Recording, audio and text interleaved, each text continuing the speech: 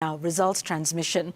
Of course, some of these declarations are also happening locally, and that's important to note. There's also many things that are happening locally with all the local races, the county woman member, the senator, the governor, member of county assembly, and the governors as well. A lot of those also will determine the bigger governance picture of what we get into with whoever wins the presidential race. Absolutely, all the 6 elective positions, and the numbers we're giving you are provisional numbers. It's the IEBC that will give the final tally, but our data analysts are crunching those in real time. They're downloading the forms literally and counting, so the numbers you're seeing keep changing really fast. But let's hear this from the ground. Safin is standing by there with Dennis, right, Safin?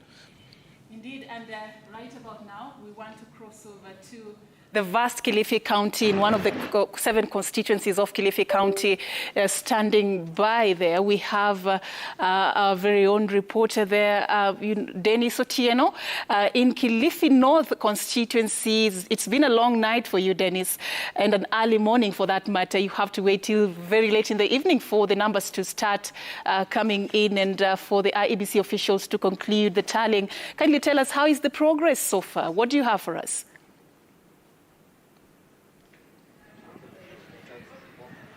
Dennis, if you can hear me, just bring us up to speed with what you have with regards to how you've traversed different constituencies of Kilifi County. What more can you tell us?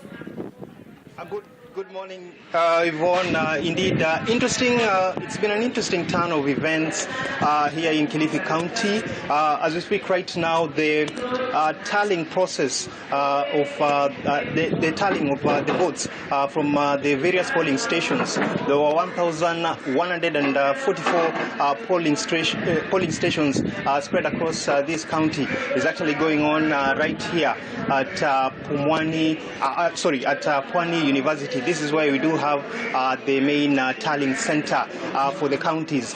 And there's been an interesting night looking at what happened in the wee hours of the morning.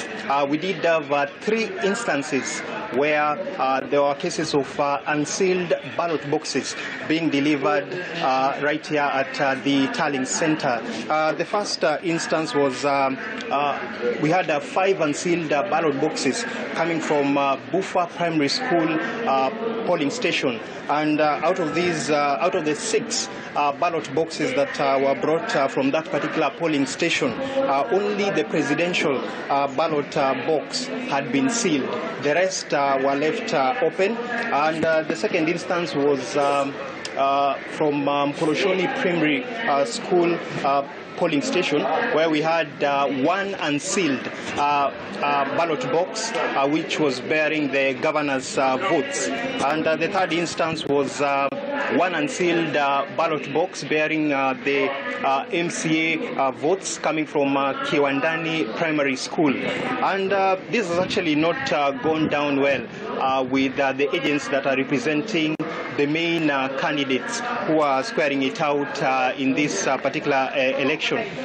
The presiding officers who are in charge of that particular process cited some various reasons. One of them saying that they ran out of the straps to seal the boxes, and that is why they decided to bring them like that. Others cited the issue of the weather. It's been pretty hot here in Kilifi, especially in Kilifi North where we are. But since last night, we've been having a few showers. It's actually been raining, and this particular presiding officer cited that as one of the reasons as to why they had to be in a hurry to bring the ballot boxes. But this really did not go down well with the agents who are present here, representing especially the gubernatorial candidates. I remember seeing the ODM gubernatorial candidate for the Kilifi seat, Gideon Mungaro. The agents of his agents were actually here, and they demanded to understand as to why that was the position. Some ballot boxes are being brought in that particular manner. But I'm made to understand the IEBC officials and the officers who are here have managed to sort the situation. They had to set aside those contentious ballot boxes, and they've managed to verify them, and they've managed to include them.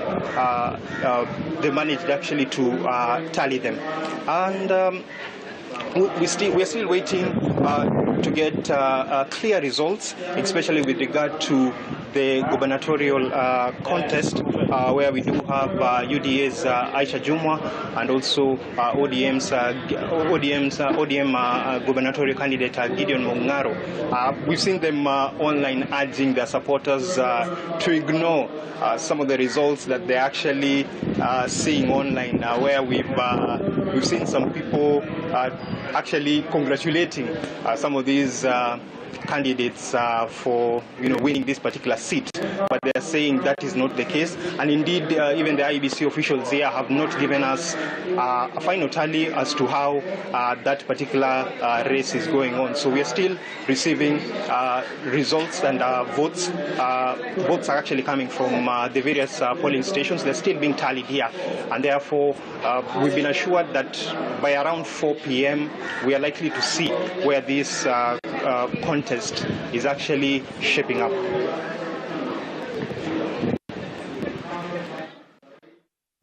It's Dennis Otieno there with an update from Kilifi County. Around 4 p.m., that's when he says the earliest they're expecting numbers and, of course, an official communication from the officer in charge of the tallying center there.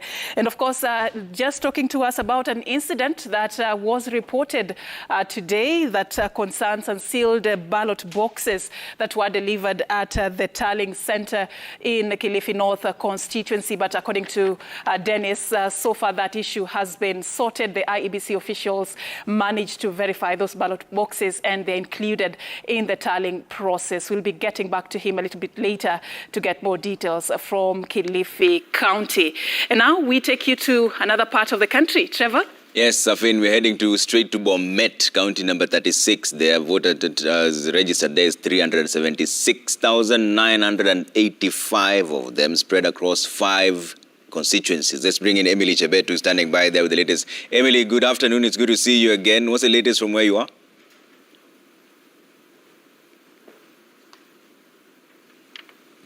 Emily?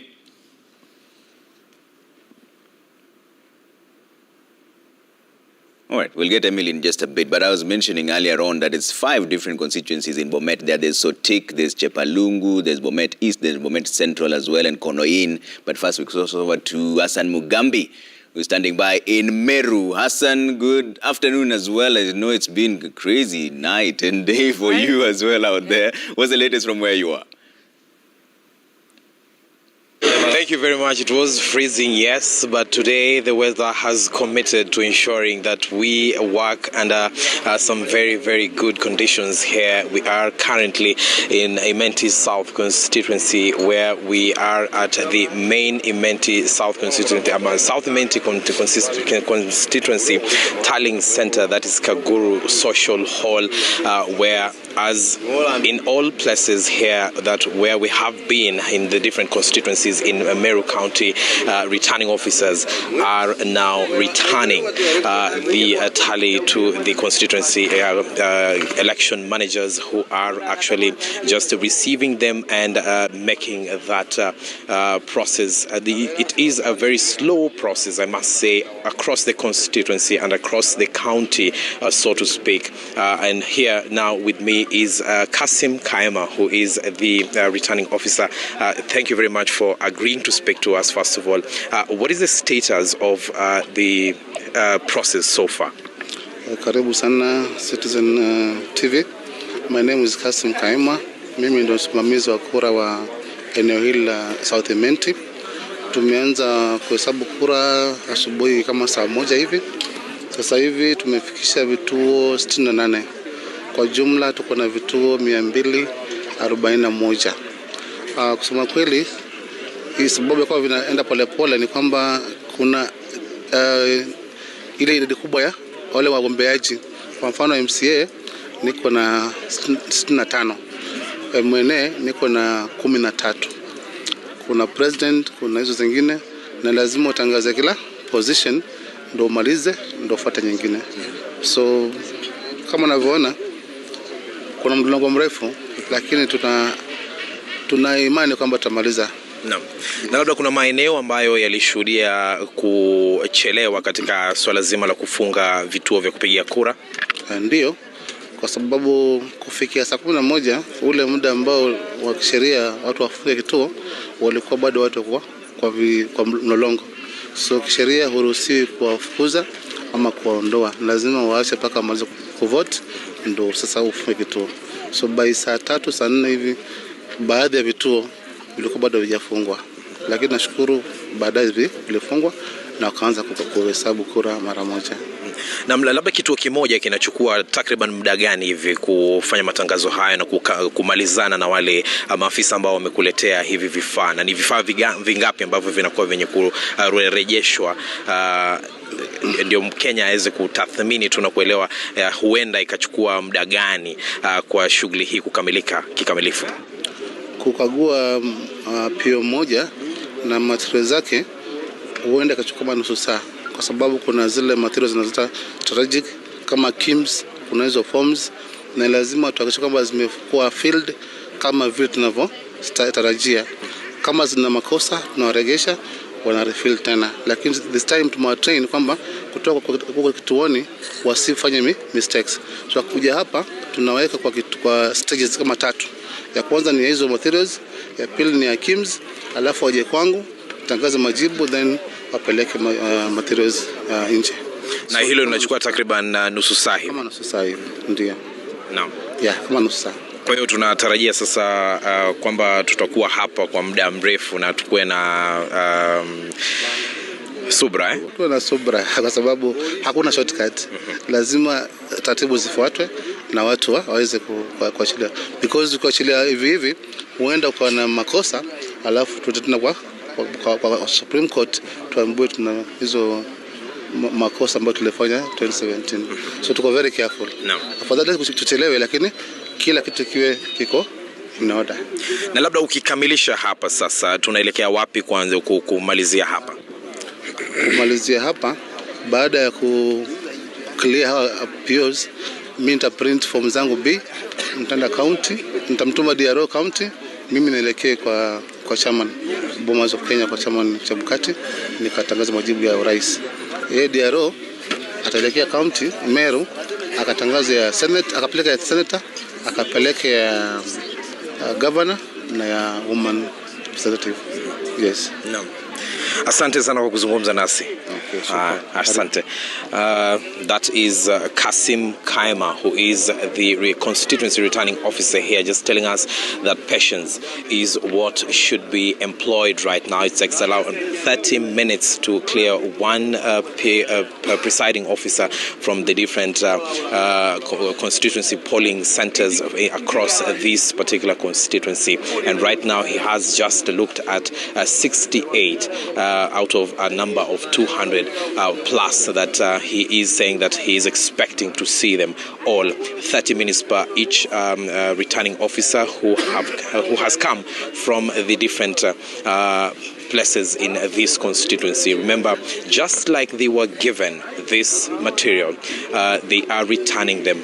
Everything is going to be signed for both strategic and non-strategic, and that explains why it is taking so long with one person here. And they are all here patiently waiting, and we will be here waiting with them until the last announcement is made. Before now, like he says, the deputy returning officer will be heading towards the county tallying center as he goes towards Nairobi, so that he makes the presidential results from there. So this is calling for patience, and we are going to be here to ensure that we cover every incident that has been happening around the constituency as well as the county at large. Remember, we were yesterday at a polling station called Kirogine. People were voting up to midnight because of the failure of the KIMS kit. It locked, and it had to be unlocked later on for those that were already on queue to continue and exercising their democratic right. That is what we have here in Imenti South.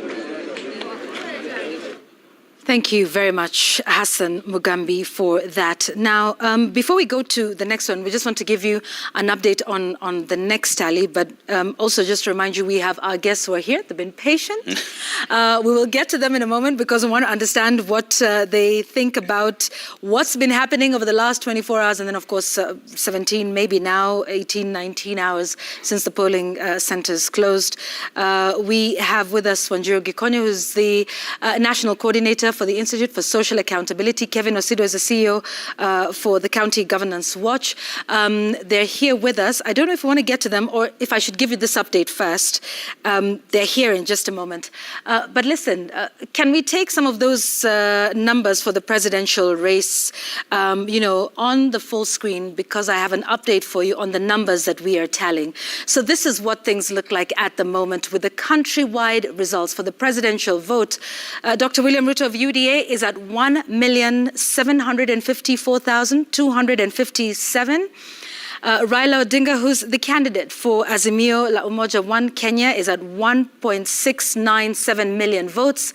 Coming in third is Professor George Luchiri Wajakoya of the Roots Party with 16,159 votes. This is per the Royal Media Services tally.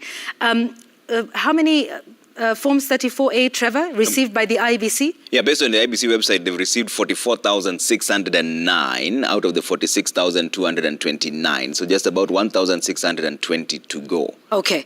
Now, out of those that IEBC has received, these numbers that we're giving you from our tallying are from 10,536 polling stations. They're from 10,536 polling stations. This is an update from what we reported a little earlier this morning. In fact, when we started this broadcast at about 11 a.m., when we had results from 9,000 polling stations. So we, in the last hour or hour and a half, have managed to put together an additional 1,536 polling stations, and the numbers are showing at the bottom of your screen. This represents 22.79% of the polling stations. That's 46,229. So just thought we would give you that update. So as it stands, Yvonne, based on what IEBC already has, which is 44,660 now, we still have to go through 34,073. Correct. As Citizen TV tallying. And it's also important to mention that when you look at the website, Elgeyo Marakwet has submitted all the 34As. Yeah. They're at 100% now, 555 out of 555. Kericho, there's only one polling station remaining. 923 have submitted out of 924. In Nandi, 925 have already submitted out of 928, so only 3 remaining. Yeah. Elgeyo Marakwet is among the first to just have done 100%. Right. Yep. Yeah, and also just a reminder that Eldas in Wajir County, the voting there is currently ongoing. Remember, yesterday they were not able to do so, a couple of hitches, including security ones. Today, that has been resolved, and so the voters there are, currently exercising their mandate. So with that said, I think we have another update before we get to our guests in just a moment, and we really thank them for their patience. They're also here following the numbers. We'll get their perspective on where things stand right now. We'll get to them in a moment, but first, Surfin has an update for us.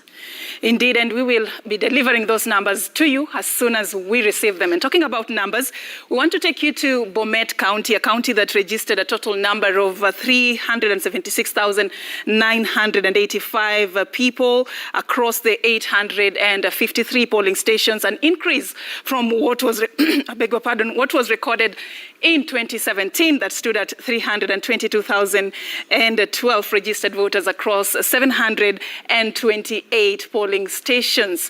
Between 2017 and now, a lot has changed in terms of the voter registration and also the voter turnout and the voting patterns. But I guess that is something we have to wait until the tail end of the day to find out. But what do we know as per now? Joining us now live from Bomet Central constituency, one of the 5 constituencies in Bomet County, is Emily Chebet. Chebet, what do you have for us?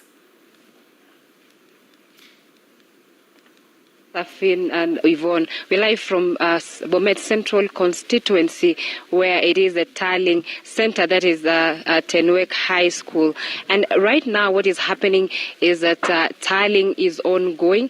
It started as early as 1 a.m. in the morning. We are expecting 156 polling stations to come here, but currently they have counted around 60 polling stations. So clearly we still have a long way to go, but according to the returning officer here, he is optimistic that in the afternoon he would have at least managed to reduce the queue. I don't know whether my camera person could zoom and look at the queue. Currently, these are the ballot boxes from 153 polling stations that we expect to count by end of today. And from here, they are going to head to Bomet town, that is St. Bakita School, where county tallying will be happening. And now this is, you can just look at the ballot boxes. They are they're sealed to ensure security and safety. So once you're here, you come and register your ballot and where you come from. And it is just a very slow, but we can, for them, they are very happy that it is slow but transparent. They're not complaining, because a number of them that I've spoke to before this broadcast is saying they have been here, but they are patient because they're looking at the transparency of the whole process. Again, this county or the sub-county alone, we have 71,409 registered voters, and those are the votes that we're waiting for to count at the end of the whole process. And you can look at it, Safin, the process is ongoing, the registration, the returning officers are seated. Everybody is just waiting eagerly to see what will happen at the end of the process. The observers are here to look at the process. And a few of them that I spoke to earlier actually were saying the process, yes, is a bit slow, but again, they are also comfortable with the process because they want to get the credible and elections.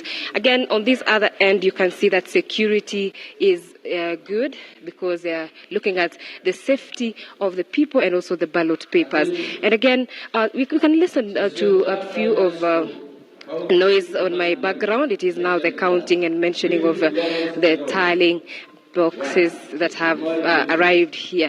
And on our screens, we are just looking at a few. And Safin, just to mention, we do not have numbers that we can give our viewers currently because, like I said, here we have only tallied 60 polling stations out of 153 polling stations that are supposed to be here. So clearly it is a bit early, and just the process is going on smoothly.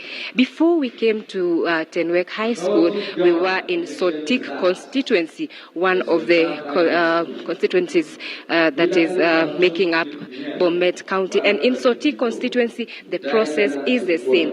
It's a bit slow, it is moving, but the counting and tallying is ongoing. And again, you can remember that Bomet County has 853 polling stations. 2 are prisons.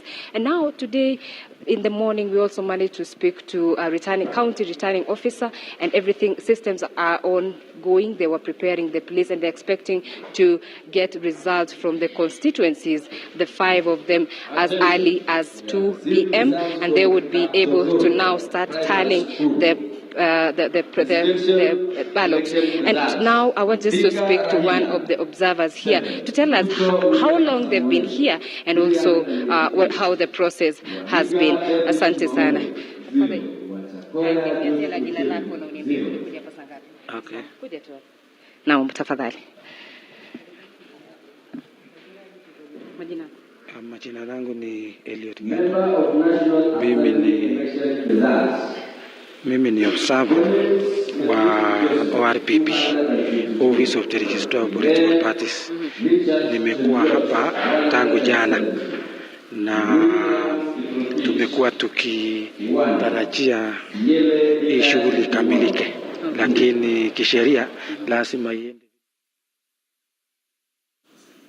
Emily Chebet, there we are facing slight issues with the sound in Bomet County. We'll be crossing over back to her as soon as possible. But now we also still want to take you to yet another part of the country. We told you we are present in all the 47 counties across different constituencies. So keep it Citizen Television. Trevor. Thanks, Afin. County number 47, where we are right now, right? 17 constituency. Let's cross over to Gatete Njoroge, who's standing by in Embakasi East Aviation School. Gatete, good afternoon. It's good to see you. What's the latest from where you are?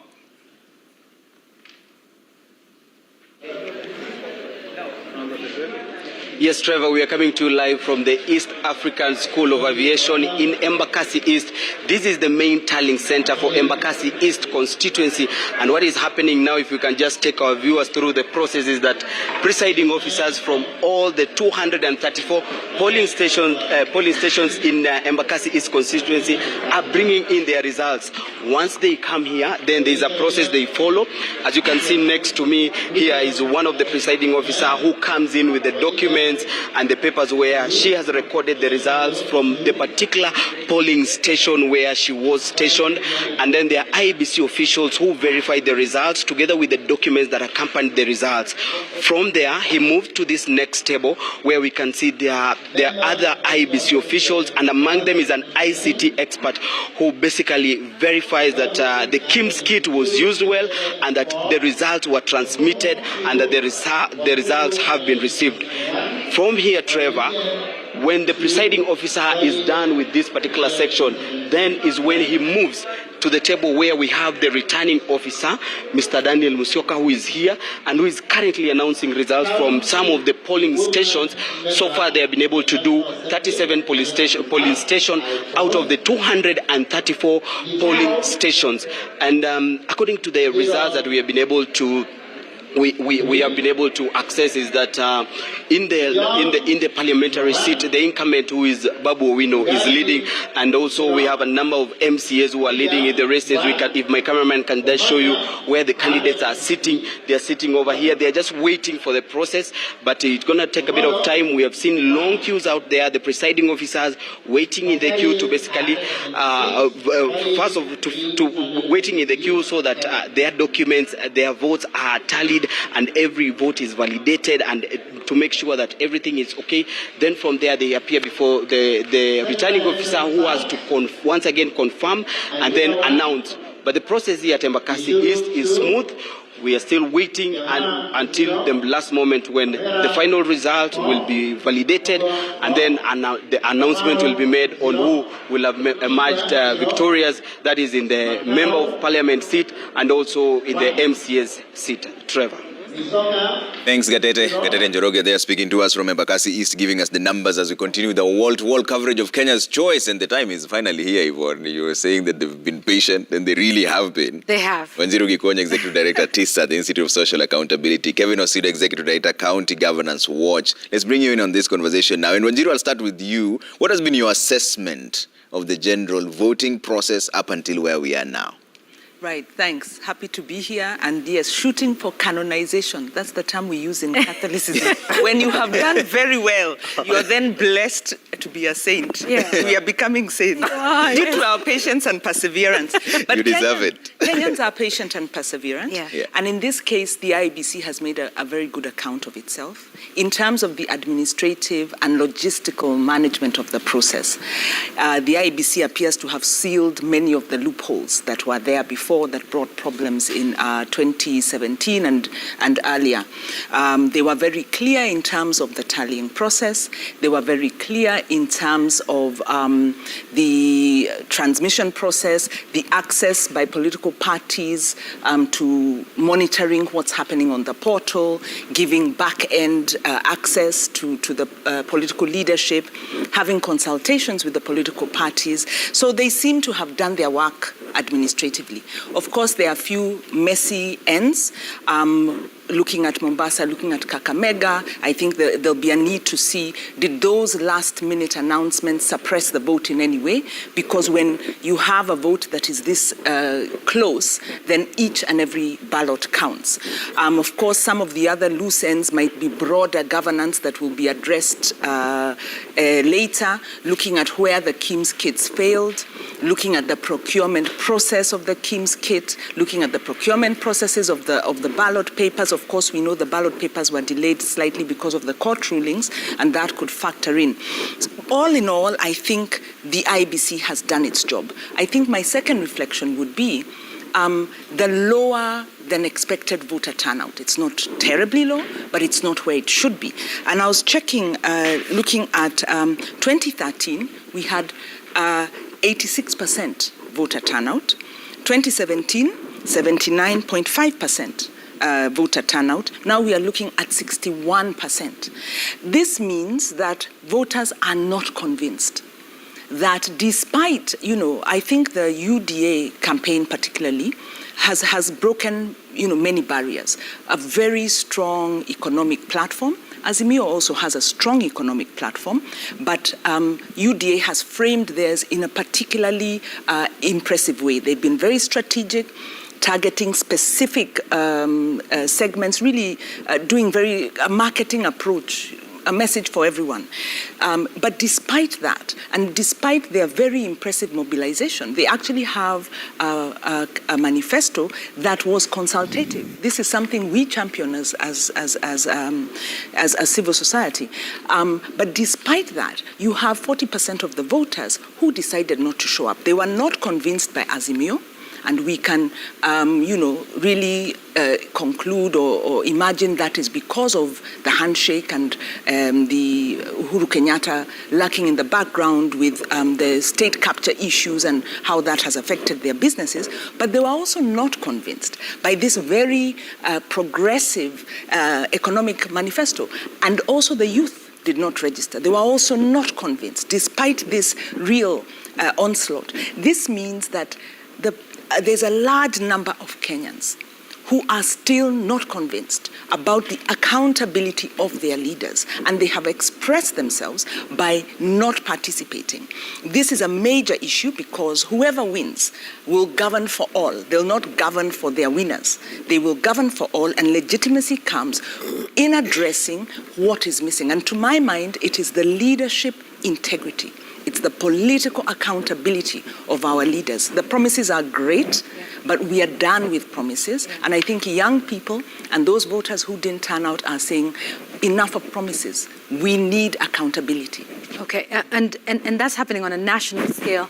And maybe as the days go on, we will question whether part of the reason for that lower than expected voter turnout is the issue of, incumbency that for all intents and purposes, sort of existed on both sides of the two big political formations. So you have one who's a deputy president, and another who's being backed by, the current sitting president. Maybe voters were seeing a little bit more of the same. We don't know. We shall get to hear a little bit more as the days go by and as we learn that. But you're picking up, Wanjiru, on voter sentiment, particularly with the national vote. I wonder what the voter sentiment is, at the local levels.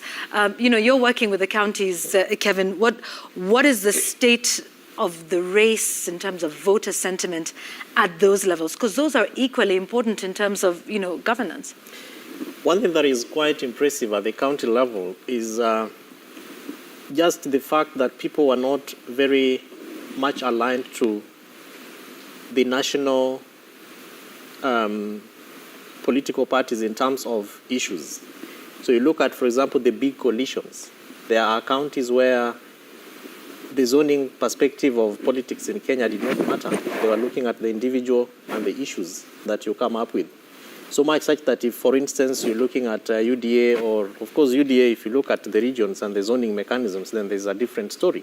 But if you look at Azimio la Umoja and against the historical hotspots or zones of the former Prime Minister Raila Odinga, there are candidates who people just thought about in terms of looking at what can you deliver, what have you done, as opposed to the political parties, which is partly why the narrative around the six-piece voting system was being propelled and profiled within the the campaigns as it were. But again, looking at what really service delivery and devolution means for this election narrows down to the aspect of the economy. And the fact that the economy was a centerpiece, it was a big message that both sides of the coalitions were looking at. So much so that from Azimio la Umoja, it's about the 6,000 shillings. And then what does that mean for county governments and governors who are going to be administering the Azimio la Umoja One Kenya Alliance manifesto at the county level? On the other side of it, of course, is a question of devolution and the bottom up, and how then you marry or merge the gaps or the convergence point between bottom up and the narrative that UDA or Kenya Kwanza had against the budget process, for example, or how devolution is being done in Kenya. So the citizens at the county level went beyond in my view, the expectations, and much more fundamentally, even including the opinion pollsters, because if you look at certain narratives that were painted across the country around which governors had upper hands, or which members of National Assembly, or which kind of MCAs had upper hands in certain counties against the provisional results that we are currently seeing, you can tell that the voters were not so much interested in what the pollsters were saying. They were looking at the individual against your profile in terms of service delivery and what that means for the next 5 years. So, and of course, the third thing is that politics around in Kenya is local. So what's happening at the local level will necessarily and automatically reflect on what's happening at the national level. But yes, there are provisional results, and we look forward to seeing what kind of data IEBC is going to be sharing with the nation. Can I add to that? Yes, Wendy. Just to say that and I totally agree with Kevin, and one thing that UDA appears to have gotten right is allowing, or rather Kenya Kwanza appears to have gotten right, is allowing its members to battle it out at the election, at the local election level, as opposed to pushing for single candidates. And so you've seen that in some of the counties, like we were talking about Murang'a, they've been able to just do a clean sweep. Of course, we expected that, but also pushing out any other candidates. Whereas we've seen with some of the ODM spots, some of the, for instance, the result in Homa Bay, or what has emerged from Homa Bay, you know, you look and say some of the strongholds, you don't expect to see a contestation around the anointeds.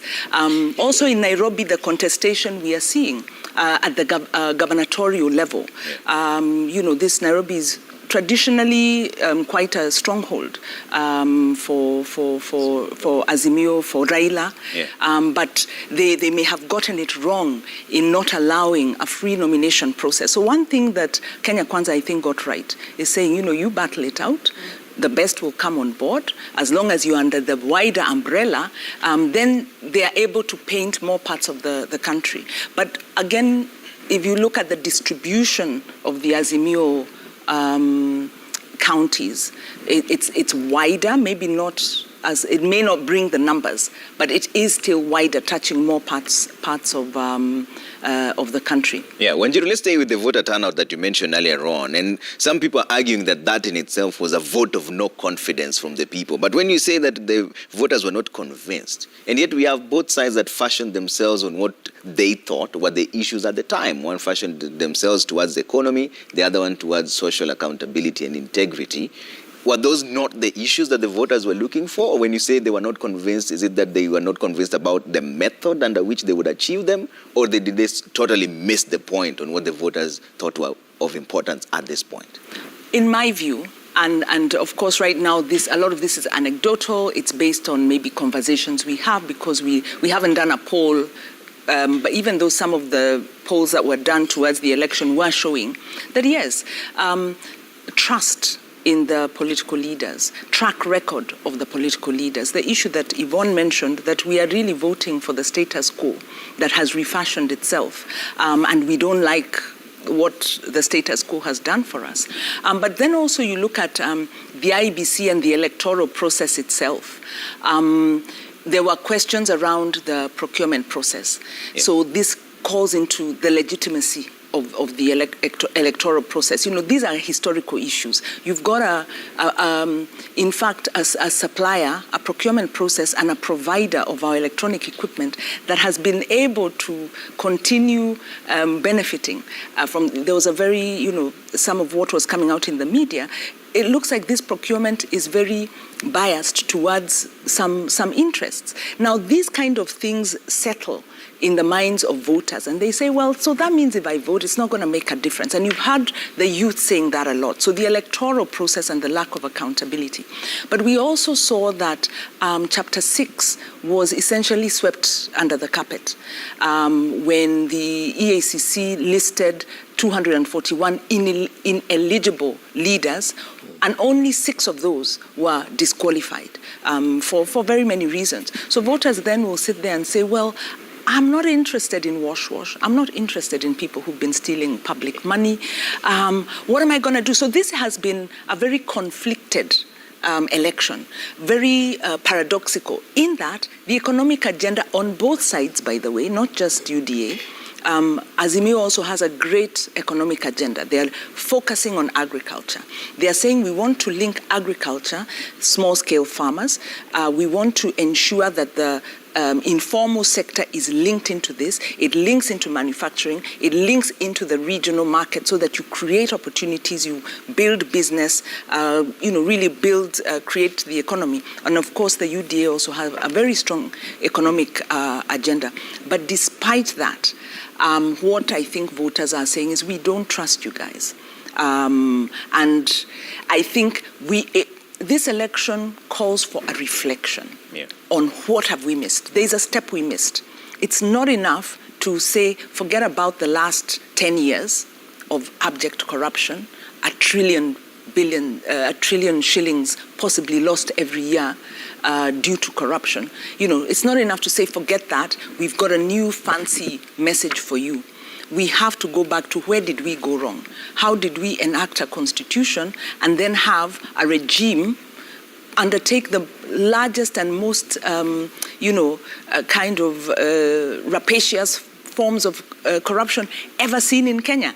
How did that happen? Does it mean our constitution is wrong? Does it mean our process was wrong? So we need to go back to a genuine conversation. Otherwise, we are taking part in administrative processes and we are losing the people, particularly the youth. Yeah, and Kevin, there seems to be some kind of nonchalance when it comes to the youth in terms of taking part in this election. In fact, Yvonne was talking about it yesterday. Yeah. Even when the IEBC was looking to register voters, they missed the mark by a mile. But we could still see them attending rallies and all that. Yeah. So what did Kenyans miss at this particular point that made them feel that only when there's remuneration, alleged remuneration, then they show up? But when it's a civic duty, nobody cares. Largely, the response to that probably would be looking at government performance. And if you look at what the interesting perspectives from what a young person in the Republic of Kenya would be looking for from government, the answer would be probably either a job or an opportunity to get a job or ease of doing business. So coupled with COVID-19 and how the government responded to COVID-19 against the mega job losses around, of course it was a global issue, but particularly and specifically in our country, the government looked quite irresponsible in terms of opening up spaces for young people. Of course, we have a number of young people who are innovative in their own ways, and they came up with their own things that they thought would respond to either them getting jobs or helping communities, societies to deal with COVID-19. But largely, if you ask young people out there, what is it that would make you wake up early in the morning to go and vote for a government? They will tell you it's an opportunity to get a job or an ease of doing business for me if I am a young entrepreneur. Now, for the Jubilee government, including the president and his deputy, they have not been able to do that for the young people. And to the extent that one of them is running for office is not as encouraging. It's not as exciting. And you could see that from the messaging around the political rallies, where somebody says, we promised you Stadia, the other one will ask you, where are they? somebody says, we said we'd give you 500,000 jobs every year. The other party would ask, where are those jobs? And then there's never a response. So young people are looking at this and they're saying, where is this solution? Of course, Trevor, you know that out of the numbers that you're mentioning, out of the 22.1 million registered voters as at February this year, there were about 39.54% of youth who registered to vote, which was a 5.74 decline from 2017. So within the 5 years, there is a trend, as Wanjiru said, that as the general populace, the general voters are looking at what is it that would excite them, the youth are also interested in picking small bits and pieces of what would make them want to support a government. And if we're not so serious about responding to that youth question, over time we will see this apathy, this kind of disinterest, even in not just elections, but even in accountability and aspects that make citizens want to participate, even in governance issues. Public participation, we'll be seeing elderly, because in this election, if you look at the numbers, 39.54 against 22 million, and then you have a turnout of about 12 million. It means that 8.8, almost 9 million young people slept. They never woke up to go and vote. And that's partly why, from statistics and what we see already, the elders were even being carried by the same young people and being taken to polling stations. We don't see that excitement among the youth now to want to come and be part and parcel of, of governance and leadership. And if we don't do something to excite these young people, amidst all the promises by government, affirmative action funds, Kazi Mtaani was brought back by the president just ahead, about 3 months to the election, to more or less try and seal off young people from being used by political parties, and also to help them see that government is responding to the need of them putting some money into their pockets. But that never responded to the question around why would young people be interested. So overall, we have to, as a country, we have to get back and ask ourselves, how will we be able to make the almost 50 out of the 54 million Kenyans to be excited about leadership, about governance, and even want to run for office? If you look at the statistics right from the gubernatorial level, because we have done a bit of that, the number of young people who vied for those positions beyond the party primaries is not as encouraging. All the way to MCAs. Of course, MCAs are quite a number, but it's given that because of what it takes to run for office in this country, resource-wise, the sphere or the area of campaigns, not so many young people would want to go up to the levels beyond MCAs. So this election has given us a number of questions that would help us reflect on as a country in terms of exciting the young people to want to be active participants in leadership and governance issues. Yeah. Wanjiru, is that something that will change the trajectory that we seem to be shooting in the dark here around? Because you see, would you say that there's no options? Because in this election, there were the leaders that some may perceive that have been there for long. There's literally a man of cloth there. Yeah. So what are they looking for? Yeah. Yes. What are the voters looking for? Well, I'll answer.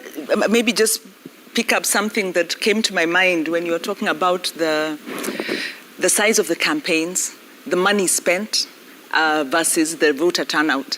And the word reparations comes to mind, because I was talking to some young people and they said, yes, we'll go to the campaigns, we'll do whatever. Some get social media jobs and they'll mobilize, and they say that's our reparations because this is our money. Yeah. These people haven't given us work, but it doesn't mean I'll vote for them. It doesn't mean I'll vote at all. So unfortunately, that transactional politics is, or maybe we could say that transactional politics is not working. And the political leaders may also now come to recognize their ability to buy the vote is falling, is diminishing, and that's a loss-making enterprise. But what are young people looking for? I think this is not an easy question to answer, but I do think we missed a step. The Agenda 4 was about dealing with historical issues. And, those had to do with land, those had to do with human rights violations and other forms of injustice. When we enacted the Constitution, we forgot the agenda for. The Truth and Justice Commission report, the Dongo Land Commission report was set aside because the administration of Jubilee, and you know, these are the paradoxes, had no interest in implementing that agenda. You've seen land titles being dished out, you've seen digitization happening, but the issues of justice, social justice, human rights have not been addressed. So I think other forms of injustice have been then meted out onto the youth, as Kevin is saying. We are a middle-income country that is growing, GDP growth of 5.6% thereabout, but we're not creating jobs. People have gotten poorer. And of course now with COVID and then the war in Ukraine, people are not able to put food on the table. Families are living on one meal a day. You've seen evictions around mega projects, some of them that are linked to the First Family, conflict of interest, state capture, really coming to bear on the most vulnerable. We are food insecure. You know, we are facing a massive drought. So these are the realities. So the messaging of government is so disconnected from the reality of people and the violations this administration has really wrought on the people, that we need we need to speak to that, because government must serve the people. This government takes a lot, very heavy taxation on the people, but it gives very little. And it continues to violate, you know, the most vulnerable, and even the middle and professional class and small businesses have been ravaged.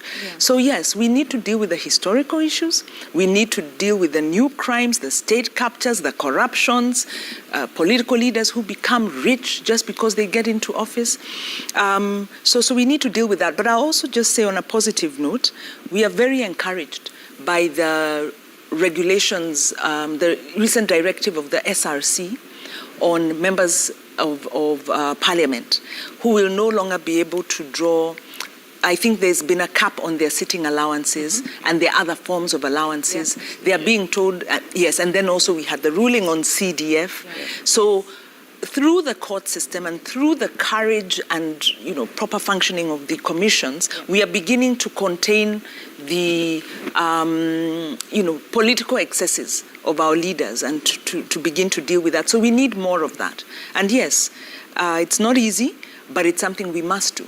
Yeah, and you know, that is the ideal and that is what we hope for. But for now, we have to deal with, first of all, getting to that point. So I want to take us back a little bit to IEBC and, you know, what is happening now. I mean, I think a lot of what's happening with respect to the results and how those are being transmitted and indeed announced are significantly different from 2017. In 2017, we had the nice big board at the Bomas of Kenya. There were numbers that were coming in. Actual numbers. Now, you know, all we've got is the number of Forms 34A that have been received.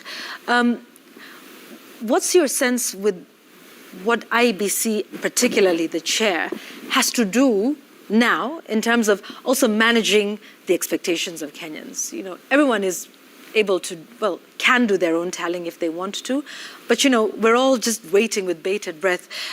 So I want us to just sort of focus on that for a moment and see what Wafula Chebukati should do. Of course, all eyes on him and the entire commission. They have 7 days to announce the result, but, you know, obviously... Should they take all the 7 days? Should they take all the 7 days is the question. I think one of the things that IEBC has not done very well, of course, it came as a late thought, based on a lot of advocacy and a push for IEBC to communicate, is public engagement. Initially, IEBC was extremely closed. Nobody probably would have known what's happening within IEBC until now, a month and a half ago, when people, institutions, organizations demanded that IEBC honestly has to inform the public. So what the chair has to do and the commissioners is to enhance its public information. Keep speaking to people, keep talking to people, keep briefing Kenyans about these processes. And even as much as they had these information that was helping Kenyans understand the voter system and all that, the public service announcements and all that. The same now needs to be enhanced at such a time as this. Of course, we are seeing different institutions, stakeholders, even County Governance Watch, where I serve and work, will be issuing a statement around the observations that we picked up from our 92 observers that the Commission accredited. But the last word in the election by Constitution rests with the National Returning Officer, the chair of the IEBC.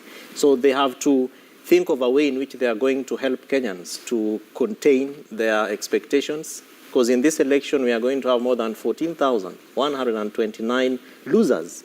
These are people who have supporters. They are people who are seated on the screens and waiting to also listen to their results. They can mobilize for good or also mobilize for bad. What is the messaging that IEBC has put in place to ensure that there is enhancement on people staying calm and that peace is also being sustained? Of course, we've also seen the religious leaders issuing a statement, but we have always seen them. What then does that mean to people who are so expectant, woke up so early yesterday to go and vote? By the time we were voting, we had no idea about the voter turnout. We have people who are disenfranchised by, of course, the failure of the KIM system. And IEBC, if you begin to count the number of missteps, the number of mistakes that they walked into this election with, I think they might not even feel this, they will overflow from this station. So the Commission has to, secondly, enhance its confidence in the citizens so that people begin to see that, yes, they were able to pick up. They began from a very slow move. They had a lot of challenges. They had a lot of issues. But towards the tail end of the process, they are picking up and they are able to help Kenyans understand the process. What is Form 34A? Those are things that Kenyans need to be taken through. What is Form 34D, the certificate given to the president-elect? What do those forms mean? Because the conversation now is about forms and forms and forms. Who picks which form and takes it to? That results management pathway is one opportunity for IEBC now to engage much more closely with the citizens. Of course, Kenyans have a lot of questions. There has to be a portal where people can be able to post those questions and get answers from IEBC, which I believe that the Commission's department and the Commission's manager at IEBC needs to pick up. Yes, we have the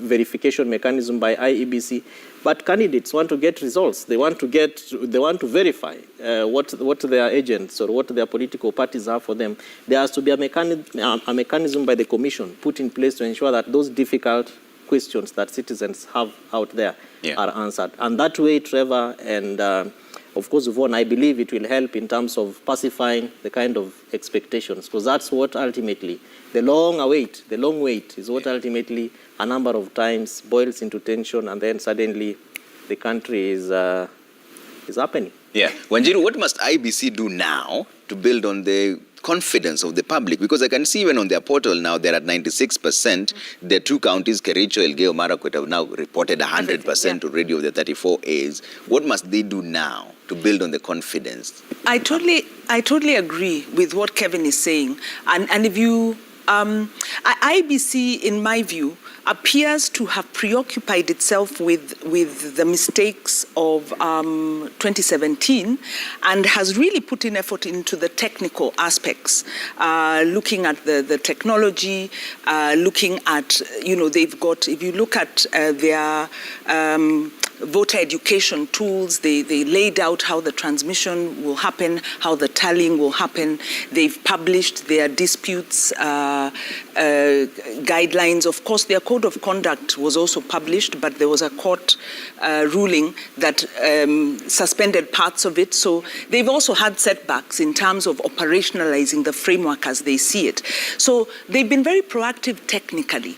But I agree fully with Kevin that in terms of PR, in terms of messaging, they've been very poor. Even if you listen to their press statements yesterday, I think there was one at 6 o'clock where the commissioner was, even the tone and the language, the fielding, you can have the choir, but the way you communicate, don't sound defensive. Don't say it's obvious. These are things that we know. Because, Not that means... knows. And even if you've said it 2-3 times, people are anxious, you have to say it again. So one is basic PR. They seem to have missed that. Then the other thing is, and you know, the IBC, there is apparently a political party liaison committee where the IBC meets with political parties. And we've seen them on occasion in the media. We imagine they meet regularly. They should be meeting right now. They should be meeting to ask questions about what happened in Mombasa. Do we feel there's a problem? And fielding those from inside. And also with Kakamega, Kibwezi, and other places, and voters who are unable to cast their ballot, because those ones could really throw the whole thing into a spin. My sister-in-law, for instance, was not able to vote because she couldn't find her fingerprint on the KIMS kit, and the presiding officer wouldn't allow any other form of verification. So I imagine there may be more like those. Yeah. So I think the IBC may be trying to insulate itself from political interference, which I imagine can be very overbearing. But by the same token, they should be talking to these political actors, because they are the ones who can make one wrong statement that will set the country aflame, because this is our period. This is actually the watch period. Right. We never have problems voting. I mean, we voted worse. The queues have been longer. Yeah. There have been skirmishes. This was tidy and very high-tech. Actually, it was lower middle income class voting. But now is when we go back to our real character, and IBC has to be alive to that. So how do we get them? And you're right. This is really it. The transmission and the declaration and the announcements that are made, because it is at this point that people would start to get a little anxious and sometimes, jump to conclusions and make assumptions about, what's really happening, particularly with the numbers. And like you said about the issue regarding political interference, remember that was a big deal in 2017 with, lots of talk about interference from both sides of the political divide within the commission. But what is also interesting, I think, particularly when you take a look at, Kakamega with what happened. So Kakamega and Mombasa both had their gubernatorial races pushed forward. But Kakamega was also particularly peculiar. So not only were there the issues with the mix-up with the printing of, papers for the governor's race, but then there was also numerous challenges of voter identification, to the extent that one presidential candidate literally cast his vote at 1 p.m. Manually, not being able to do it through the There you go. Yeah. I wonder what this means for the residents of that county. How many of them stayed and waited to come back when that announcement was finally made that they would allow for the use of the manual register? How many of them went and came back? And, to what extent were they disenfranchised, if at all, with respect to their right to vote? Kevin? Definitely. In fact, that aspect of disenfranchisement is quite huge. And it doesn't just rest with the voters. It also goes all the way to the candidate who has spent resources, you have spent monies, you have been spending sleepless nights to excite your people to go and vote for you, and then suddenly it doesn't happen. Kakamega County has over 580,223 registered voters. Yep. And we're looking forward to seeing out of the results that are going to come from the commission, how many, or rather what percentage of voters therefore voted against the total number of registered voters.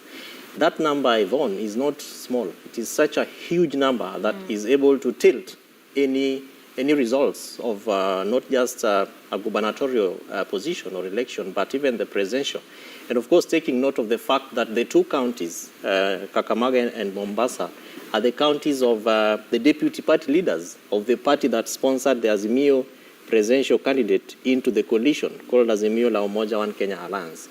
The question then that probably the voters are also asking is, would there be something behind Mheshimiwa Oparanya's people being disenfranchised and Mheshimiwa Joho's people also facing those kind of challenges? Which is why the IEBC needs to be very categorical in terms of how it's communicating to these voters, pacifying them, encouraging them that on August 23rd you will have an opportunity to come and cast your vote. But there are also lots of preparedness concerns, because how do you identify a voter who already voted and their fingers were already inked, and those who are going to come in and vote for the governor?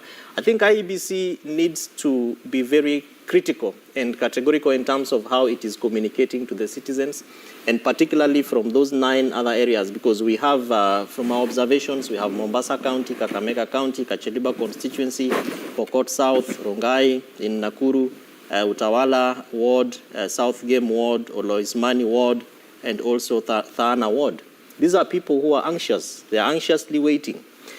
Fact of the matter, and from history, in terms of how by-elections are done in Kenya, I project quite a low voter turnout. Remember that the government gave us a national holiday to go and vote. Yeah. Is there going to be a holiday just for the people of Mombasa and for the people of, Kakamega and these other areas? What does that mean to the national outlook? Trevor, you know that where we come from, people travel all the way from Los Angeles, fly in to go and vote.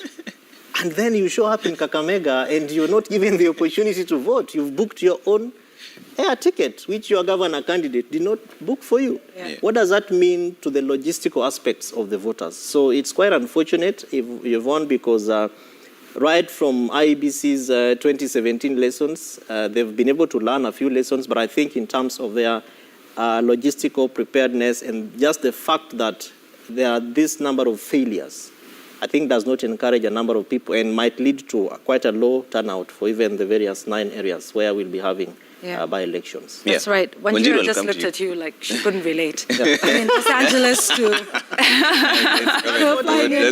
I mean, if Wanjiru were to vote traditionally from where her ancestors were, it's probably a 30-minute. It's a 30-minute drive. So I'm trying to compute that. But, in an election that's been really quite seamlessly managed, it's unfortunate that these major blunders have happened in strongholds, Azimio strongholds, when an election is this close.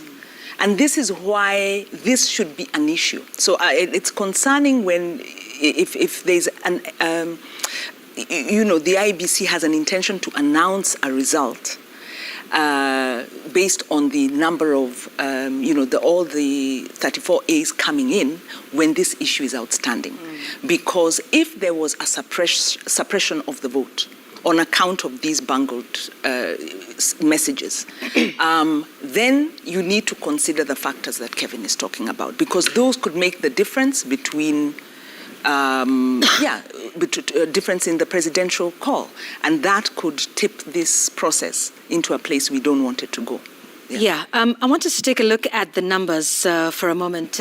Trevor, what do we have from the IBC? So from the IBC, there are 97.07%, that is 44,874 polling stations reporting out of 46,229. Quite a number of them have already reported this in 100%. That's a turnout rate so far. What you're seeing on your screen is the numbers as we crunch our figures at 1,823,990. That is 49.79% of votes for the ones we've tallied for William Ruto, UDA's presidential candidate. For Raila Odinga, Azimio is 1,788 and 125. 48.80% of the votes cast so far. I think we're safer off dealing with the percentages because the numbers keep changing really fast. And out of the polling stations, so let's keep this simple because the numbers are quite a lot, okay? So there are 46,229 polling stations in total in the country. Out of that, from 34 A's that IEBC has received, is 44,874. There are counties, however, that have reported 100% of the Form 34As. One of them is Kericho, 924 polling stations. All of them have submitted their forms. Elgeyo Marakwet, 555 polling stations. All of them have submitted their forms, so they're 100%. Nandi has 3 more to go. Uasin Gishu is at 99.99%, meaning they only have 1 polling station to go. Nyeri, the same thing, 964 polling stations out of 965 have already submitted their Form 34As, which is another 99.99%. So essentially, it's safe to say IBC already has the numbers at this particular point. Yes, they should. I also just want to update you on the numbers that we have. So what Trevor has read out to you, which is what you're seeing on your screens, is based on the Royal Media Services tally. And we can now tell you that out of the 46,229 Forms 34A, we have managed to put together 11,858 polling stations. That's about 25% of the national tally.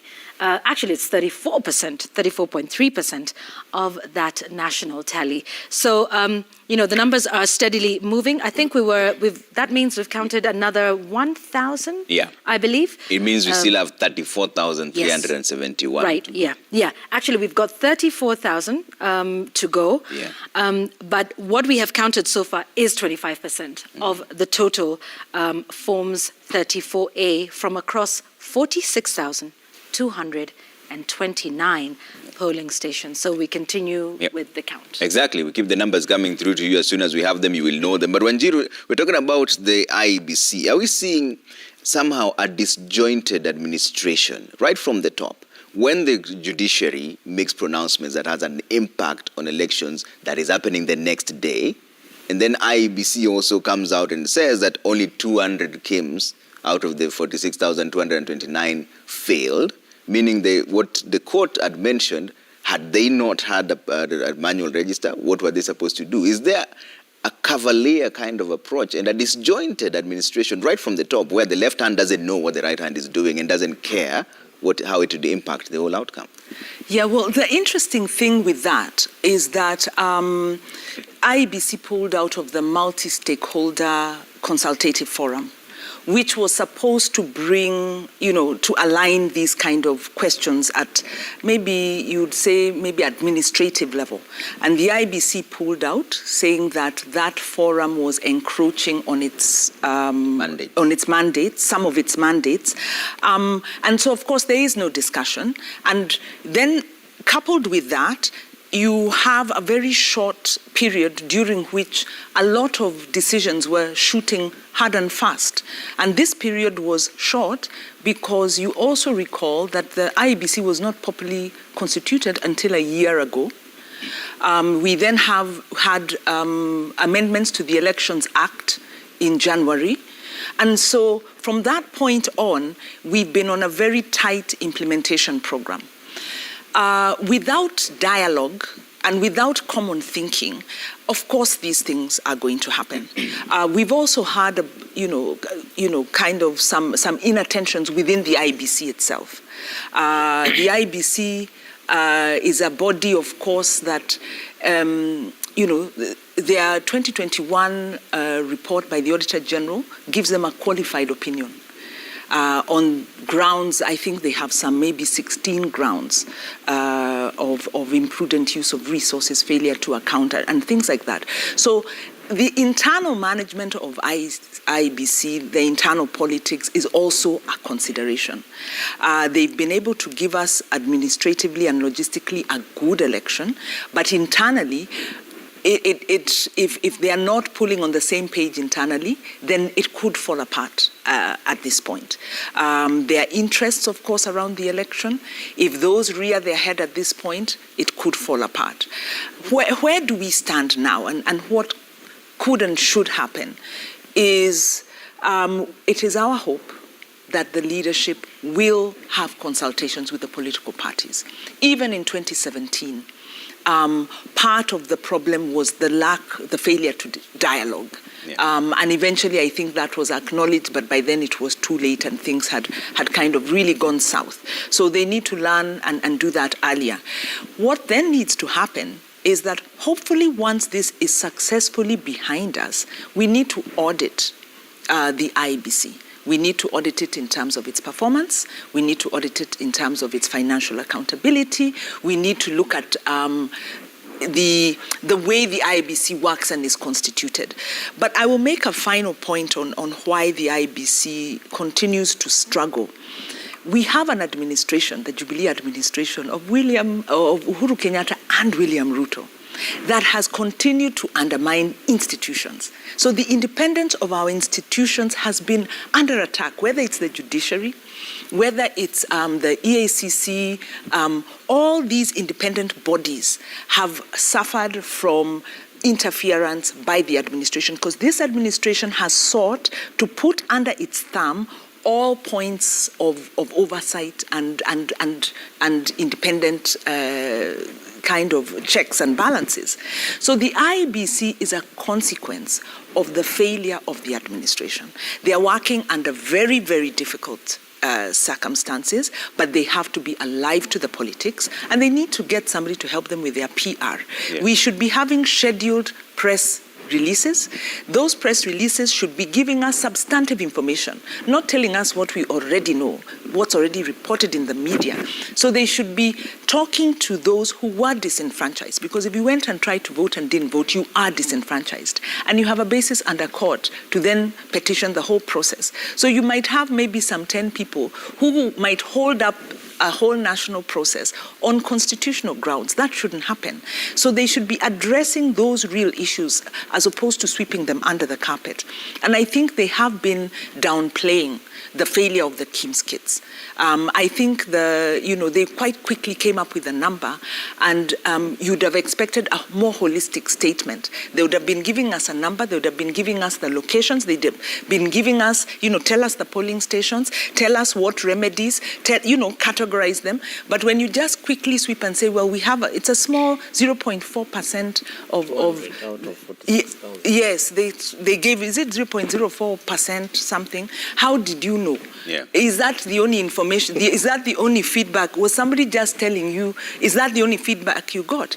So the IEBC needs to be accountable to the people of Kenya, and that will stop this situation from building up, tension from building up. I think the last thing is the expectation. The IEBC commissioners were on record on TV saying the results will be known, provisional results will be known very quickly. Yeah. Of course, every hour that the count goes on, switching up back and forth, tension builds up. Yeah. So they need to ensure their communication is clear and that they do not make an announcement without the concurrence of the political parties and resolving those issues that may be outstanding. Yeah. Kevin, is the IEBC the weakest link here? Just designed to fail right from the top? Because even when we talk about budgetary allocations, there was delays with that as well. And the expectations now is that they execute their mandate within a limited time frame, and yet the resources weren't allocated. Are they the weakest link, or is this just an entire system that needs to be overhauled and relooked at? Trevor, this, in my view, is an entire system that needs a complete overhaul and relooking. Because the history of the electoral management body, the EMB of Kenya, whether it is ECK from 1997 to IIEC to IEBC, the trajectory has not been quite encouraging. And probably it's because of the manner in which our institutions are designed, either to be successful and progressive or to fail and just be moribund. So I wouldn't very quickly link it to budgetary issues, because IEBC itself, even beyond the Treasury's involvement, has had internal concerns from commissioners resigning at the heart of an election. Kenyans are waiting for results, and a commissioner is at the airport, my life is in danger, crying from wherever, without necessarily looking at the details, the concerns. You have a director of ICT being murdered in broad daylight, or, at the wee hours of 4 days to an election, and nothing absolutely happens. Kenyans are told that we are sorry, we met Musando, we got Musando's body, and many years on, who killed Musando? Those are concerns that Kenyans look at and they're like, really? Like, seriously? Elections? Elections are bungled, and Kenyans go into an election twice in a year, and the same person, where the buck actually stopped, is still managing another election in a few days or a few months or a few years. So, Trevor, these are concerns that, in my view, also help me to look at the spirit of the Kenyan. What are the opportunities and avenues to hold the IEBC commissioners, both the administrative aspects and the management aspects, from the chair's perspective and the CEO's perspective? How can Kenyans ask them, why are you not using our monies correctly? Because elections are run on taxpayers' monies. Their salaries, the cars, the fueling, the papers, everything within the commission is taxpayers' money. Does it ever bother us as a people that we are seated waiting for results that we probably are not so sure about even the mechanisms around which those results are being tallied and are being disseminated to the public. So that question would rather go back again to the citizens so that we begin to ask ourselves, can we petition the IEBC?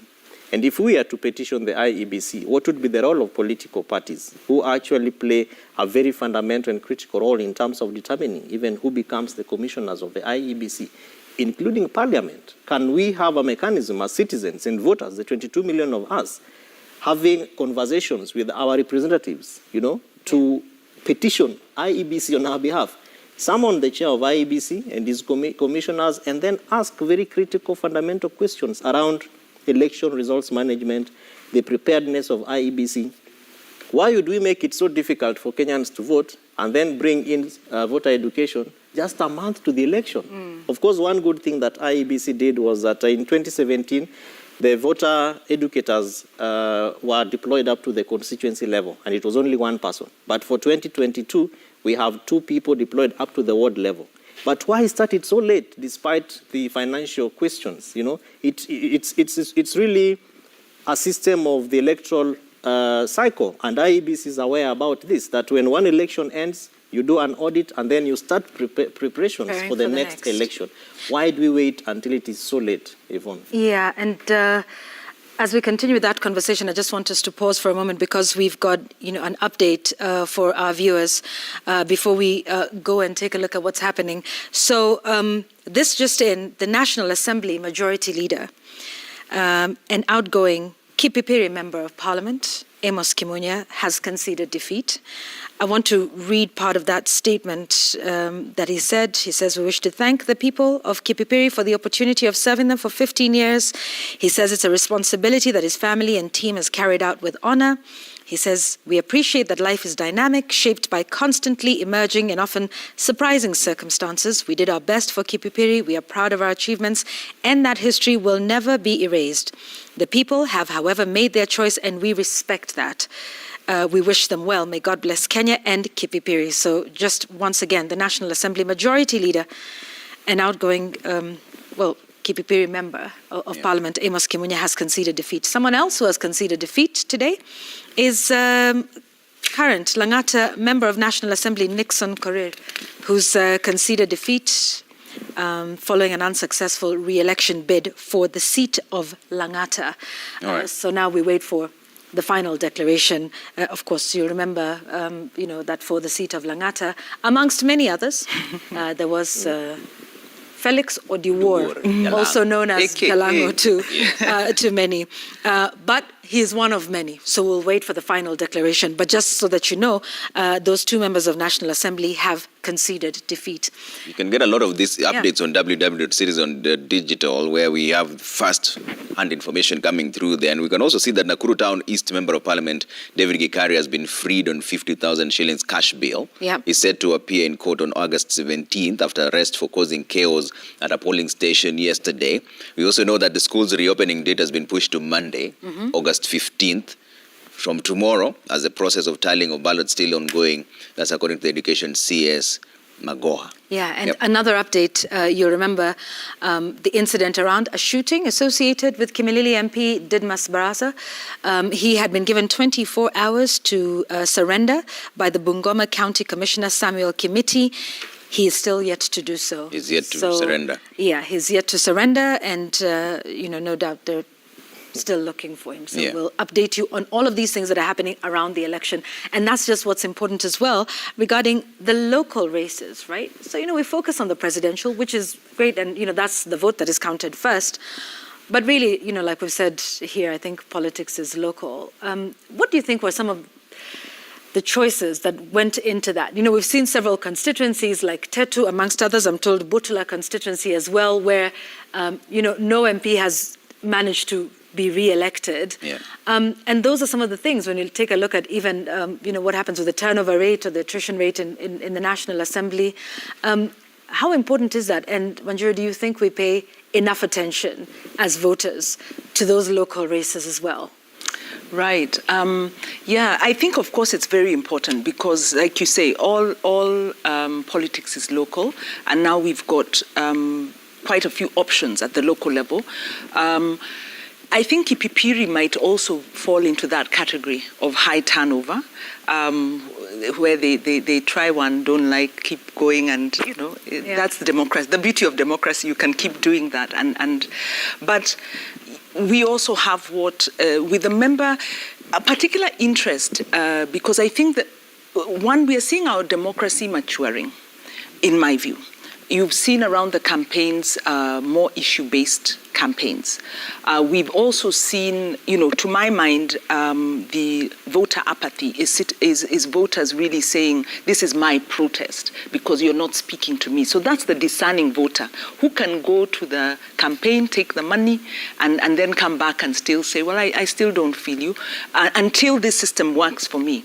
With regard to the local races, I feel that ever since 2013, the local races have diffused the tension and interest in the national. And had we had a proper implementation of devolution, it would be even more so. And part of the insecurity of the presidency and such is becoming irrelevant, because where you have effective devolution, people don't bother that much with the national government. So yes, I think the local matters. I have seen, we've seen around, especially in Nairobi, and I imagine even in other parts of the country, citizens getting together, especially the Residents Association, and interrogating their political leaders. We've had, of course, platforms by civil society and others scrutinizing who is your candidate. We've had a lot more interest. Before, I think people would get to the polling station and wonder, because the fixation was with the president. But now people are asking questions. So our democracy is slowly and surely maturing. How do we deal with the issue of attrition? I think that has to do with accountability of our political leaders. And I think we need to really take a step back. I'll talk from civil society perspective. We really need to rework our tools. Our methods have not been as effective under an administration that was really violently opposed to the Constitution. We don't know what administration will come in and what their attitude will be, but as much as political parties have lost the youth and a part of the ground, civil society has also lost. And civil society is important because our role is to ensure we are a countervailing force to power. Media being part of that, structured civil society being part of that. So we really need to go back to the drawing board, because we are losing the citizens. The citizens are not feeling us. The youth are not feeling us. But one of the big, maybe the last point I'll make, is the ability to influence outcomes. We need resources to go to the local level.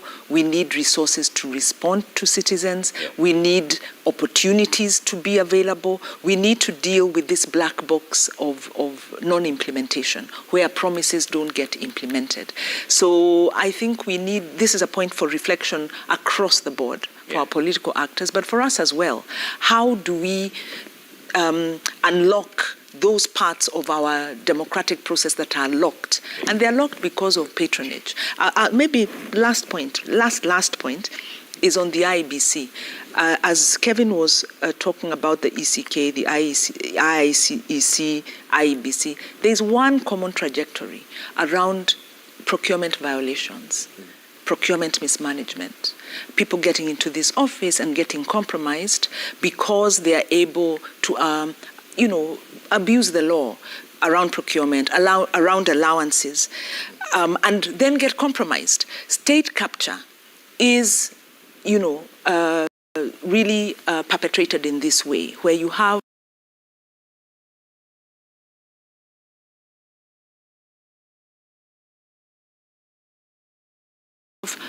commissioners, public officers, abusing public office, and the executive kind of allows it, because when it comes to the crunch, then these people are pliable and malleable. So we must hold the IBC to account on the procurement violations, on the failure to give a clean audit, because until we hold public and state officers accountable for their actions while they're in office, then the rest is really just, it's an illusion, it's an imagination, it's an aspiration that we might not be able to achieve. Okay. Kevin, I'll come to you in just a bit, but let's take a pulse of what's going on across the country. And Safin is here. Safin, where are we heading to next?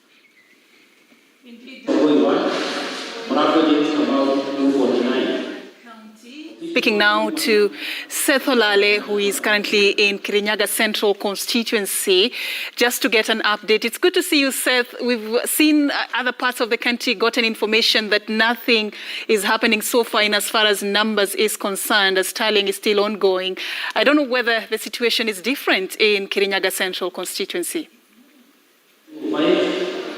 Well, slightly the same because the ballot materials are being now returned to the accredited or the county tallying centers. All the 699 ballot materials from polling stations in Kirinyaga County are now being taken to the county tallying centers, of which we are right now at Kirinyaga Central constituency, and this is a constituency that has about 148 ballot polling stations, and right now we know that over 54 ballot material from the various polling stations have arrived here.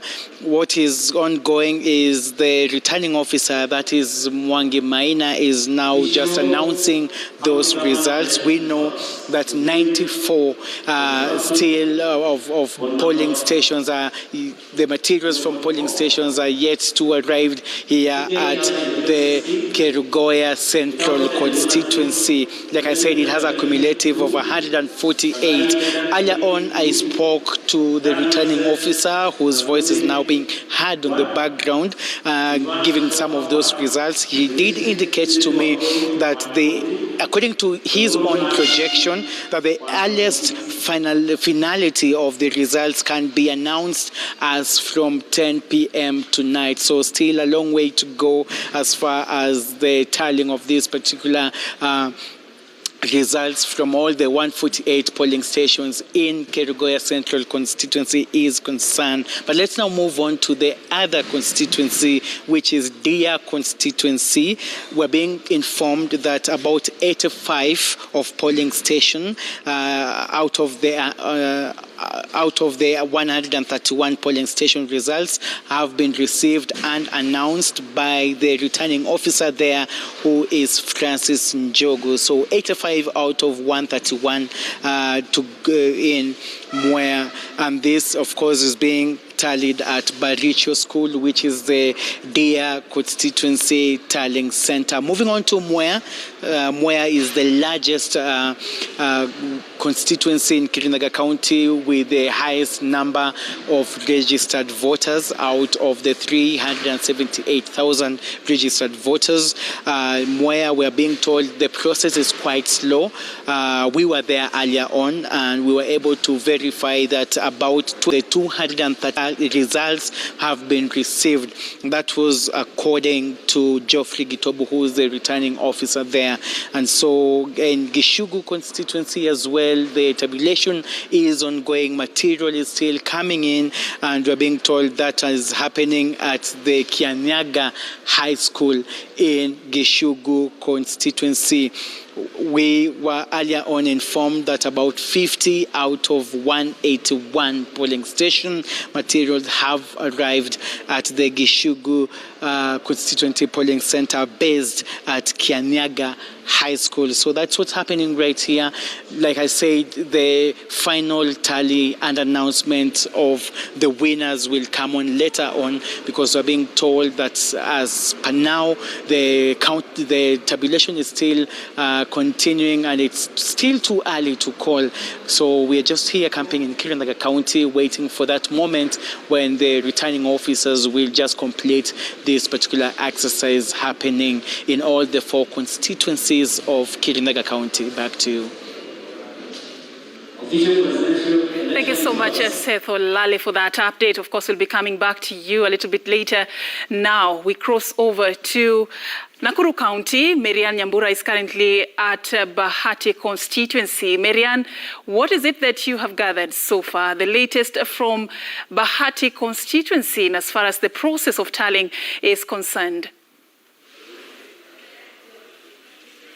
Well, Safin, what is happening here at the Kiamaina Secondary School, which is the Bahati Constituency Tallying Center, is that verification of the ballot materials is what is happening at the moment, verification as well as tallying. What we have gathered so far is that 74 polling stations have already submitted their ballot materials out of the 178 polling stations across Bahati constituency that has a total of 97,000 registered voters. But with me here, Returning Officer George Nganga, just to shed more light into what exactly is happening. Perhaps you could start off with the constituency Returning Officer George Nganga. Maybe just tell us how is this process so far? 74 polling stations have already submitted, verified. You've verified them. How is this process so far? The process is going on well. We started receiving presiding officers from their respective polling stations yesterday from 11 p.m. The process has been going on. We are receiving all the 6 election positions, announcing them to the agents, the media, and other stakeholders who are here in the tallying center, Kiamaina Secondary School. So the process we expect to go on like that, maybe up to tomorrow, when you'll be able to generate Form 34Bs, which we can now announce and even declare elections accordingly. And perhaps we have seen long queues. Out of the 178 polling stations, 74. How long is this process per polling station taking? Because of the process of verifying those results, confirming all the materials are back with us, the process usually is tedious, but we are on top of things. As you can see, my staff have various desks which we are using to clear. So we expect tonight, maybe later in the evening, we'll be able to clear with the queue. Then we'll be left to verify our results and come up with the clear picture of what is happening. Yeah. Maybe just briefly, just one question to the county returning officer regarding this process. Perhaps the presidential results, how are they in terms of Nakuru County? Nakuru County, we've transmitted the provisional results, and we are now standing at roughly 98.8%, because looking at my template where I'm following proceedings of provisional results transmission, I could tell most constituencies are done 100% except Naivasha and Molo, that was still with 0.something% to do, which should be done in the next 1 hour or so. Yes. Thank you so much. You're most welcome. Well, indeed, Safin, those are the details here in Nakuru at this particular tallying center, the constituency tallying center here in Bahati constituency. Now, of course, other than the presidential results, given that the county returning officers told us that Nakuru County has submitted 98.8%, apart from Molo and Naivasha constituencies. Then for the different seats, the 5 other seats, what we have seen, this particular race will be interesting in terms of the member of parliament that has attracted at least 7 candidates, including the incumbent Kimani Ngunjiri, Jubilee's Irene Joki, Gatonye James, John Mbugua Honest, Paul Mwaura, Karanja Quindos and George Gathonja. That is for the member of parliament race, as well as for the gubernatorial race, of course, which has attracted a total of 6 candidates, including the incumbent governor, Lee Kinyanjui, as well as Senator Susan Kihika, Eliud Karanja, as well as Munyo Wayaki, James Mungai, and Stanley Karanja. So this race, of course, for the gubernatorial race, which has attracted 6 candidates, the senatorial race has also attracted extracted a total of 10 candidates, including UDA's Tabitha Karanja, as well as 9 other candidates. But of course, given the process that is taking a while in terms of verification and tallying, then we might have these results. What they're saying is that we might have these results transmitted to the county tallying center, possibly in the course of the evening, and then tomorrow morning is when possibly, according to what the county returning officer is saying, possibly tomorrow morning is when they will start seeing these results reflecting. So at the moment, that is what we have so far. We are still here. We will wait to see across the different constituency tallying centers what exactly will be going on as the polling clerks as well as the presiding officers submit their documents, the ballot materials for verification and tallying at the constituency level. We also went to the Nakuru High School, which is the county tallying center, the Nakuru County Tallying Center. And of course, not much activity there ongoing because given that the verification and tallying is now being done at the constituency level, after which this will now be transmitted to the county tallying center, whereby Dr. Joseph Mele, who is the county returning officer, will now take over from the constituency returning officers as regards to the different county seats, including the woman representative, including the Senate seat, the governor seat, those 3 particular seats. So we'll just be traversing across different constituencies. Remember, Nakuru County has a total of 11 constituencies. So how far is Molo? How far is Kuresoi South, Kuresoi North constituency in terms of this whole verification and processing? We'll just be here just to give more details in this continuous broadcast of the election coverage. All right, thank you so much, Marianne Nyambura there from Bahati constituency at the Constituency Tallying Center, talking to us about the situation so far. Good questions you're asking there. We're also waiting to find out what is happening, and we will be getting that. At least 74 polling stations, the results have been verified. This is 74 out of 117, that's what we get from Bahati constituency, and we will continue to track this for you. Now we cross over to Uasin Gishu County, where we are joined by Chemtai Goin. Chemtai, I believe now you have a comparison of what is happening at Soi constituency, considering what you had gathered earlier. What can you tell us about the situation on the ground? Well, Safin, like you said, we are at the Soi Constituency Tallying Center. And from the pictures that you can see just briefly, unlike the other constituency tallying centers where we visited and the pictures we showed you earlier, is that there's no queue really over here. The PO, the presiding officer, tells us that within the next an hour and a half, we may be getting the announcement of the final tally, since all the results have been brought from the polling stations. Remember, Soi constituency has 7 wards and has 92,702 registered voters. We will be waiting to see the voter turnout in this constituency. As we told you earlier, most of the regions experienced a somewhat low voter turnout, and we'll be looking out to see how many voters in Soi constituency turned up to vote and what votes will be garnered by the different individuals running for the various seats, cutting across from the presidential seat down to the ward. But as we have been here, we've monitored and looked at the process just here and the other constituency tallying centers that we've been able to visit, and the process is quite tedious, and it's what has taken so much time. For instance, for this one, which may be finishing soon, and then of course we will head to Kapseret, which has also made some progress in trying to clear up the backlog that is there in terms of clearing all the results that have been brought from the various polling centers. We visited Ainab Koi, we visited Moiben earlier, and we've been able to see that the numbers there are substantially high, and the presiding officers there tell us that we may be there until later in the night or actually tomorrow morning.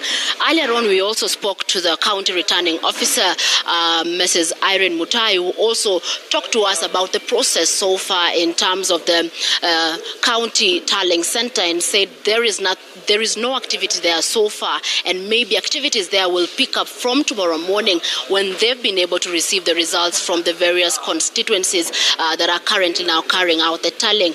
And looking at the process now, we anticipate that by around 3 3:34 in the afternoon, we should be able to have the results from Soy constituency. And for the presidential bid, the announcement that will be made here in Soy will be the final result that will be now remitted to Nairobi for the National Returning Officer, IBC Chairman Wafula Chebukati, to formally make that announcement when they have received all the tallies from across the country. We are also monitoring, of course, the parallel tallying that is being carried out by Raw Media Services, and looking at the numbers in Uasin Gishu County. We will be giving you further updates in the afternoon once we've actually received the results from Soy constituency. But Safin, we are still pitching tent here in Uasin Gishu County. We will be touring Kapseret to check the progress following our earlier meeting there. Then also check on Tarbo, which we have been notified that the queues there are also substantially long. Safin?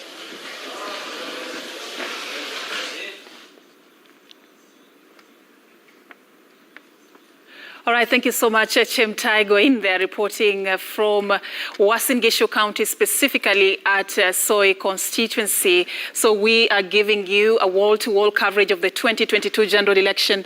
And any minute from now, we should be crossing over to the Bomas of Kenya.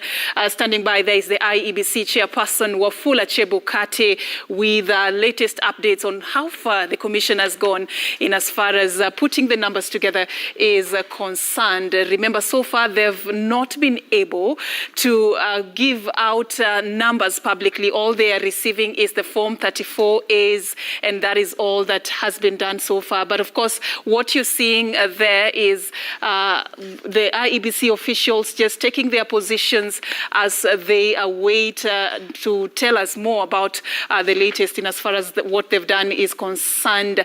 Yvonne?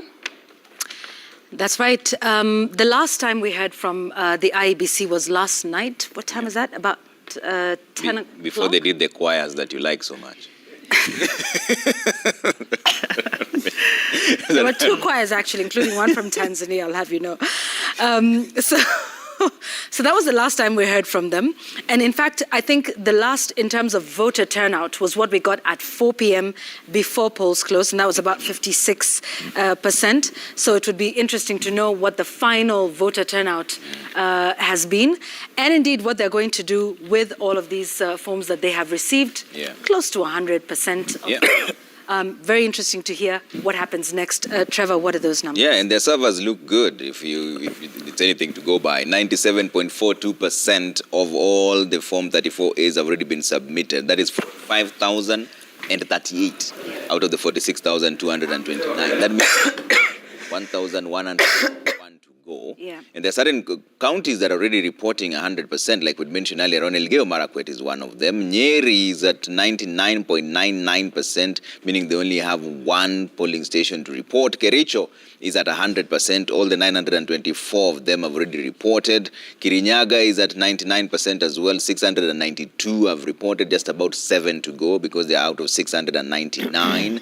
And also Elgeyo Marakwet there, we saw earlier on, they had reported 100%, if I'm not wrong. That's going through that entire list there. Siaya is at 99.9% as well. Out of the 1,036 polling stations, 1,035 have already reported their results to the IEBC. Taita Taveta is at 97.49%. The numbers keep changing, and we were also tallying this. Yes. You have a complete explanation of what the numbers you're seeing under your screen. Right. Yeah, right now. Yeah, let's do that while we wait for IEBC. So their numbers are almost in. This is what our numbers look like, and we can put that on screen for you. Right now, Dr. William Ruto at 1.845 million. And I think what we'll do as we tell you how many we've got there, Trevor will go to our touch screen where he can tell you what's happening. But what I can tell you from those numbers that you're seeing on your screen, those are from 11,858 polling stations. That's about 25% of the national tally of 46,229. Trevor now on that touch screen with some more details in terms of what the countrywide numbers look like. And indeed, what's happening at the counties as well, Trevor. Absolutely, Yvonne. And just like you mentioned, this is our tally according to the data analyst who we have here. State-of-the-art equipment, going through those numbers one at a time, 34 A's, downloading them, collating them, and giving you the figures. We are behind with the IBC, of course, because they get them first and then we download from the system. Everybody's allowed to do this. You could do this at home if you have the patience. For 46,229 Form 34 A's, they're doing 97% right now. This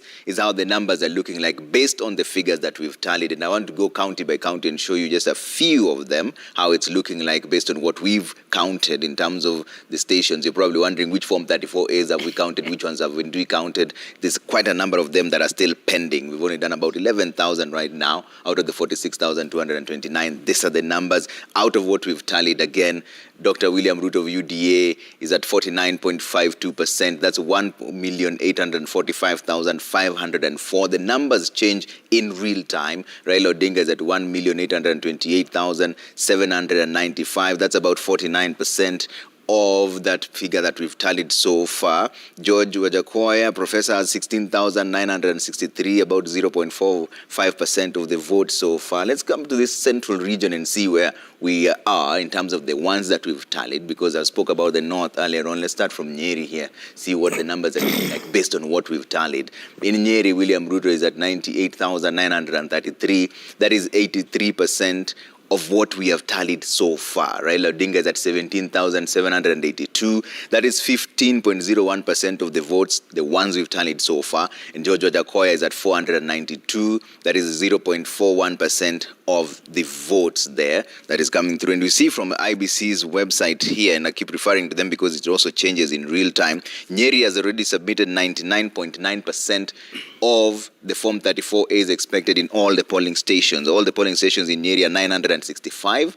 964 of them have already delivered that. Let me compare these numbers to you and see in 2017 how they're looking like. Of course, this is just provisional. It's not the end. The 2017 numbers are the ones that were announced at that point. Let me show you how the difference is looking like. At that time, President Uhuru Kenyatta got 98% of the votes, 389, 410. Raila Odinga got 4,735. That was in 2017. If you want to go further back and see how the difference is there, in 2013, the numbers were even much more different. Uhuru Kenyatta got 318, 880, that's 96%. And Raila Odinga got 5,638. That is 1.7%. Compare that with the current numbers that we're tallying as we speak, not the IBC official numbers. We're getting the Form 34 A's from their server though, but we have not gone through all of them. We still have about 30,000 to go. This is how the figures are looking like. William Ruto, 98,933, 83%. Raila Odinga, 17,782. 15.01%. Will the IBC announce the results that they have collectively right now? We'll find out in just a bit because we're crossing over to them shortly. Let me take you to a different county and see what's happening in Laikipia. Based on the figures that we've tallied, William Ruto is on the lead again with 70%, 23 and 34. That is the votes that is gathered based on the figures that we've tallied. Raila Odinga is at 9,464. That's about 28% of that vote. And George Wajakoya, 100. 0.30% of the votes. I'm still taking you through the different counties just to see based on what we have tallied how the changing is. Like in Nyandarua County, William Ruto, 54,049 based on the numbers we've tallied, 78% of that vote. Raila Odinga coming in second with 13,593, and that's 19% of the vote. And of course, Professor George Wajakoya, 281 there. That's the number that's coming through. Nyandarua, based on the IBC website, I'm just checking in real time also. Nyandarua, 700 out of 728 polling stations, 725 have already sent in their Form 34 A's, just about 3 to go. So the IBC is recording it at 99.59%. That's based on the numbers that we have. This is the numbers that we have here, the Citizen TV, picking from their website, the Form 34 A's. You could also do that as well. It's free to the public and to the media houses to collate and tally based on their own figures. In Baringo, this is how the numbers are looking like. 75.51%, that's 36,156 of the vote going to UDA's William Ruto based on the numbers that we've tallied. Raila Odinga coming in second with 11,373, that's about 23.75% of the votes. George Wajakoya, 113, 0.23% of the votes. Let me take you to the general number so that you also see this is the collated number. I was just taking you through the counties. I'll go back to that in just a bit. There's an update, of course, this number is changing in real time. Dr. William Ruto, 1,845,787, changing in real time at 49% of the votes that we've tallied so far. Raila Odinga, 1.8 million, 31,073, based on the numbers that we've tallied so far. But there was also this gubernatorial race and the senatorial race and the women rep race, MP, MCA. You can see them here. We're not ignoring them. These are numbers that will come through as soon as they're announced. That's a conversation we'll have. And in fact, that was a line of questioning that Yvonne was taking earlier on, and I'd like to bring in Kevin Osido to find out what he thinks on this issue. Kevin, are we now seeing a situation where people are changing their focus, like Yvonne was saying, but there's a difference between the role of the leader and the expectations of the people in terms of what is the threshold for performance? We've seen big names that Yvonne was talking about conceding defeat, but there's no threshold of how did they perform in terms of vis-a-vis their role. So is there a lack of civic education of some sort so that there's a standard in terms of performance and the role of the leader? Trevor, that's very correct. In fact, if you look at the manner in which we undertake our public engagement and even public participation between governance and leadership, so that there is the aspect of implementation of services and service delivery governance and taking lead in terms of ensuring that that is done, so leadership, we haven't had a good conversation around how we look at the performance of the leaders. A lot of that discussion only happens when big things are happening. And examples of big things are, for example, the budget process, where we see a lot of excitement because there is a timetable. There is a timeline that we must beat, both at the national level and also at the county level. So everybody wants to whip citizens, everybody wants to whip people to be there, want to mobilize them and speak to them. But the daily accountability, the daily engagement with the processes is never keenly followed up. So that, for example, once we have allocated resources to the water sector, we never go back to check whether the project management committees meet, what are the indicators of the meetings, what are the number of meetings, the contractors. Of course, there is also the requirement that you have the bill of quantities. But the citizens, including those who are mobilized at these conversations, never go back to check. Now, you fast track that to the election, which is why there is all these, big names losing it, and some of them, of course, have to be seen to be containing it, is because we begin to remind people about what we said we would do. And that brings in the aspect of the money element in our politics. It is so huge, and Kenyan elections really is extremely expensive. So depending on you having been in government, probably you've amassed certain wealth, you have some monies in your accounts, you have collaterals, you can take loans and get money, as opposed to others who don't have these kind of opportunities. You'll get the resources and start bribing voters, and that gives you an upper hand.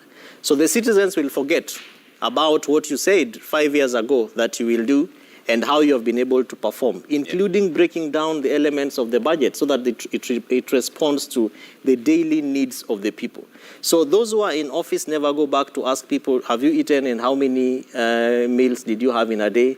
Is a conversation we have at the next election. Yeah. So it is true that some of the big names is, of course, as Wanjiru rightfully said at the beginning of this segment, the voters are tired, and they're saying, we've had you for this long, but what is this new thing that you've brought to the fore?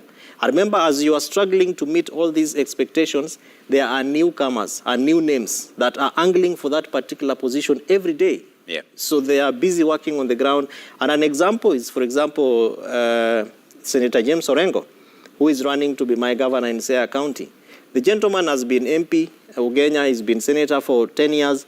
And I don't remember when we last saw him at the Azimio la Umoja national campaigns, even in Kirinyaga or in Mombasa or wherever.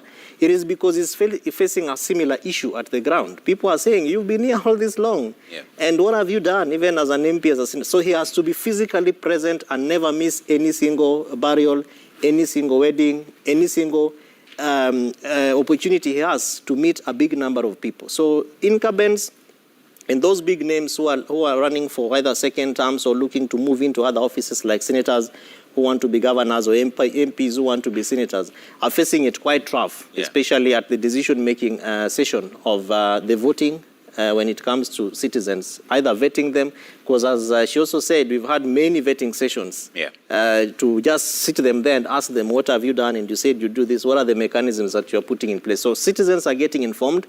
They are feeling empowered. And that probably is as a result of some bit of civic education, I would say, because looking at the performance of the Jubilee government and the degree of frustration by citizens, people are beginning to look at the aspect of over-reliance on government and saying, I don't have to wait for government to give me water. I don't have to wait for government to construct this road. So people are writing petitions, they're writing letters to government asking for questions which they are mobilizing around themselves and responding to some of those concerns. Yeah, Wanjiru, the burden of incumbency, are we seeing a shift where you see when you hear big names like the ones Yvonne was mentioning, conceding defeat, are we seeing an electorate that is now more proactive in terms of what to expect from their leader? Or is it still pushed by the money element that Kevin was talking about? Because in counties, there's an entire CIDP, County Integrated Development Plan, that directly affects you at the ward level, but most people don't even take part in that. Right. I think the burden of incumbency is always a big factor. And if you're going into an election during an economic crisis, when you have rising poverty, rising cost of living, households are poorer and feeling the pinch, the buck stops with the incumbents. So the extent to which incumbents, even at the county level, are associated with the ruling party, they will pay for it.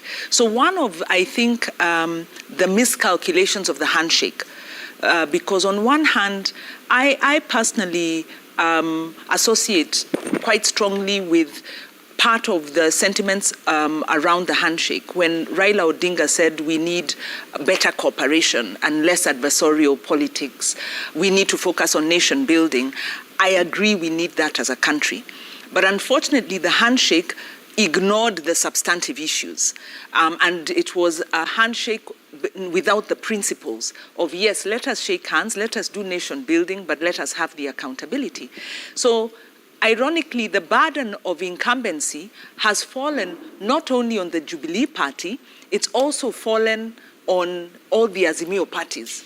And so, yes, the Azimio parties will have been forced, even in their campaigning, to kind of make a rationale of why, of this coalition.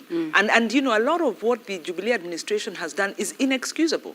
And of course, with Kenya Kwanza UDA, William Ruto has been able to disassociate himself from the excesses and the failures of the administration. So it's really ironic that Azimio is you know, bearing that. But I think there's also another aspect when you look at the relationship between citizens and their political choices. And it does go to the point that you made, Trevor, the question you asked around civic education. Yeah. Civic education in this country collapsed after 2013. In fact, it was a little bit in trouble before that because we have a new constitutional dispensation, and without a proper civic education process, you then have a mismatch between a very aspirational constitution. Unfortunately, political leaders who are still back in the dark ages, because they are the ones who we are trying to reform, that political culture. And then you have citizens who've been left out of this discourse. So with that,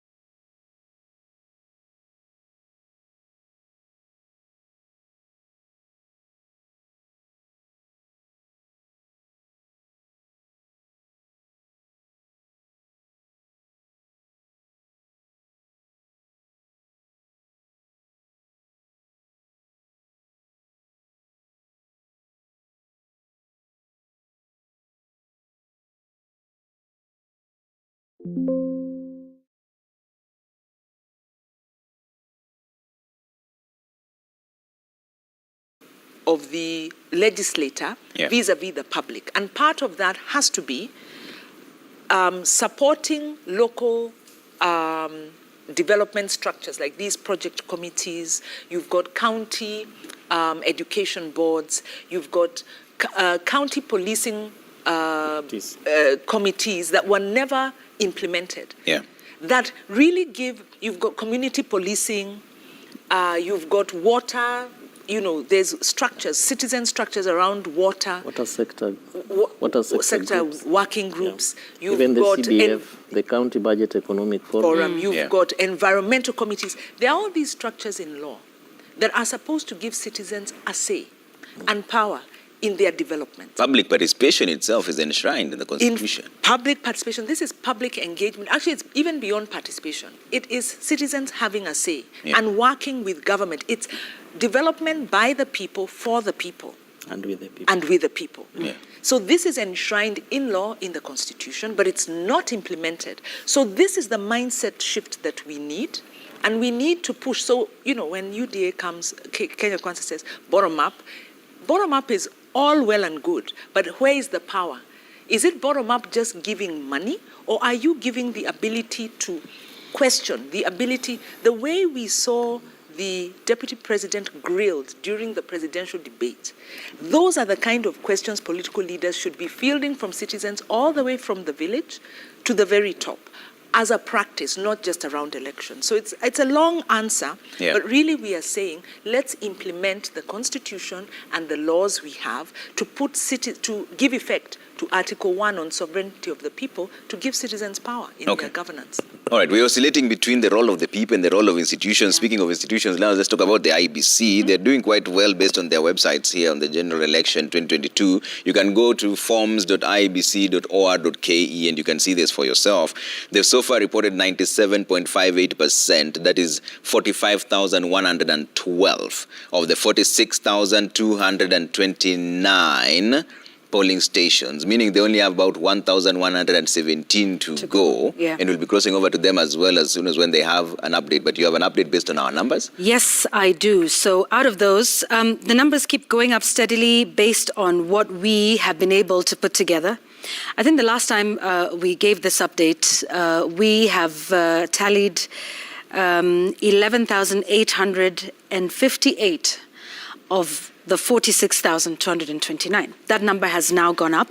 In the last hour or so, we're now at 12,122 polling stations of the 46,229.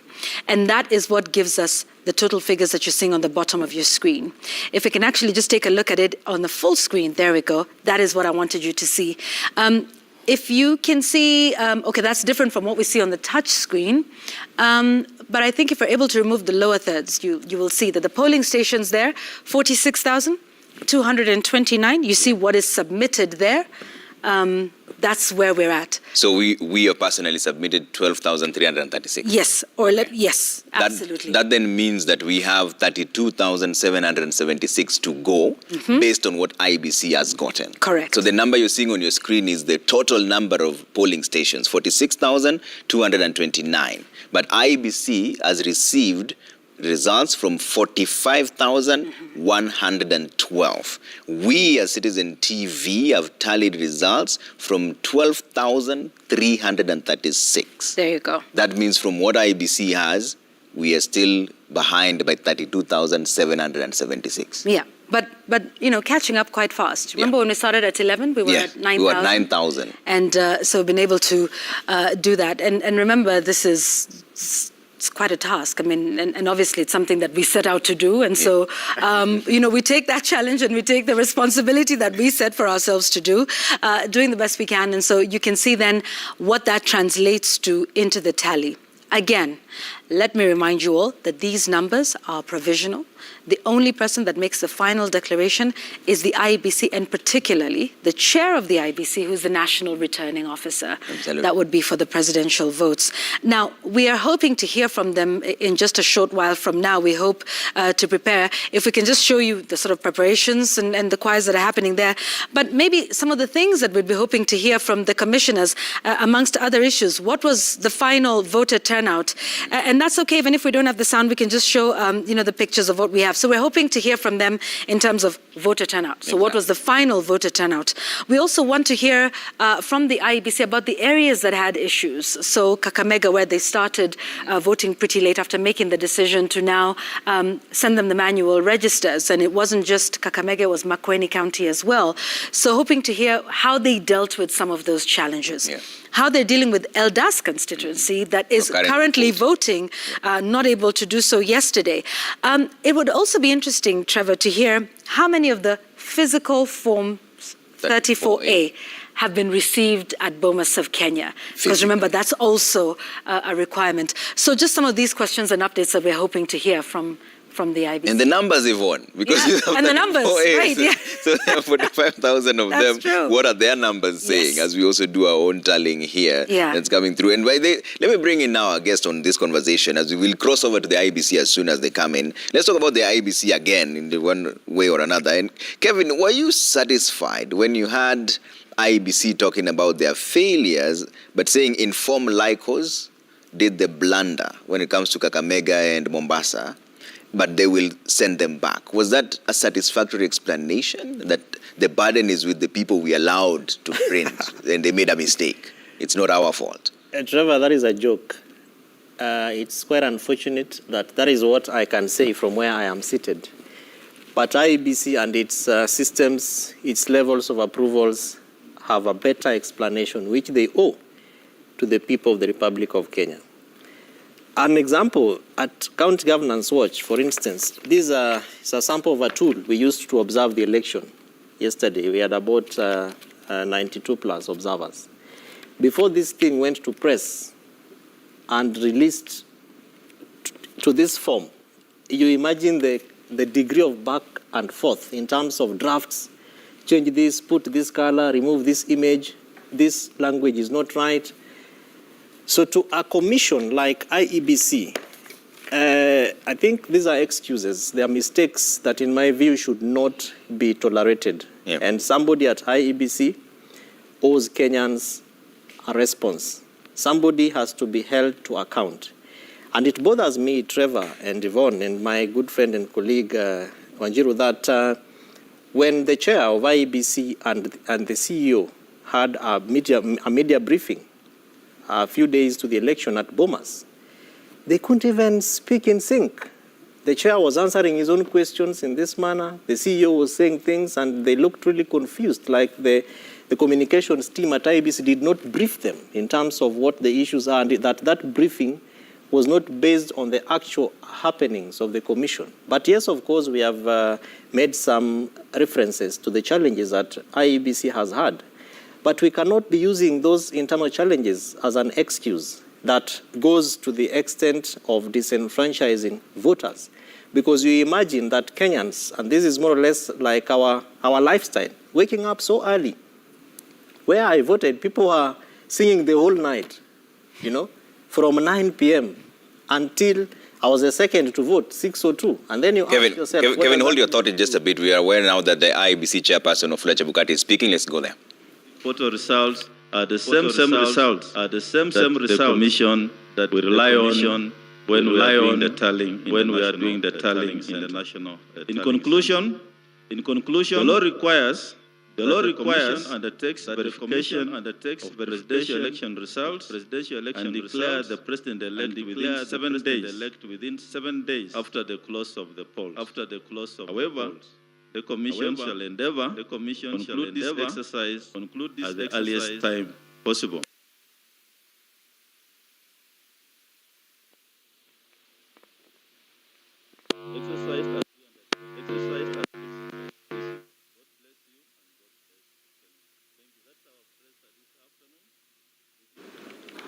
All right. right, we apologize for that slight technical hitch. You know, even these things are happening in real time, trying to capture things happening on the ground. Chebukati is speaking at the same time, the numbers are coming, so we apologize for that slight technical hitch. We'll cross over there. But we have essentially what he was talking about, that was Wafula Chebukati, speaking about the Eldas constituency election having commenced today at 6 a.m., which is one of the things that you mentioned, right? Yeah. What else?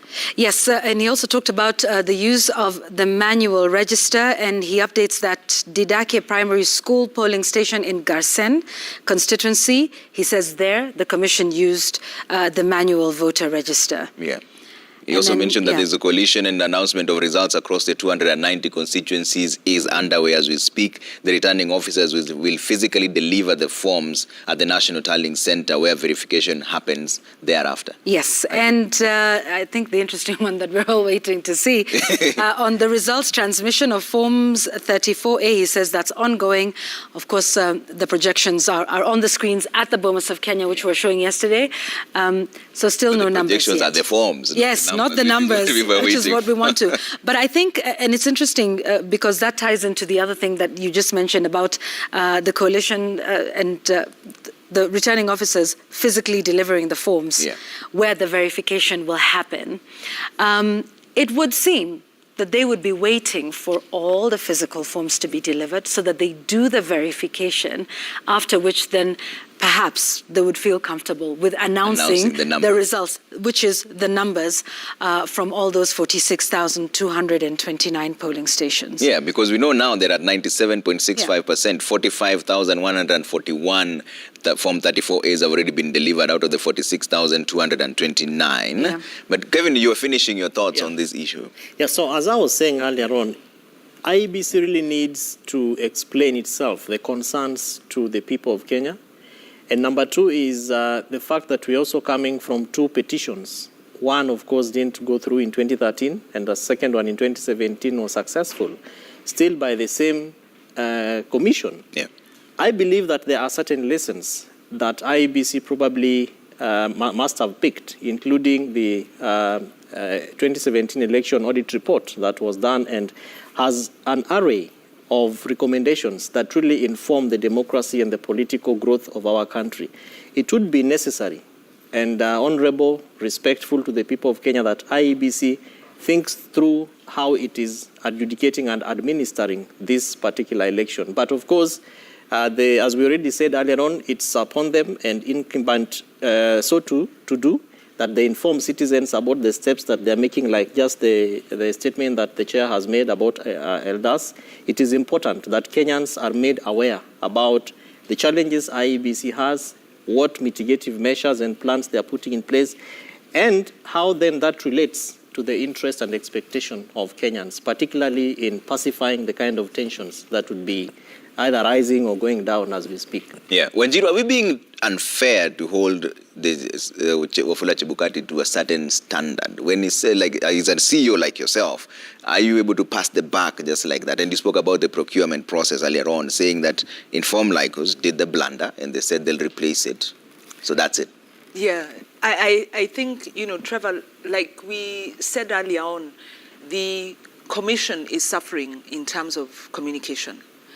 Because a CEO should never not take responsibility. I mean, it's a culture we have in this country. We've seen it across the board, where the person responsible keeps passing the buck. But whereas the error could have happened because, being a little bit more sympathetic with the IEBC is there were numerous court cases that caused the printing of the ballots to be delayed. And actually, the chair was in the media appealing for a resolution of issues. So an error could have been made. But once it's made, how do you own it up? So for me, it's more of the ownership. And the thing that concerns me the most is also the impact. So the error has happened. What are the likely impacts? And how are you going to mitigate those impacts? And like we said earlier, this could lead to a suppression of the vote which could form a basis for a challenge of the elections. And so this is one of the scenarios that the IEBC ought to have prepared for. And we are right now getting a sense that they want to sweep aside. They are so keen to show they have a full, clear record. They are chasing the 7-day period during which they need to announce, ignoring that there are some very serious issues that they should be speaking to now, so that we can be we can, be appeased and confident in their approach. So an error does not mean we don't trust the process, but if they do not own their error and its impacts and mitigate those, then we will have a doubt about the process, and that could, undermine the confidence of the entire poll. So their communication is poor. Their approach is inadequate. Yeah. And I hope the political parties are pushing them behind the scenes to really ensure that no Kenyan was disenfranchised, and that disenfranchisement has not resulted in impacting the final results. Yeah. So just another update, now that you talk about the results, from that press conference a short while ago by the chair of the IEBC regarding voter turnout. So the final voter turnout was at 65.5%. And this is minus the manual voter identification. This would then mean about 14.3 million voters turned up to vote of the 22.1 million. That then conversely means about 7.8 million registered voters, did not turn up to vote. So that is also something interesting. Voter turnout, as we've been saying, is probably the biggest story out of the general election of 2022. So that at 65.5, which, sort of matches, what we'd been told, by 4 p.m. yesterday, was at 56.5%, thereabouts. But still lower than 2 previous elections. Yes, absolutely. In fact, if you take a look at that, in 2003, it was just about the same. In 2013, the voter turnout was 85.91%. In 2017, the voter turnout was 78%. Now, the rider I always give with the 2017 vote is that the result of that was nullified. Yeah. So, just sort of to put that in context. But even then, take a look at these numbers. Aren't they interesting? So this means about 14.3 million people voted in total in this election. Isn't that almost similar to the numbers that President Uhuru Kenyatta and Raila Odinga got combined, the top 2 candidates, for the presidential vote in 2017? Because they got about 14.9. In fact, it would mean that more people voted for both Uhuru Kenyatta and Raila Odinga in 2017 than voted in total. For both candidates, all candidates. For all candidates, all seats in the 2022 election. That really says something about, the confidence that voters have in, or does it, in the process of the election, in the politics and, the political sort of environment that we have. These are some interesting numbers. Can we read something else into it? And here we are trying to decipher, and it's not scientific. If in 2013, we had an 86% turnout. Yep. And then 2017 held that at 79%. Then we've now had this very low turnout. If you look at 2003, like you said, it was also quite low. It could be because the 2003, we were coming out... It was a transition. It was a transition, but also coming out of the Moi regime. Yep. A time of, authoritarianism. All right, one moment. Sorry, Wanjiru. Wafula Chebukati is speaking now. Let's listen. The images of Form 34A against the original Form 34As. And so we are not doing any tallying now until we start receiving the original Form 34As from our returning officers and the 34Bs. We expect that they'll start streaming in sometimes today, and then we shall then complete that exercise as soon as possible. The 34Bs will also be uploaded on the public portal, and I believe then the rest of those who are logging in on the portal will also be able to upload the same and compare with the 34As which are in the public portal. And as I said, The Commission has 7 days as per the Constitution to complete this exercise, but we shall undertake to finish it as soon as possible once all the returning officers bring the documents to the National Tallying Center. Thank you. Chairperson, one final question. Ayub from Citizen TV. You have talked about the physical Form 34As, which are key ingredient in this process. So far, how many physical Form 34As have you received as the national chairperson or returning officer for the presidential elections? Up to now, we haven't received any. We expect the arrows to start coming in by this evening or this afternoon. And we shall keep you updated. Once they come in, we shall receive them, we shall populate verify the details, and we shall then use one of these screens to start populating the constituency results for presidential candidates. So to be clear, you have 0 Form 34As, physical Form 34As? Well, if you want me to use the word 0, yes, we have 0. We have not received any. Okay. Yeah, thank you. So thank you. We'll see you later.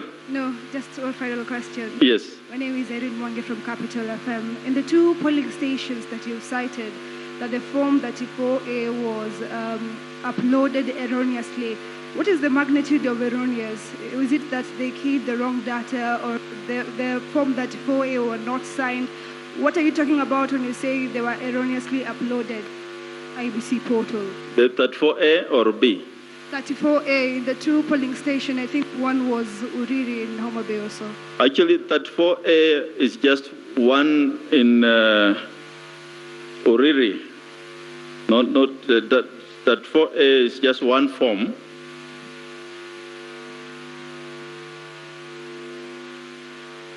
Yeah, what was uploaded was 35A instead of 34A. And this was done by the presiding officer in a polling station known as Rakwaro Market Polling Station, Rongo Constituency, Migori County. The instructions to the presiding officers is to start counting the presidential ballot papers first, fill Form 34A, scan it using the KIMS kit and transmit. But it appears this officer went on to count all the other ballots, and instead of transmitting Form 34A, he transmitted Form 35A, which is now in the public portal as well as our results portal. And how it happens is that the presiding officers count all the ballots for the 6 elective positions, but they are expected to start with the presidential ballot papers. And of course, having done that, all these result forms have the same QR code in that particular polling station. And we understand then he proceeded to scan and send that 5A instead of that 4A. And we are saying as a commission, we shall engage the presidential candidates when the original form comes. We compare the notes and then upload the correct form to the results portal once the returning officer brings the original Form 34A from Rakwaro Market polling station. Thank you. Naam, Bwana Kamishna, kwa majina naitwa Emmanuel Kilongi kutoka Runinga ya Magharibi, na nitakuwa na maswali mawili. Swala la kwanza ni kuhusiana na zile kaunti, maeneo bunge na baadhi ya wodi ambazo mlisema kwamba kutakuwa na uchaguzi mdogo kutokana na utepetevu wa uchapishaji wa karatasi na habari zingine.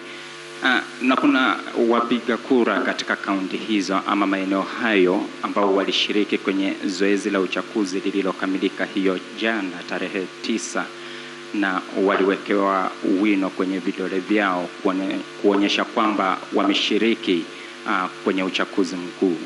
Je, itakuwaje siku ya uchaguzi mdogo katika maeneo hayo kwa identify such like voters ndipo sawa wapewe nafasi ya kupiga kura?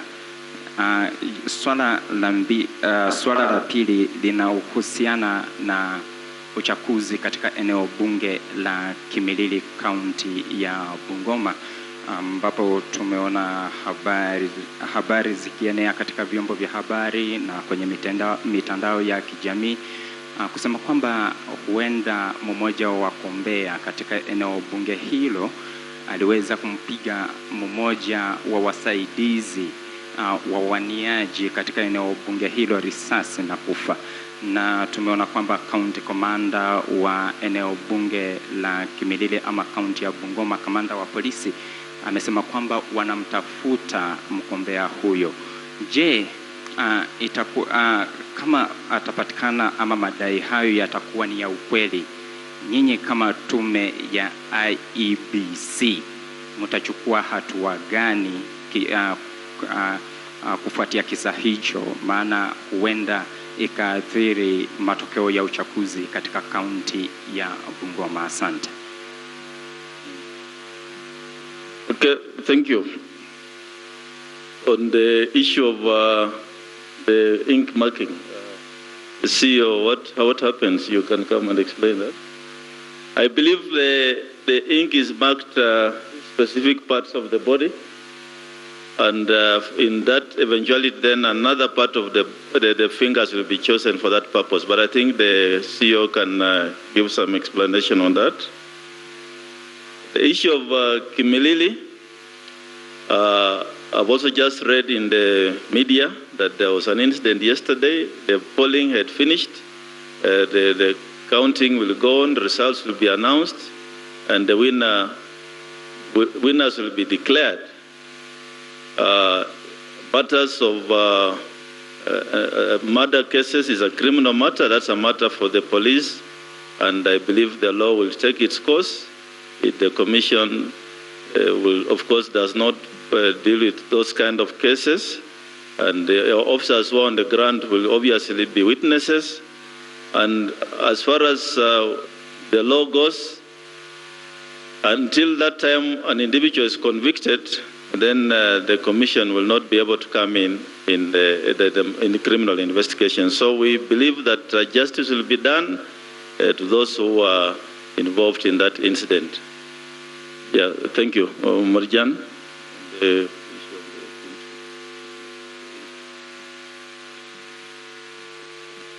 Thank you very much.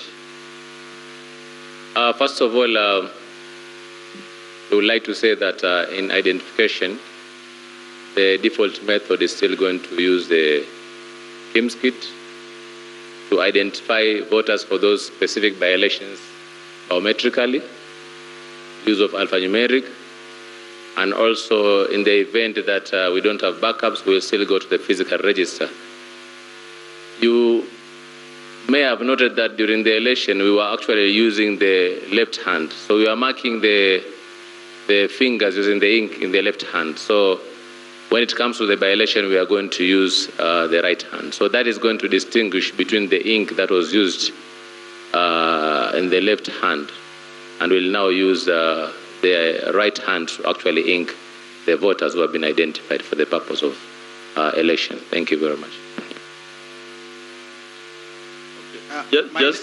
Just for clarity, I was given the figure of 64.6% voter turnout represents 14,164,561 voters. 64.6% represents 14,164,561 voters. And of course, this figure will go up once we get the data of those who voted manually. Thank you. Yeah. My name is Leonard Wamalo from West TV. And my question is basing on that, where we are at 97.77%. Now, from a layman's perspective, people outside there, when we see we are there, it means the results are here. So where are we? If you can tell us, the part that is remaining, is the journey shorter or longer? Are we expecting any declaration today, or what time are we expecting at that percentage? Thank you. Are we together? I've been talking to myself, maybe. Omalo, what we are saying here is this, that all the forms 34As that we are going to use are in the public portal. Those are the results. Those results cannot be changed. The results at polling station are final, and nobody can change those results. Even if there's a mistake, as a commission, we shall just note the error and keep the error form. And in the event of any dispute, we shall submit that error form together with the results to the Supreme Court. So let's understand each other from there, that the results are Form 34A, and they have been transmitted electronically from polling stations across the country, save a few. We are now at 97.7. There's, what's the difference? 2.27 still out there. And these are areas like Fafi and other areas where there are issues of network challenges. And we expect that hopefully, and also Elders where the voting is ongoing, as per the remarks which we made this afternoon. So those are the results. But there is a process as to how then to get to the final declaration. And that process is what I've explained, that the images are here. We are going to get the original 34As and compare them against the image in the presence of presidential agents. Some of them, I see them in the room. And that we have to do because it's a legal requirement. And once that's done, then we shall fill Form 34C, which then will give us the final total. Remember, in this process, we are looking for 50% plus 1 for the winner, and we're also looking for compliance with the Constitution, where the winning candidate must have 25% of the minimum number of counties, which is 24. So all these processes must be done. And after all that, then we shall declare the president-elect or give the way forward of the results for the presidential election. So I don't know, if I'm not clear, I'll start that again. But I believe that's a process. Please acquaint yourself with the process, because the issue of saying that we should declare results today, that will not happen today. We have 7 days to do that, but as a national returning officer, I'm assuring you that we shall do everything possible to have this process concluded at the earliest possible time.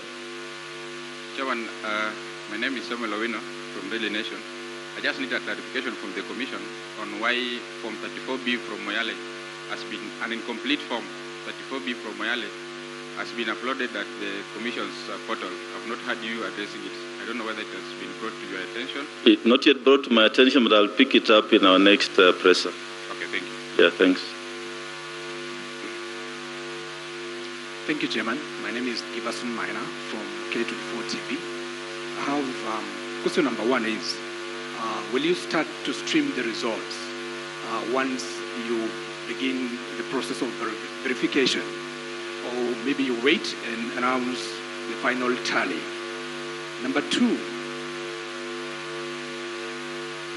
is what can you say about maybe what is the success rate of this particular process as far as presidential polling polls is concerned? How do you rate the IBC in the whole process?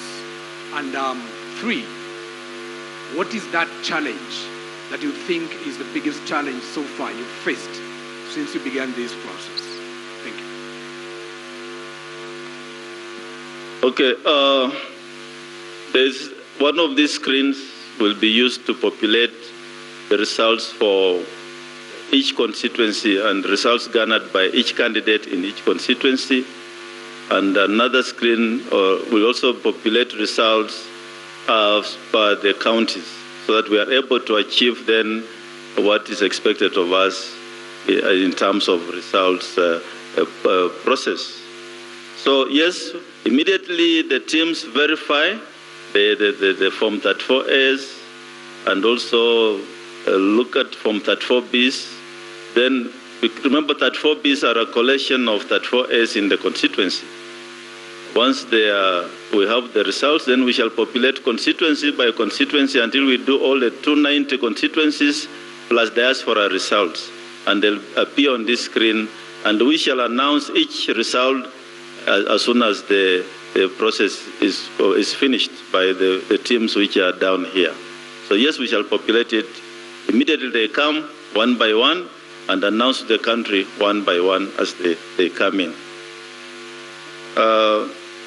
Success rate, I think we answer that one when we finish this process. But so far at the polling, I just want to say polling went on smoothly. The areas where there was manual voting, it's provided for in law. And I want to believe that the issue of scoring the success rate, we can do it all together when we finish this process. Thank you. Asante. Mwenyekiti, mimi naitwa Goodluck Paul kutoka Azam TV Dar es Salaam, Tanzania. Jana ulitoa kauli ya matumaini kwamba IEBC mnakusudia zoezi hili zima liishe mapema iwezekanavyo. Kutokana na changamoto zote hizi ambazo zimetajwa, tathmini yenu mpaka sasa hivi ni ipi? Bado tuendelee kuwa na matumaini hayo au kuna kitu ambacho mnaona pengine kinaweza ikasababisha zoezi hili pengine kuchukua muda zaidi ya ule ambao ulitarajiwa? Is that the last question? Yeah. Sisi kama tume tunafanya kazi kulingana na sheria na tutaendelea na hiyo kazi. Matokeo ya urais tumepewa muda ya siku 7 kuangalia kuwa hiyo matokeo itolewe, na tutajitahidi kumaliza hiyo kazi mapema iwezekanavyo. Asante sana.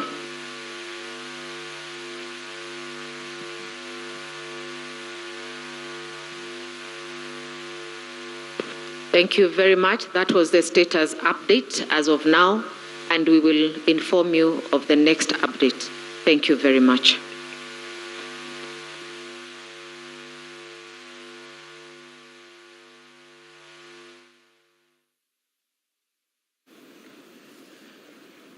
All right, a few moments just after IEBC chairperson Wafula Chebukati spoke, and you know, earlier on when Njiru was canonizing people, now we've anointed you our prophet. Because what? Because he said exactly what you said when it comes to Form 34As. It's like you'd already spoken. You have to wait until they all come to the National Tallying Center before any announcement is made. Yeah. You also clarified that that announcement is not being made today. No, certainly not. We're not knowing that today. So he says the images are there in the public portal.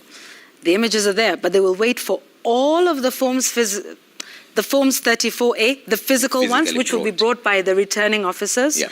And then they will compare the two, make sure that, you know, it is what it says it is. Yeah. And then they say that this verification will be done in the presence of party agents for the presidential election. So that just tells you that this is not a process that will be concluded today, considering the fact that he said they have not received any physical Forms 34A as at this moment. They're waiting maybe during the day or during the evening, some of them might come. Yeah. But he also mentioned that the turnout was at 64.6%, right? So that is a 14,165,561. Again, you are spot on. You see, this is why I'm calling you the prophet. So he also said that the by-elections that are being held in the different constituencies, the marking of the finger will now be done on the right. Yeah, and that was an important question. I guess perhaps one that we didn't think about, you know, what happens with people who voted yesterday, they're voting again today, they got that mark. But also, you know, Trevor, that number that you have mentioned could rise because it doesn't include places where they voted using the manual register. Yeah. So I guess they'll have to, you know, sort of collate those numbers. Once again, those are about, how many? There was about 156, I believe, from Kakamega and about 94 from Makueni County who are allowed to use the manual register. Yeah, and there was also a mishap in their website where one Form 35A from Migori was uploaded instead of the Form 34A, which is for the presidential results. 35A is the form that has all the 6 elective positions. Whereas they're supposed to upload only Form 34A. And I guess that's why that verification process will be important, right? So what you sent on the portal and what is physically there, so that you just make sure that they have it right.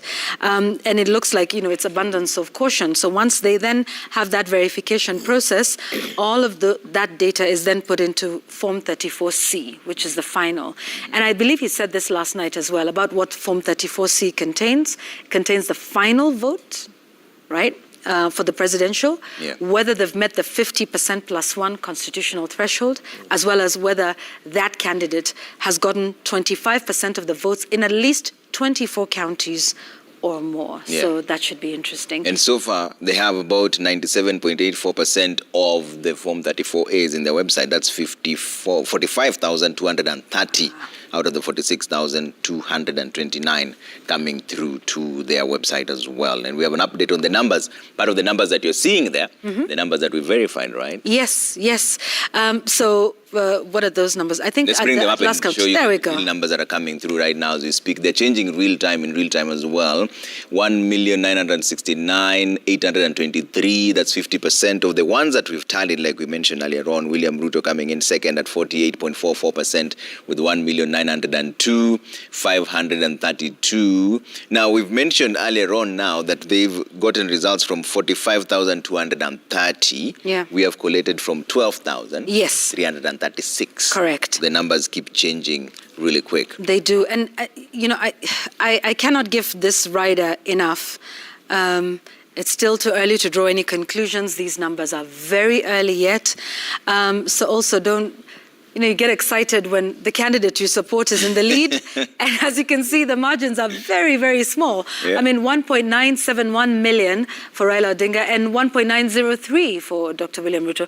So, and this was just, a change from about an hour ago. So relax, take it easy.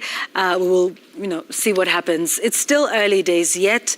And then, there's many other considerations that are made with these numbers, including, where the numbers are coming from specifically, which polling centers, which areas are considered strongholds for which candidate, which ones are considered battleground, that sort of thing. So still early days yet, and these numbers could flip, go up and down. And just, a quick rider, we're showing the top 3 candidates. That number also changes depending on who comes in. And of course, everything that will then be finally made, that will be the declaration by Wafula Chebukati. And from now, we know that is not going to happen today. It's not happening today, Safin, and you are listening to that as well. We've been talking about this the whole day. Yep. What stood out for you? I don't know whether I should blame Yvonne for this. Prophet. Yes, we're blaming the prophet. There is power in what you say.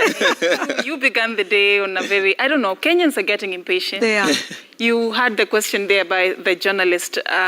He was direct to the point. Yep. Tell us, are we getting these numbers today? Because that is what Kenyans want to hear. Yeah. But the IEBC chair, Wafula Chebukati, was very categorical that this is definitely not going to happen today. But one thing I've noted, though, compared to the previous elections, is that that sort of, it has calmed the situation a little bit. You remember when the numbers were trickling in, the excitement that that brought. And right now you could see all over the country what could be happening as people were receiving those numbers and comparing. So a bit of suspense there is helping. Because the buck has now been passed to the people. The forms are up there. If you want to check for yourself, you log in, download, collect. Trevor Ali also said, if you have the patience, and do the tally yourself at the comfort of your home. How many Kenyans are going to do that? That's also something interesting to look up to.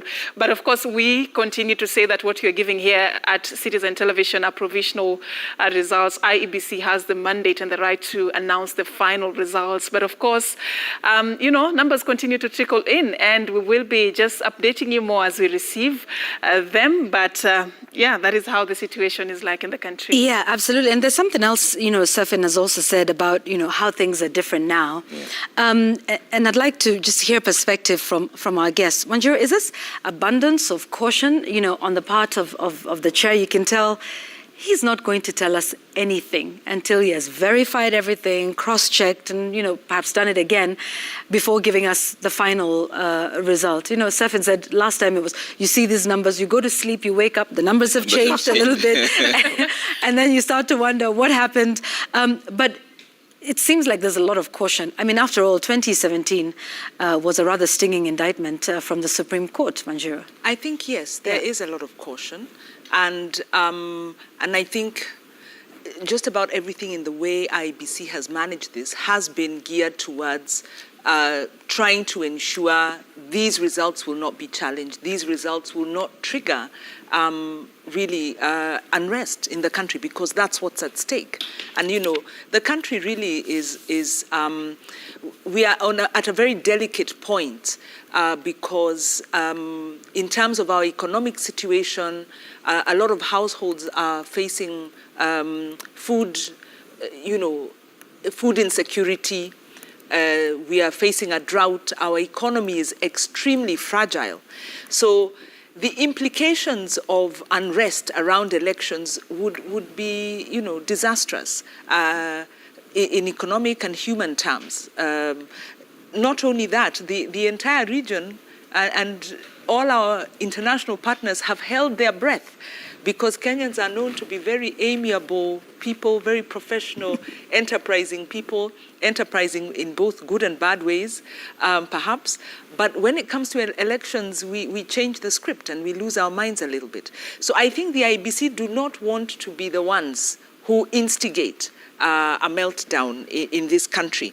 And in that regard, I think, like we're saying here, as the media, it's very important to just stress the point that let's buckle in, let's shift gears, let's move out, let's get into, is it overdrive, where you cruise a little bit and let the process go ahead. Stop, let's slow it down. And then the questions become, so are we looking at going back to work? Can we go back to work and concentrate? As Kenyans, we are used to waiting until we Yes. And so we have the opportunity now to consider, should we give the IEBC the time they need?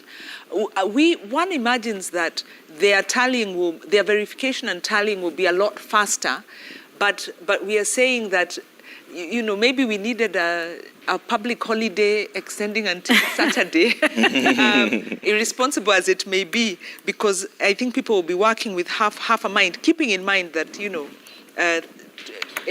majority of Kenyans anyway work informally and can't afford to sit home and wait. So maybe we need to shift back into work mode, let the IEBC do what they are doing, and wait for those results. But two things. I didn't hear, and maybe I missed it, how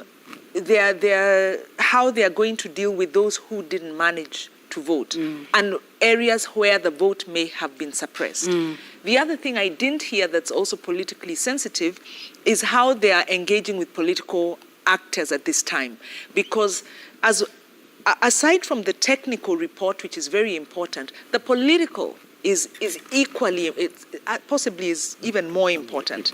And then maybe the last thing which IEBC can't control is the amount of misinformation. Yeah. I think I may have fallen prey to that. I was looking at results from one of the Azimio strongholds, and I was very shocked at the outcome, only to now look and see the opposite result. And I'm like, okay, so I don't know where we stand, and I'll wait to catch it on media or hear it from the IEBC, and it's going to be a while yet. It will. And there was something you mentioned, and we'll get to Stefan in a moment, there's something you mentioned about where we seem to be in a state of limbo. So I was coming to work this morning, there was absolutely no traffic. And I thought, well, the public holiday was yesterday. Today, let's get back to work. But I actually think, and perhaps this is where the profiting thing comes in, the earliest indication yet that we would not get a result today was when we heard from the Ministry of Education regarding the postponement of school reopening, which is to next week on Monday. That kind of said something about whether we will get a result today or not. Because remember, schools were supposed to resume tomorrow. Yeah. Tomorrow. Yes. What is it today? Wednesday? Yeah. Yes. Tomorrow's Thursday. Yeah, that was the day, yes. And then they said Monday. So, it was a clear indication that perhaps we're not going to receive the final result of the presidential votes today. And so those are some of the interesting things. But yes, carry on. On the timeline. Yeah. IEBC seems not to have computed their timelines properly, because the closure of schools last week was really not necessary. did you not know that you would need to set up? So even this, the reopening, did they not compute the body language, because it wasn't expressly said, but the body language was leading us to believe that it would be a quick process. Right, yes.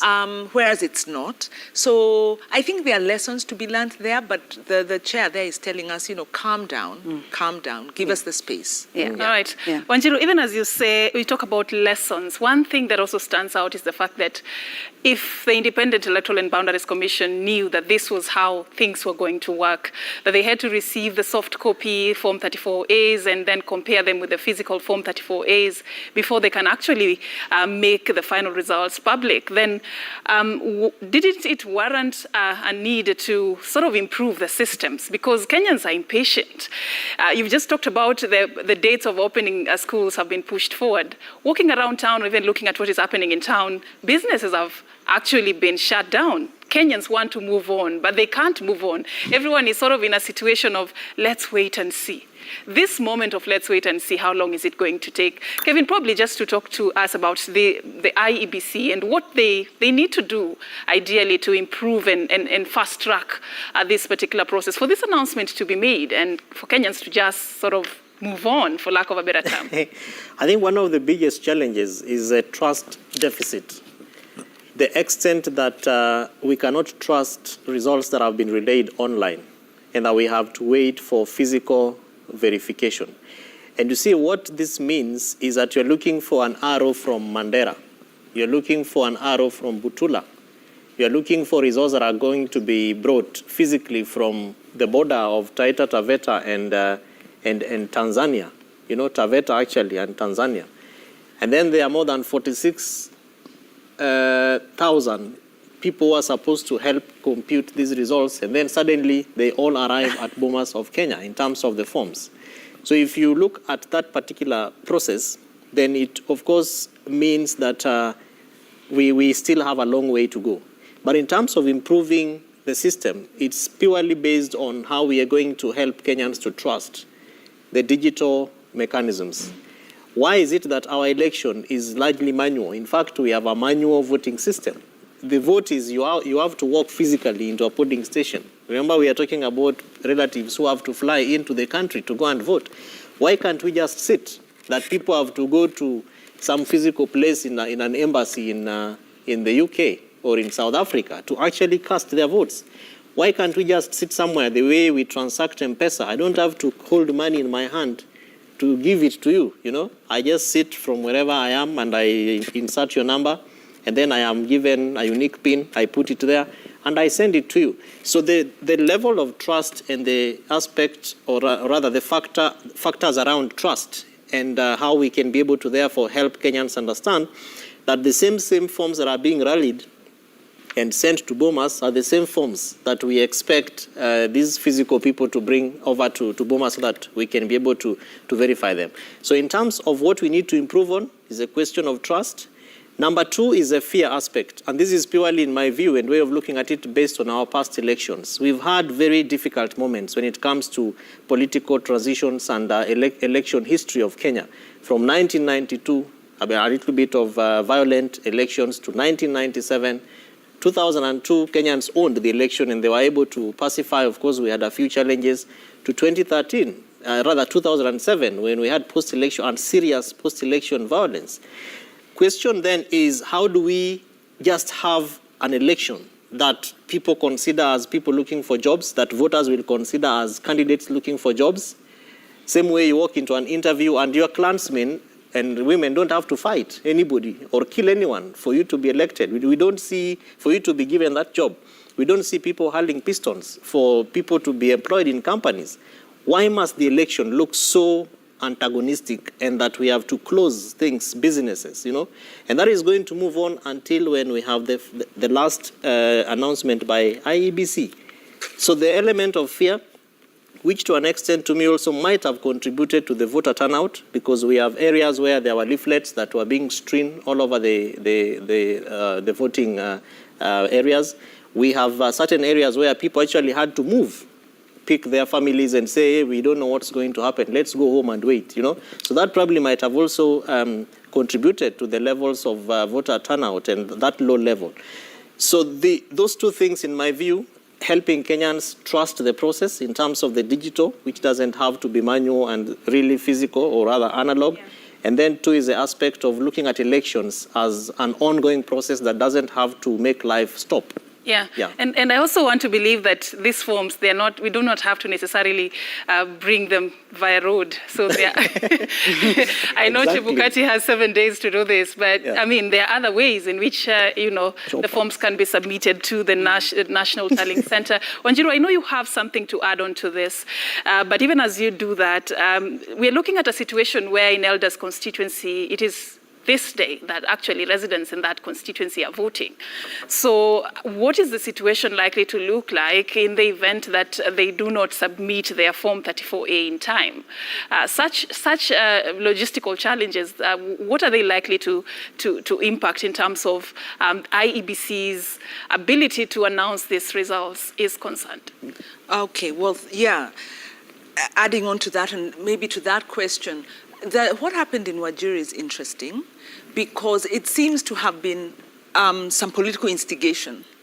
And so the first question is, how did, this, really it's kind of like an invasion or of the polling center take place? Yeah. Who are the people behind it? And we know we have political warmongering. And we must deal with that. So, you need the national cohesion is charged. We also have internal security institutions. They need to uncover that. Because until we can, and unfortunately we have a history of not dealing with our political leaders and their political mobilization. That brings us into this problem. And this is a perfect example happening in broad daylight, actually when all eyes are on the country. The audacity of that kind of mobilization. So that's number one. Number two, I don't know that there is necessarily a problem in terms of timelines because it's a day late, but we have a window of 7 days. So I think, they recovered quickly and, credit, I keep saying credit to the IEBC. They're working under very difficult circumstances. There are governance concerns that may be unresolved, but in terms of the administrative and logistical management, they've done pretty well. There are aspects they are not speaking to that they should be speaking to, but I think they recovered very well. Back to the issue, on our electoral system and large, this digital analog system, low trust system that we have to remember that the problems we are experiencing now are directly related to the failure of the administration that is leaving, quote unquote, because it's not quite leaving, to deal with our institutional strengthening. Because under the new constitution of Kenya, the IEBC was formed. We had problems in 2013, problems in 2017, and now here we are. Some of those issues have not been dealt with, and some of the issues that even the IEBC itself has flagged are constitutional issues, because from the very outset, there's been a call to separate the different elections, maybe the national elections and the local level, county level elections. That would ease the administrative burden and also ease the tension that comes around having presidential elections alongside the sixth piece. So this is a constitutional question I think we need to answer, but can only happen if we have an enabling environment of trust. The BBI didn't, I can't remember if the BBI sought to address this issue, but there are some constitutional issues that need to be addressed. There are other issues that have not been addressed and were ignored by the administration, actually by both sides of the divide, which is political party financing. If you deal with political party financing, you begin to deal with the issues of political accountability. The bill prepared in, there's an old bill, then there were regulations in 2019. In 2020, that process failed because Parliament would not enact it. Now, we know that the administration has been able to whip its members to pass legislation, especially around taxation and other things. We saw when there was disagreement over the trade agreement with the UK. Again, we saw the whipping mechanism in place. When the administration is determined to pass a piece of legislation in its interest, it makes it happen. So the Jubilee administration failed to deliver to us the framework for accountable elections financing. So one of the first questions we have to ask of the incoming, whichever side it will be, is what are you going to do about this issue? And maybe the last thing I can say is that to strengthen electoral accountability, you have to strengthen the accountability of political leaders. We have to strengthen the recall provisions. We have to have the issues around transparency. You know, a lot of our political leaders, unfortunately, have been involved in corruption and continue to be involved in corruption, whether it's through the NYS, whether it's in the COVID funds. And the way they do it is through companies and proxies and things like that. So the Azimio manifesto talks about conflict of interest, ensuring that public officers are not trading and doing business with government, because we've seen that's the heart of state capture. But those are promises. How is this going to be actualized? And I think if we begin to pursue that line, more than half, because, you know, we are, you know, I mean, it's said that there are 40% criminal element in the candidates who have put themselves forward. But if we start to enforce conflict of interest and accountability, we'll sweep away maybe 60% of the political leaders we have. So really the question is, how do we claim back our electoral process? How do we claim back our country? What are the things we need to do to shift this discussion so that we stop focusing on just the administrative and go to the real intention of elections, which is the will of the people to exact accountability on political leaders? Wanjiru, speaking of accountability, let me bring in Kevin on this. And the issue here is, we were talking about trust deficit. Yeah. So will this be bridged by individual accountability or automation? It comes back to what Safin was saying. These forms have been transmitted electronically, but we still have to bring them here. Yeah. We were talking about voting using the phone. Yeah. Will we still have to bring our phone? Right. And we did electronic transmission to try and cure some of those issues. If you look at how young Kenyans performed during COVID-19 response and the degree of innovation and personal initiative, which was largely also borrowed by governments, both national and counties, in terms of dealing with COVID-19 issues. And the fact that M-Pesa is actually a Kenyan homegrown innovation, we probably need to therefore talk about opening up institutions and systems so that IEBC probably in its thinking and planning for the next election needs to be asking, can we have proposals from Kenyans in terms of how we can be able to make our elections digital, electronic, or automated? What does the United States of American voters do? They don't have to walk into a station, a physical place. Can we be able to begin having discussions, conversations with this kind of jurisdictions so that then we look at the lessons that we can be able to learn from them? Further to that, of course, is continuously talking about this trust deficit issue. What must we do to trust governments? What must we do to trust processes by governments? What must we be able to do to make sure that citizens do not question and therefore become over litigious, taking aspects to court and always asking for questions around things which we believe that need to be done and not necessarily buying time in terms of responding to them. So it's, I believe that the election therefore gives us an opportunity in so far as and in as much as we compare it with other developed countries. And we have observers, even international observers in this country today, who have come to observe this election. They'll make their report. Some of them probably are picking best practices from the Republic of Kenya, which they will carry to their countries. What is it that we can be able to learn from some of those developed countries when it comes to handling their elections? And that therefore means that the education mechanisms, the kind of curriculum that we have, is it one that can be able to help us encourage young people, encourage children who go to school, the pupils, to learn how the progressive nature of trust building, the progressive nature of doing things without necessarily looking at already the plan B aspects of it. Because I sometimes think that that's probably how IEBC is managing Kenyans and managing our elections, which unfortunately is costing us. Because in the event that we do things wrongly, we don't meet the 50% plus one, we have to budget for a rerun. We have to budget for time. Right now, businesses are closed. We are losing as a country because we are waiting for physical forms to be brought to a national tallying center. Yeah. Wanjiru? I agree. We need to simplify our electoral process. I mean, there's been arguments of even why do we have to register as voters when we all have an ID, that can serve that purpose. We need to separate, I think, the electoral processes, the different votes.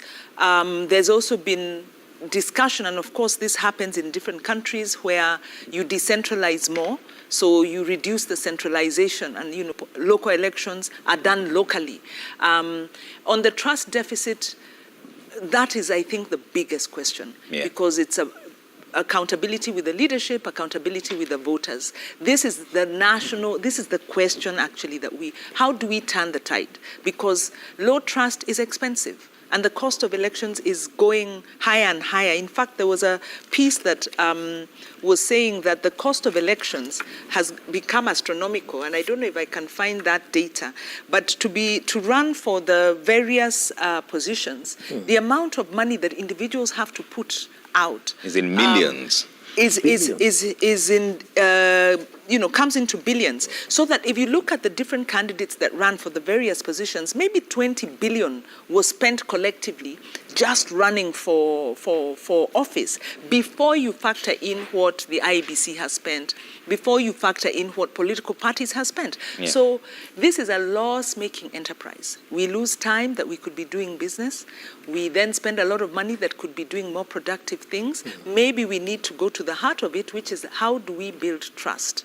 How do we deal with the core issues that are driving lack of trust in our electoral process? But Kevin, when you talk about the turnout that Wafula Chebukati was talking about, 64.6% of about 14 million people coming out, and we know Kakamega and Mombasa did not vote in the gubernatorial context, there are certain political underlying tones that maybe only the prophet here can talk about. Because picture this conversation. So where if they do this by-election after the presidential results have already been announced, is there a possibility that the voters go out there and vote for someone who is in the presidential party? For example, if Azimio wins, would the people go out there and vote for a UDA person? And if the UDA wins, would the people go out there and vote for an Azimio person? Inadvertently then, they shall have influenced the outcome of that election. Precisely so. That's a clear indicator of the fact that it gives whichever party that wins the presidential vote an upper hand.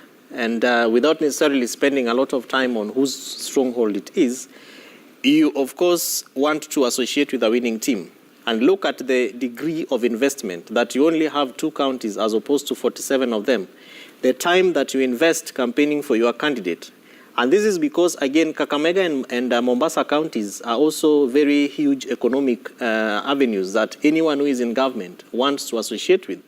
So it is true to say, therefore, that whichever coalition wins this particular election at the presidential level will be able to influence the vote at 2 levels. One is the resource aspect, the money that you spend to woo, sadly, to bribe Kenyan voters, some Kenyan voters, to go and vote for your candidate. And then number 2 is the infrastructure that comes with government.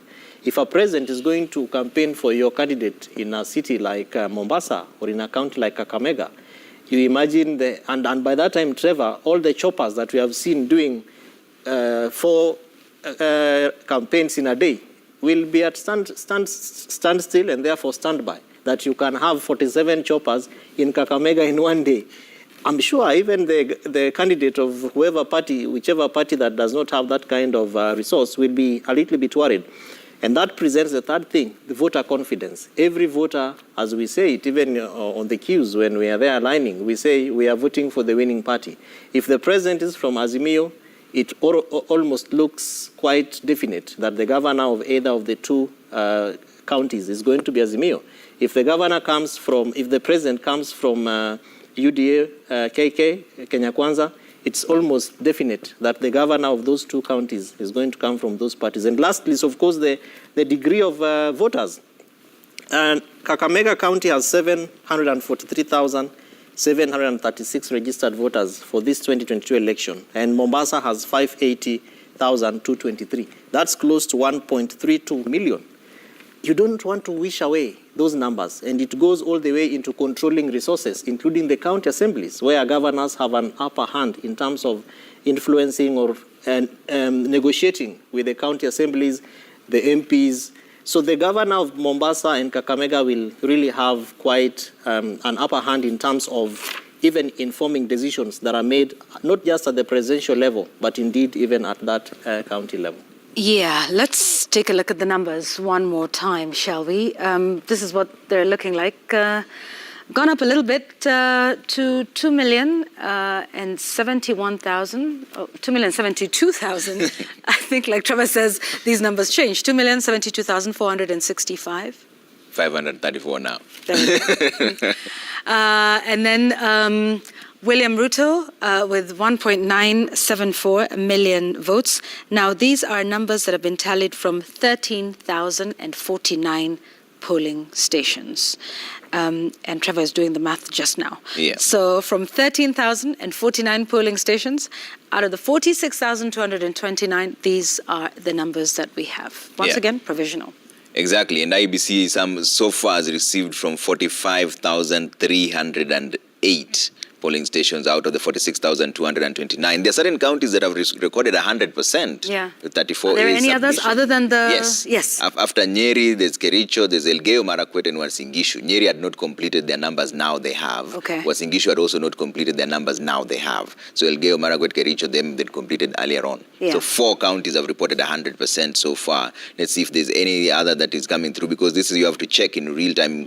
And you see Kericho, most of them are at 99.29. Kiambu is at 99.29, almost just about to finish. And Kisii also is at 99%. They're just about 12 to be submitted, and they're clocking 100 as well. Okay. So we also have Nyamira. Actually, Nyamira's just clocked 100% right now. Yeah. So on this list, Nyamira is at 643 polling stations. All of them have reported. There you go. And Wafula Chebukati did say there are some areas with network challenges like Fafi, where they're still waiting for the results that are coming in from there. So we'll continue to update you on that. Now, let's take a look at what is happening on ground, and Surfin has an update. Indeed, we are just about to cross over to the counties, and more counties that are almost completing the Form 34A submission to the National Tallying Center. Murang'a at 99.5%, Nairobi City at 99.7%, Nakuru 99.42%, Nandi 99.7%, Narok 98.42%. You spoke earlier of Kisii County. That is where we want to go to right about now. Standing by there is Crispin Otieno in Kisii County. Crispin, tell us a bit more about the latest you have from that side of the country.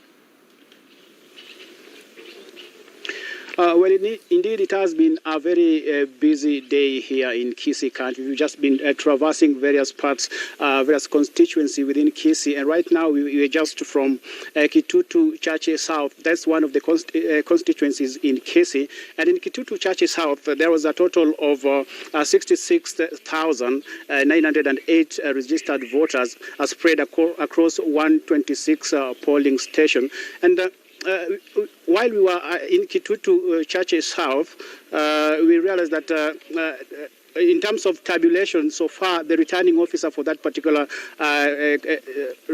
center, that is David Cherop, said that out of 126 centers, they've managed to tabulate results from 34 polling stations. That means about 92 polling centers are yet to be tabulated.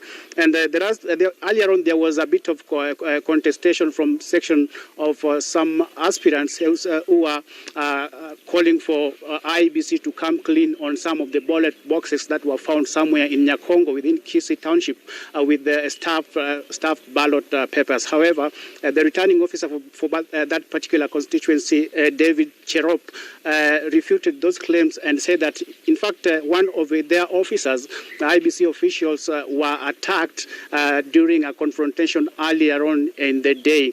And they said that despite being attacked, the returning officer managed to tabulate his results, and up to until now there was a bit of, police officers were forced to create a buffer zone between them and the members of the public who are really agitated. And up until now, there's still standoff in Kitutu Church South with regards to what transpired earlier on. Right now, we shall be heading to Bobasi, where we'll also be going to check on how the progress in terms of tabulation of results is concerned. Once we shall find our way in Bobasi, we shall get in touch with you once again so that we can get to know how the tabulation process is like in Bobasi constituency as well as other constituency across Kisii County. So it's just a matter of time.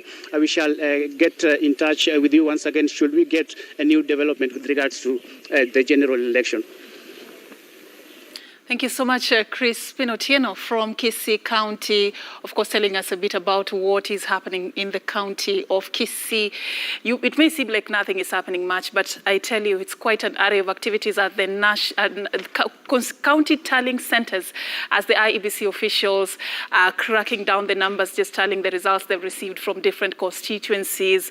And of course, later on, beginning evening, we should be receiving numbers from different parts of the country. But right now, it's all work on the IEBC officials that they have to do this with what I would describe military precision. A lot of work on their part indeed. But in studio, we are making sense of those numbers and the developments in this particular journey as Kenya goes into electing their next crop of leadership. Of course, Yvonne and Trevor there have been having a conversation with Wanjiru Gikonyo and Kevin Osido, putting very important issues into perspective. Yvonne. And, just the updates, because, of course, thank you, Surfin, for that, with that update from Kisii County, together with Crispin Otieno. Now, one of the things, of course, that is key, and we've been saying to also take a look at, I know everybody's focused on the presidential vote, but it's actually also important to see what's happening at the local level. And we'll just update you on that. Particularly we've got Chemtai Goin, who is in Uasin Gishu County, and we hope to be able to get some of those numbers at least by the end of the day. There's certain places where the celebrations, we have seen certain concessions that have been made, which some say is a true hallmark of democracy. No doubt they're all doing their numbers, and this is because they also have their agents, and with them it's much easier because their agents give them the alphanumerics. So out of Muranga Road Primary School, polling stream number 6, and I'm only saying this because that was where I voted. Your candidate got 25 votes or 100 votes or 1,000, and it's then easy for them to do that. And so we've seen some concessions as well that have happened from Amos Kimunya. We've also seen Nixon Korir conceding. Yes, there is? Yes. Okay. Jubilee Secretary General Jeremiah Kioni accepts defeat in Daragwa parliamentary election as Kabando Wakabando na Kenya concedes in Nyeri Senate seat as well. See, I said you're a prophet. Now you're talking about that and people are conceding in real time. Let me, actually, there's a tweet here that's really interesting. And somebody said, there are no prophets. Only God. And I agree. Come on, guys. Jesse Ngeso. So I must read this from Jesse Ngeso. This is supposed to be an easy conversation. No. But he says, the only prophet is God here. Tell Kenyans that patience pays. If you're a true Kenyan, this is the time to pray. All right. That last part is valid. Yeah. And, God is just sitting up there watching us all... if you're a believer, he's watching us all speculate and do all of these things. Yes. And it's just like, I know what the final result is. I probably knew what the final result was before you were born. Before you all were born and even went to cast a vote. Anyway, just a light moment. Yeah. But yes, it just really does speak to the anxiety that we all have. And we want to know, all of these, what it is. Yeah. So let's carry on. Yeah, and we're still talking about the burden of incumbency. Yep. Jubilee Secretary General Jeremiah Kioni accepting defeat in Daragwa parliamentary election as Kabando na Kenya concedes in Nyeri Senate seat. And this is what we're talking about. And also, the numbers keep coming in. Yeah. One of the counties cleared their Form 34A submission to the IEBC website, that is Bomet. 855 of them all submitted. They are at 98 0.08%. They said there will be no announcements today. In fact, let's bring up the numbers and see what's going on there. We can bring up the numbers and show you what's happening in real time there from our magic wall. Things keep changing in real time. That's why I'm only sticking to the percentages. So far, from the numbers we've counted, 50.64% of the vote is for Raila Odinga, Azimio la Umoja One Kenya Alliance. William Ruto is coming in second with 47.96% of the votes. George Wajakoya is at 18,306, 0.53% of the votes. I could go and check out the counties and how they're doing in just a bit also there. If we could just head out and show you from the numbers that we've collated, how are the counties doing, right? Then we see how the turnout is looking like in different places. After having said, Wafula Chebukati is saying that the turnout was at 64.6%. Yes. Yes. Correct. Let's see what's going on there and show you there. In Kitui County, from the numbers that we have collated so far, this is how it's looking like. Picking the counties at random, relax. I know it's a very emotional time. Everybody has their own feelings. This is not skewed in any way. I'm just picking the counties in random. Kitui County, so far, this is how it's looking like. 70% of the vote to Raila Odinga, the ones that we've collated, turning out to 43,646. William Ruto coming in second with 16,497. That's about 26.80% of the votes that were cast, and the ones that we've collated. We're giving you the real-time numbers in terms of the Forms 34As that we've downloaded from the IEBC website and done our collation through our data analyst. That's how it's looking like. Take another random county here, Narok County.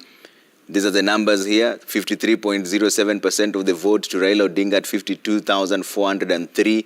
William Ruto coming in at 46.25%. That is 45,667. If I compare that for you in 2017 so that you see how the numbers voted in 2017, this is how it was. Uhuru Kenyatta got 149,376. That was 52% of the vote cast at that time. Raila Odinga got 129,360, 45% of the vote cast at that time. But this was the full figures. These are the numbers that we have somehow just collated now. So it's not the final figure yet. The final figure will come from the IEBC, and this is the numbers that we've gotten so far from the figures, which are 45,341 that IEBC has received. We've collated from Form 34As 13,684. That is the number you're seeing in there. When we came in with the vote, it was at 9,000. Now it's at 13,000. So as time goes by, we'll clear almost all of them for you. But to remember, the final results will be announced by the Independent Electoral and Boundaries Commission. This is what our data analysts are bringing down from where we are right now. Kajiado County, Raila Odinga, 50,897, 52% of that vote. William Ruto, 44,453 of the numbers that we've collated, 46%. Compare that with 2017 and see how the figures look like. For Uhuru Kenyatta was 56%, 186,481. For Raila, it was 138,405, 42%. But that was of the total vote. Ours is of the numbers that we've collated so far. We're here to clear that as well. Let me take you to a different county as well. Narok, there's where we've come through. Let's go through Homa Bay. I showed you that earlier on. Let's see what Kitui is looking like, which is also where we've gone through. Tana River. This is how it's looking like for Raila Odinga at this particular point with the numbers that we've counted so far. 14,292. 55% of the vote. William Ruto, 10,982, 42% of the vote. Compare that to 2017, see what the figures were looking like. The total numbers at that point, 51% went to Raila Odinga at 45 and 67 votes, and Uhuru Kenyatta got 40,115, which was 45% of that entire vote. But the numbers that are coming through right now, latest, there we are. Still collating the numbers, all right? Let's cross over to the ground and find out what's happening. Safin? Indeed, we want to cross over to a county that has produced one of the presidential candidates in this election, and that is George Wajakoya. The numbers I see there stand at 18,378. So will the people of Kakamega County be celebrating? I guess that we have to wait for the IEBC officials to tell us, but let's listen to what we know as per now. And joining us now live is Brenda Wanga, who is in Lurambi constituency in Kakamega County. I believe this is the tallying center, the constituency tallying center there, as of course the presiding officers from the different polling stations are bringing in their election credentials there. Let's just cross over to Brenda Wanga. Brenda, what is it that you have for us?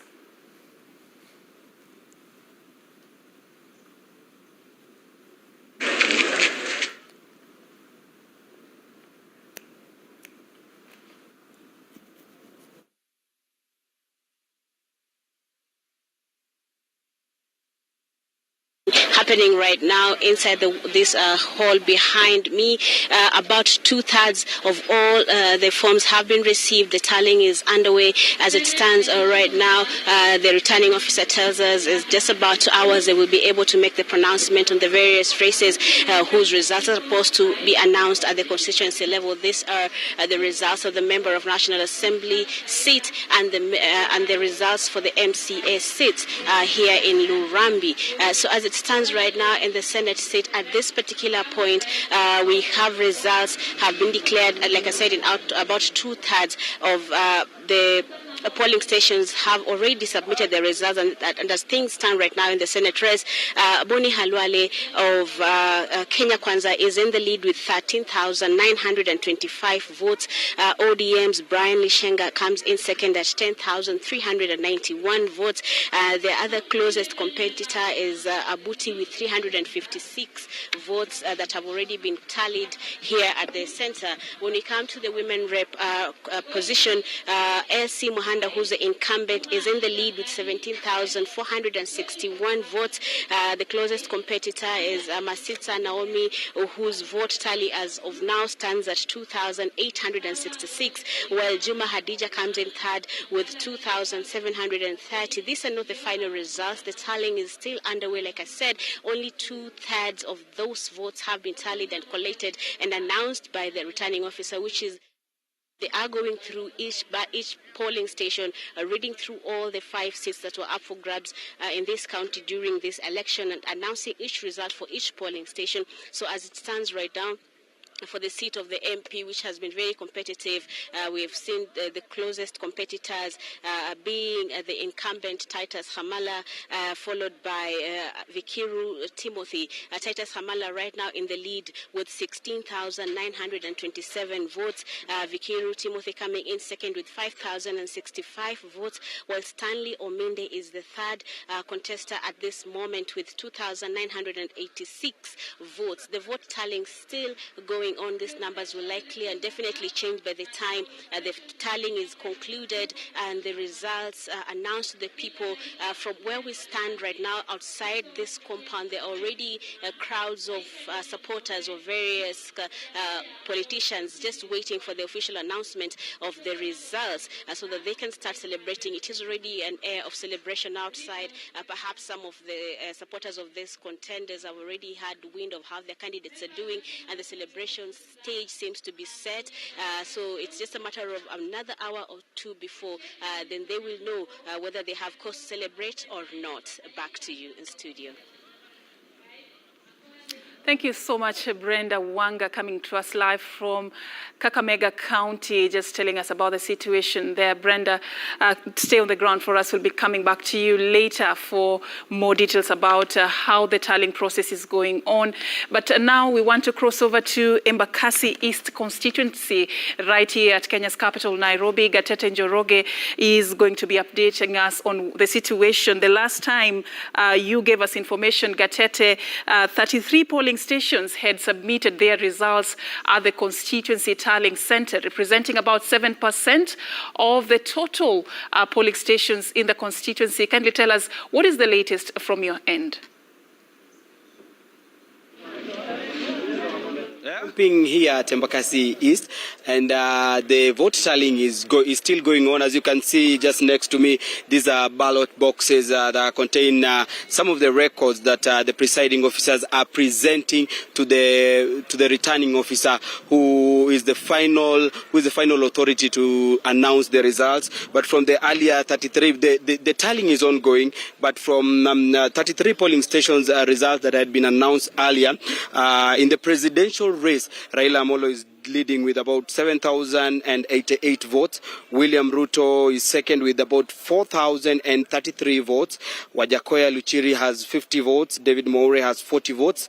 In the governor race, we have Johnson Sakaja of UDA, who is leading with 5,529 votes. He is followed closely by Jubilee's Polycarp Igathe with 5,383 votes. In the Senate race, we have Edwin Sifuna, who is leading with 7,110. He is followed by UDA's Margaret Wanjiru with 3,800. In the woman representative race, we have Esther Passaris, who has garnered 6,735 votes. Millicent Omanga of UDA has 4,612. In the MP race, Babu Owino, who is the incumbent member of parliament, has 6,915 votes, while Francis Muredi has 4,046 votes. These are results from 33 polling stations, and Embakasi East has about 234 polling stations. So what is happening at the moment is that tallying is ongoing, and what I've just read to you, Safin, this represents about 7% of the votes that have been validated and verified and announced, and in this particular and that 7% represents 11,362,000 voters, and Embakasi East has about 154,599 registered voters. But Safin, I know these figures will be changing because what is happening at the moment is that presiding officers are inside the hall. They are presenting the results to the returning officer, who is announcing, and so I know even as time goes by,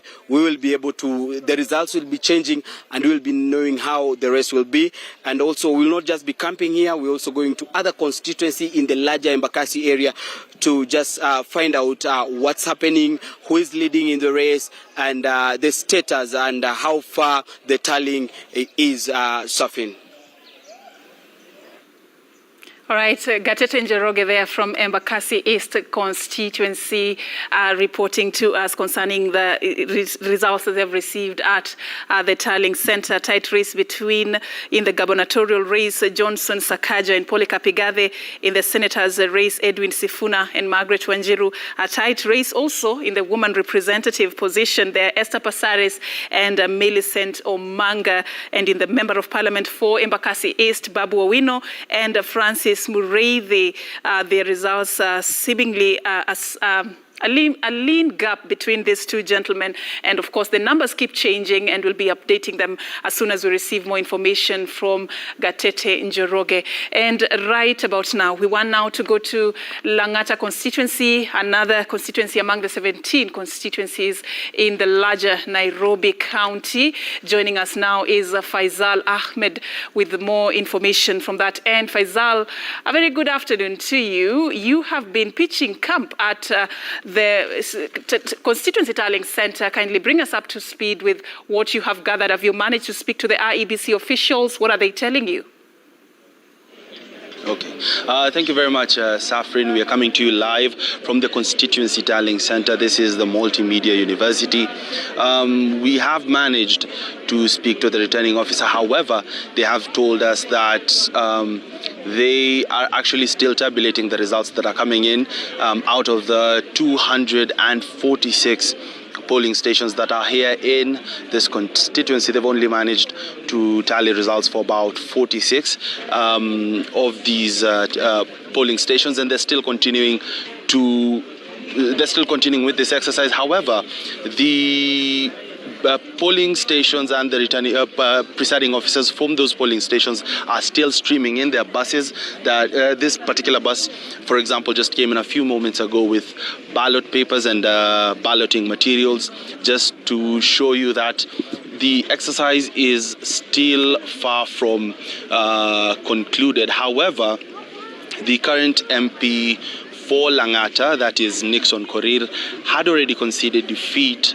to ODM's Jalango. However, the returning officer said that those are not the official results, but we were informed by some of the agents that the concession by Nixon Korir was as a result of the numbers that he was getting from his agents. Now, we were earlier at Kibra constituency, the constituency tallying center at Upper Hill. It was still the same there. The scenario is similar to this one.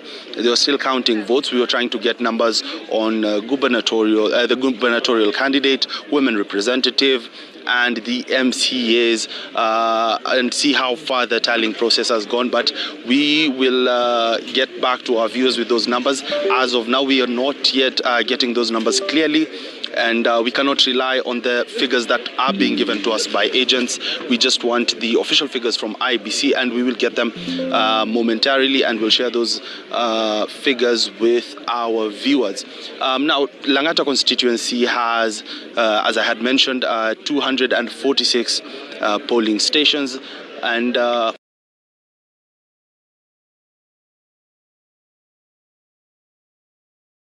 5 wards that were being contested, and out of those 5 wards, we expect the results for those 5 wards any time from now as well. Safrin.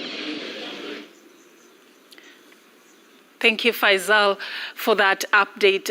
We are going now to be crossing over to Kilifi County, where we are going to be speaking to Dennis Otieno. He is currently at Kilifi North constituency. Dennis, what is the latest from your end? Earlier on, you cited some concerns that had been raised with regards to how this whole exercise has been conducted. There was some unsealed ballot boxes that were arriving at the constituency tallying center in your earlier report. Anything that you have noted that is different as you traverse the different constituencies?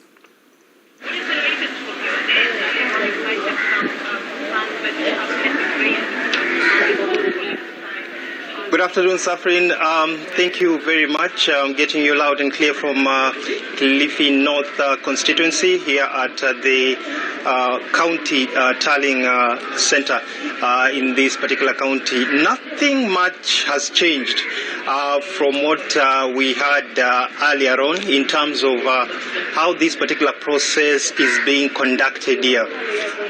We've not gotten a concrete brief from the IEB officials who are conducting this, the IBC officers who are conducting this process here, because I'm made to understand out of the 7 constituencies in this county, we still do have some far-flung constituencies that have not yet brought in their votes, and that could be what is actually dragging this process. We're looking at constituencies like Malindi and also Rabai and Ganze.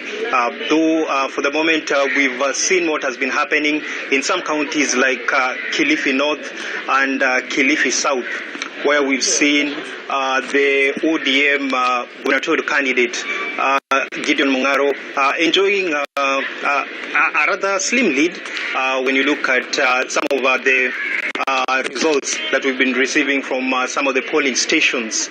So we've not received anything concrete from the IBC officers here regarding how fast this exercise is actually going to be conducted. But so far, we've still seen some ballot boxes coming in from some of those polling stations that were finalizing their count, and they've actually been placed just close to the entrance to the tallying center. Earlier on, we had been told that by around 4 p.m.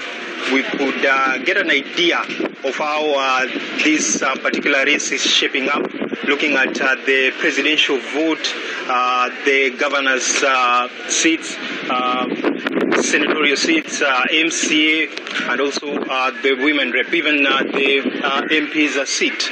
But so far, we've not been able to really figure out how this particular race for these seats is actually shaping up in this county.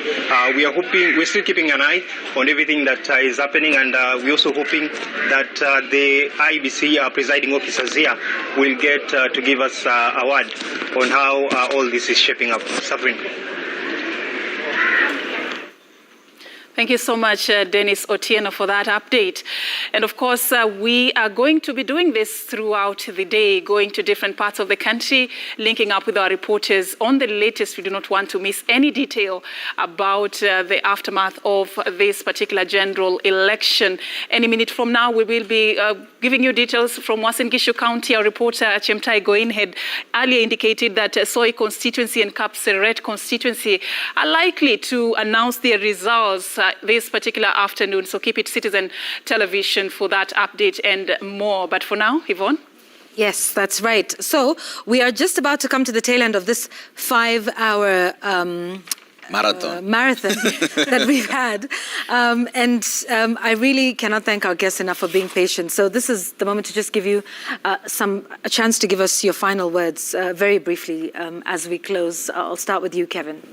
First of all is to thank you so much for this opportunity. Number two is to ask Kenyans to exercise patience. We've been waiting for this for the last 5 years, and we had our moment to cast our votes and have our say yesterday.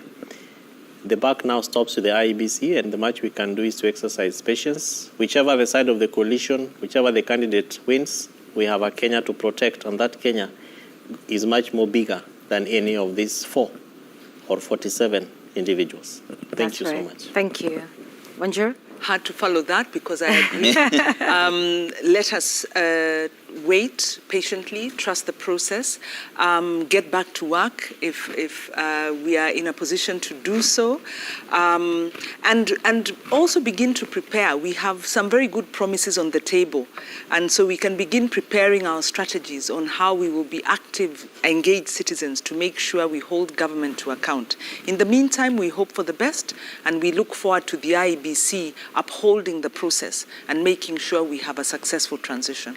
Yeah, absolutely. So, again, thank you. Things happen, in a live broadcast like this, and they're so fluid, and sometimes we have to keep you waiting a little longer than expected. So thank you so much for your patience and your indulgence with us, as always. Trevor, before we leave, perhaps an update on the latest? Yes, absolutely. So there's a news at a glance. Let me take you through what's been happening all the day. Schools are going to reopen. The date has been pushed to Monday, August 15th from tomorrow, as process of tallying of ballots still ongoing. That's according to Education CS Professor George Magoha. National Assembly Majority Leader and outgoing Kipipiri Member of Parliament Amos Kimunya, Langata Member of Parliament Nixon Korir concede defeat following unsuccessful re-election bids for their respective parliamentary seats. Nakuru Town East Member of Parliament David Gikaria freed on a 50,000 shillings cash bail, said to appear in court on the August 17th after arrest for causing chaos at a polling station yesterday. And voter turnout, as the IBC has mentioned, stands at 64.6%. That's about 14 million voters. And Jubilee Secretary General Jeremiah Kioni accepts defeat in the Ndaragwa parliamentary election as Kabando wa Kabando of NARC Kenya concedes Nyeri Senate seat. That is how it's been going on in a nutshell. You can get all this on www.citizen.digital.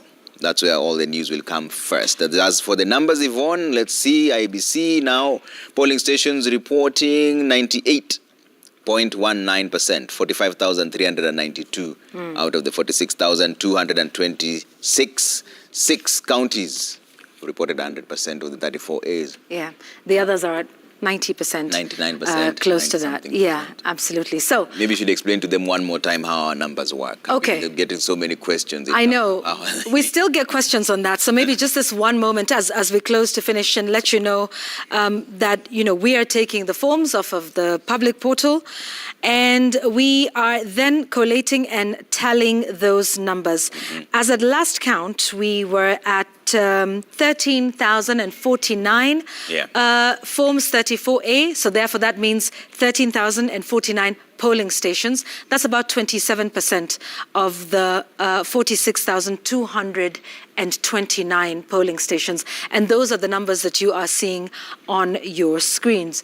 If they differ from different media houses, that's probably because we count differently, no? You went there. Some are slower, some are faster, and those numbers will keep going up and down.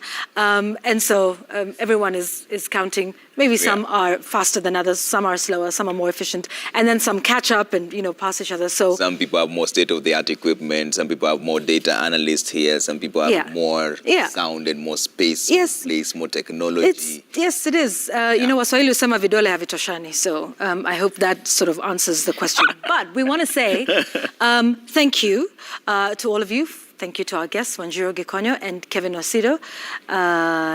Thank you. And then, by the way... Were you about to thank me for being on air? I would love that, Yvonne. Yes. Thank you. Up until the other day, there were some people who are getting a sitting allowance for working.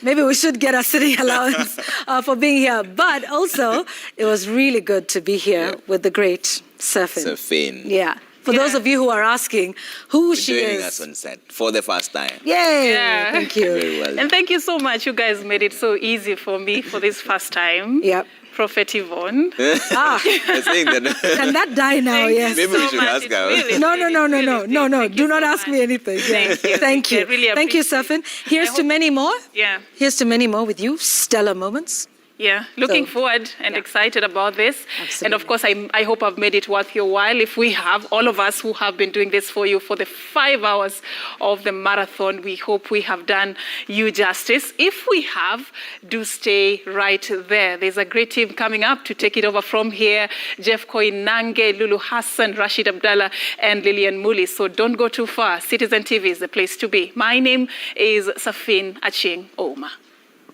Brilliant. Here are the numbers now. See what they're changing. And the Sky team is here. Jeff Koinange is about to jump into studio. We're letting him come in. He just landed by He just landed by Choma.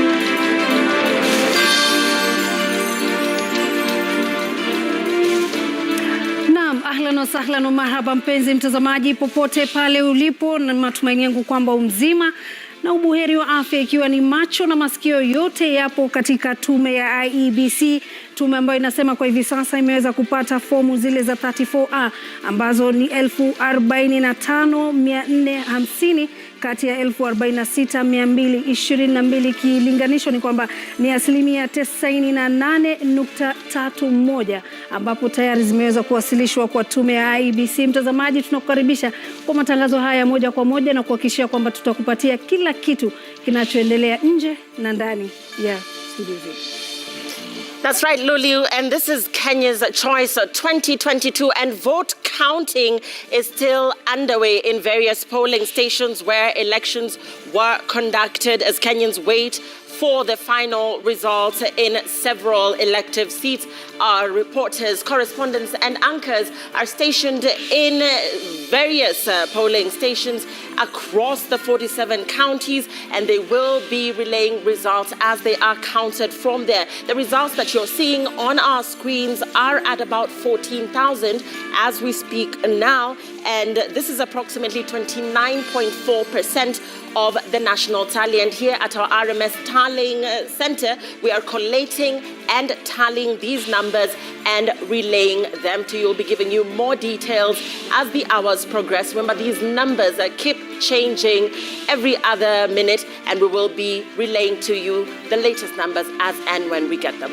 Naam, bila shaka ukiangalia ni kwamba ile sheria thuluthi mbili ya kijinsia tumeweza kuifanyia kazi hapa studio, mimi na Jeff Koinange, na pia vile vile tukawapa wanawake kipaumbele ili kuweza kufungulia matangazo ya moja kwa moja. Ni uchaguzi ambao ni muhimu sana, sio muhimu tu kwa wale walioshiriki katika kutafuta viti hivi, na sio muhimu tu kwa wale ambao walikwenda kupiga kura, lakini uchaguzi ambao una umuhimu mkubwa katika taifa la Kenya na pia vile vile Jumuiya ya Afrika ya Mashariki. Maana yake ufanisi wa Jumuiya ya Afrika Mashariki unategemea ufanisi wa mustakabali wa taifa letu la Kenya. Kila mmoja hivi sasa alikuwa anafikiria kwamba kampeni ndizo ambazo zinatumbo joto, lakini joto la kisiasa linapanda wakati unasubiri matokeo ya kura ambayo imepigwa. Kila mgombea hivi sasa anaamini yeye ndio mshindi, lakini yupi ambaye ni mshindi wa kweli? Bila shaka nguvu hizo zipo chini ya mwamvuli wa IEBC ambao atakuwa anatueleza ni nani ambaye ameweza kupata kura nyingi baada ya wananchi kufanya majukumu ya kimsingi ya kisheria. Lakini je, hizi kura zinafikaje mpaka kuweza kutangazwa mshindi ni yupi? Jeff Koinange. Asante sana Rashid. And you know, as Rashid said, these are early days, definitely early days, and you can see the numbers piling up, and there's going to be a lot of time. You need to exercise patience. That's what we're calling for, exercising patience until the last vote is counted. In fact, a way to exercise patience, let me take you to our tallying center. Walk with me. I'll take you to our tallying center and show you exactly what's going on here, folks. Here we go. This place was set up with professional tallying center folks, and they're in there crunching the numbers, literally crunching the numbers as they come in. Those 34As you've been hearing about, these are the folks who are responsible for bringing them in and putting them together. Now, what's very important is that once that Form 34A is put together, then it's all tallied and taken to the central center, IEBC. And that's when we get all the numbers. In fact, Esther Mukami is the one who can explain this best to us. Esther, there you go. I see you're very busy crunching your numbers. As we look at the screen over here, by the way, so far, you can see Raila Odinga with 2,235,583. That's Azimio. William Samoei Ruto, 2,061,475. George Wajackoya, 18,000. David Maore, 8,000, and all across the counties, county after county. Those are the numbers coming in right now. Yes. Form 34A. Yes. Tell us about that now. Is that coming in? Is that where we're receiving it in this tallying center? Yes. So what we are receiving, currently what IEBC has received is 45,488 forms out of the 46,229 forms. That is 98.4%. But all they are receiving are just forms in digital format as photos. We then go in and receive it from an IEBC portal, download the form, verify the numbers, and input into our system that then gives you the numbers you're receiving. So as we speak, this very minute, we have done 13,959. We are at, in terms of percentages for the national tally, that is 29.61%. Those are provisional results. IEBC has not given any official results. So this is what we are receiving from the IEBC portal. We input into our portal, and then it transmits onto this screen. So every minute counts, because as you refresh, then you will see the results have changed again. Right. So they change every minute. So when you see Raila 51.36% and Ruto at 47.26%, yes, these are all provisional. Yes. This is nothing that can be announced. Yes. This is what we're getting from the portals. For the portals. And also remember, we have just started. We are at 29%. We have to go up to 100%. So we have about 40 data entry clerks who are then putting the content in, and they're verifiers. So everyone you're seeing standing behind them is a verifier to verify that, yes, if it is 2 votes, then even on the portal it reads 2 votes, so that we don't make any mistakes. Now this is going to take some time, isn't it? Yes, we started last night at about 7:30, and we've been going on. We've only done 29%. So it's going to take quite a while. So people at home watching you right now who are thinking it's time to celebrate, what do you tell them? Early days. Very early days. Let's wait until we get to about 85%, 90%. At that point, then we can start having a conversation of who is leading or not. But these numbers keep changing. Every other second, you see the percentages changing. Yeah. And these numbers are also, the votes you're seeing are the total votes counted. What was voted, all the total votes. Yeah. It's not about just the correct, unlike where you have disputed votes or rejected votes. Right. These are all the votes. All the votes. Yes. All the 12 million plus votes. Yes. Which, by the way, very low turnout. Huh? Yes, very low turnout. So if you look at a place like this, it was done at 4:25 p.m. Right. It has just been done, and it keeps changing as the numbers come in. You see? Yeah, so that's earlier on, 12:49. Yes.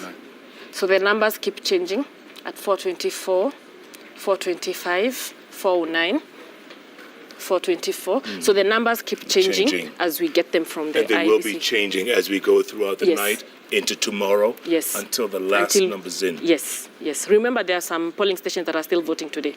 Correct. Yes. So that's why they have also not received 100%. Are you also going to get the diaspora vote? Will be here somewhere? Yes, yes. It will definitely be here. Yes. Excellent. Esther Mukami, thank you so much. You're welcome. Carry on with your work. Thank you very much. And keep those... Asante sana. All the best. Thank you. Thank you very much. Esther Mukami there at the Tallying Center. By the way, the IEBC challenged us to create our own Tallying Center. This is it. All these young folks here, they're the ones responsible for getting all those Form 34As here. We can tally them here, and then we'll wait for them to give us the overall results.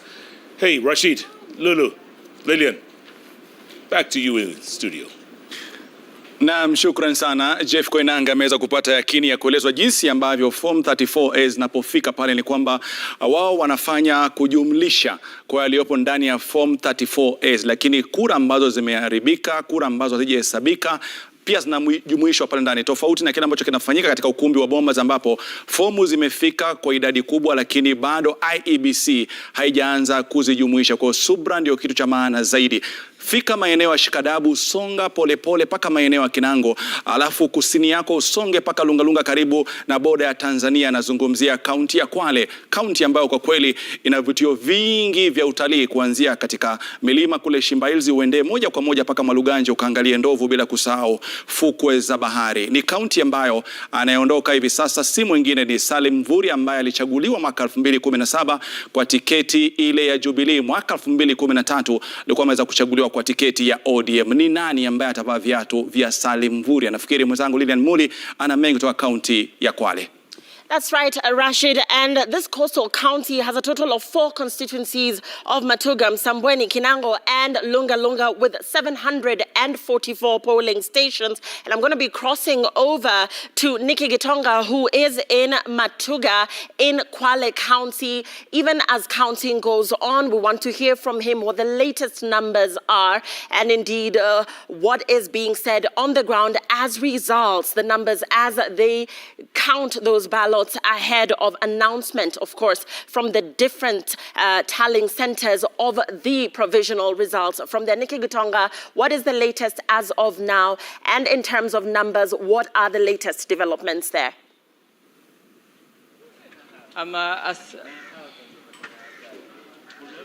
Asante Lilian pamoja mkiwa na Rashid hapo studioni.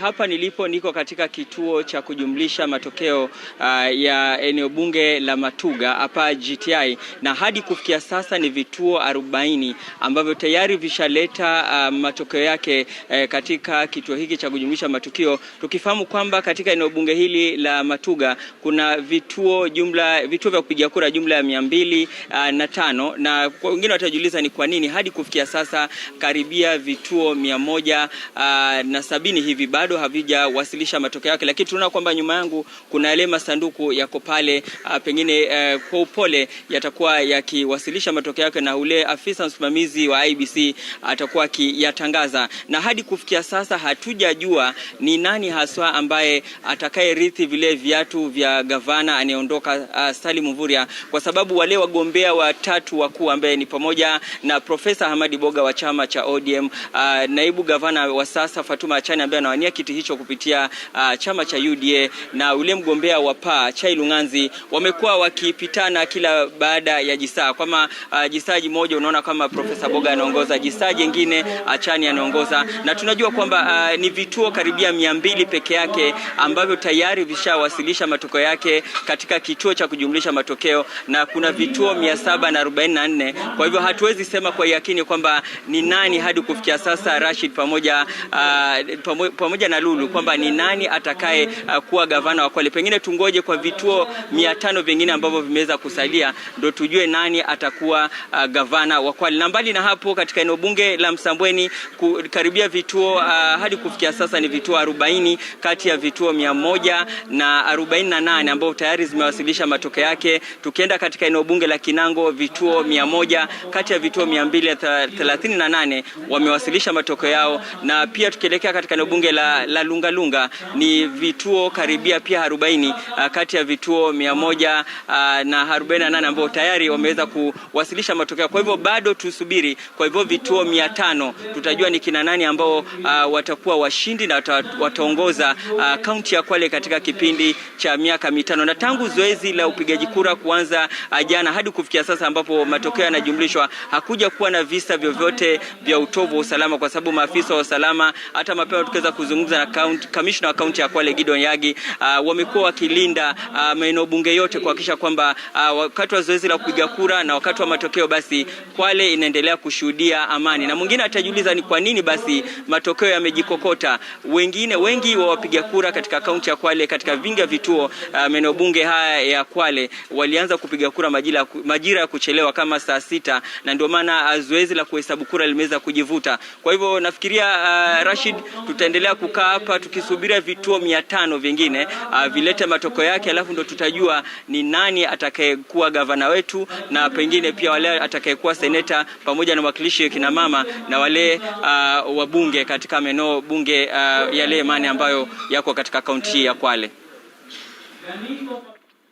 Nikki Gitonga, many thanks for that. Nikki is reporting to us from Kwale County, where he says counting is still underway and that as of this hour, it is not definitive who will carry the day in the different elective positions. Remember, 6 ballots, 6 electoral positions there, still waiting to see who will carry the day in whichever position. 4 constituencies there, and in the constituencies of Matuga, where Nikki is, as of now, now no definitive numbers announced by the returning officer there, as well as Msambweni, Kinango and Lunga Lunga. We'll be waiting to hear from Nikki Gitonga, even as the IEBC earlier during a press release told us that all the Form 34As that the IEBC will get are in the public portal and that the results from polling stations are final.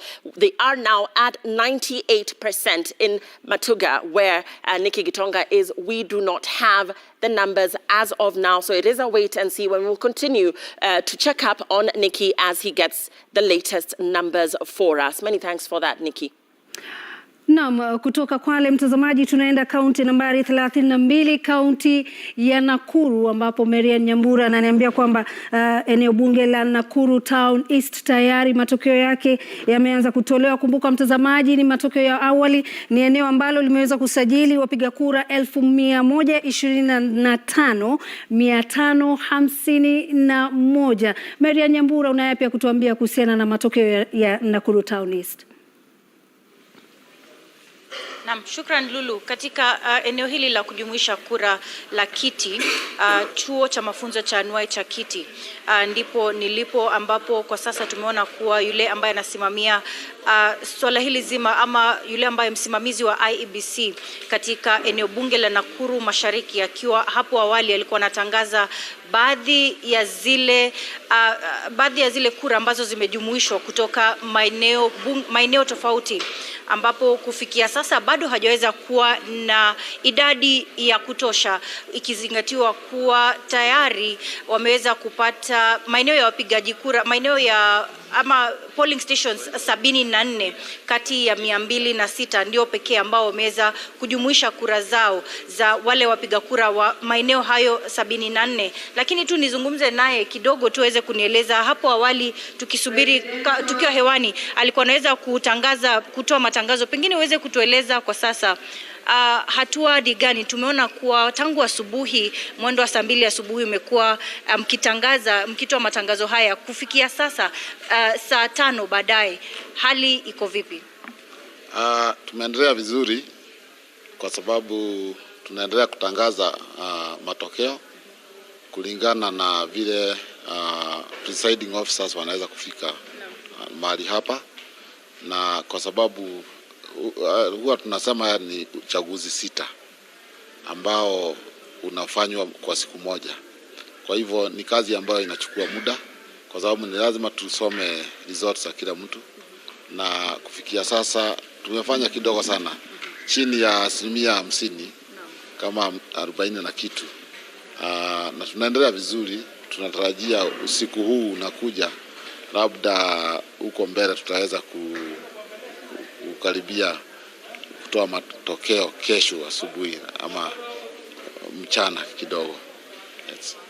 Naje ukitangaza hapo awali kuna kinyang'anyiro cha ugavana, kinyang'anyiro cha useneta, kile cha mwakilishi wa kike, pengine na pia mwakilishi wa ubunge. Pengine ukiangalia masuala kama haya, unaweza kuwa na idadi ya wale ambao wameweza kuongoza kufikia sasa? Kwa sasa hatujaangalia idadi yoyote, tunatangaza tu yale ambayo yanakuja. Hatujaweza kuwa na muda wa kuangalia ni nani anaongoza, lakini pia kunaonekana kuna wale tunasema 2 horse race wakati mwingine, na tunaona kwa uchaguzi nyingine kuna watu wawili ambao wanamenyana. Ni vile sasa siwezi sema ni yupi yuko mbele ama ni yupi yuko nyuma, lakini unaona wanakaribiana, na kuna wengine ambao zao ni kidogo tu mfululizo. Kwa hivyo siwezi kusema lingine kuhusu matokeo na kuhusu watu binafsi, kwa sababu nimeona tu zingine huyu ako juu wakati huu, wakati mwingine ako chini, lakini unakuta kuna ile 2 horse race sana. Kuna watu wawili ambao wanamenyana. Yes. Vituo vya kupigia kura 74 tayari mshapata kujumuisha hizi results. Pengine uweze kuniambia sasa imebakia ndio ifikie 206. Kumbuka kuna vituo 206. Unaona itachukua takriban muda gani kuhakikisha kuwa mmemaliza zoezi hili zima? Naona kama tunaweza chukua hata masaa 10 ama zaidi, kutoka sasa kutangaza yale matokeo na pia kuyachambua na kutengeneza zile fomu ambazo zinatuwezesha kudeclare mshindaji. Kwa hivyo tutakuwa na muda, kuna muda, kwa sababu lazima tufanye kazi ambayo ni mzuri. Asante. Naam, Lulu, kama ulivyosikia, huyo ni ule msimamizi wa IEBC hapa katika eneo bunge la Nakuru Mashariki kwa jina Peter Kuria, akisema kuwa ni swala tu la subra, ikizingatiwa kuwa masaa 10 hivi ndipo huenda tukaweza kupata kujua kinyang'anyiro hichi cha ugavana, kile cha useneta. Kumbuka ugavana, wagombea 6 miongoni mwao gavana wa sasa Lee Kinyanjui, seneta Susan Kihika, Stanley Karanja, Eliud Karanja, Munyo Waiyaki na James Mungai wameweza kutaka kupata kiti hiki kutoka kwa gavana wa sasa Lee Kinyanjui. Kwa hivyo wagombea hao 6 bado tutasubiri tu kujua nani haswa ataweza kuongoza. Vile vile kile kiti cha useneta ambacho wagombea ni 10 ambao wanamenyana, wakitarajiwa wote wakitarajiwa kujua nani haswa mbivu na mbichi. Vile vile kile cha mwakilishi wa kike ambao ni wagombea 14.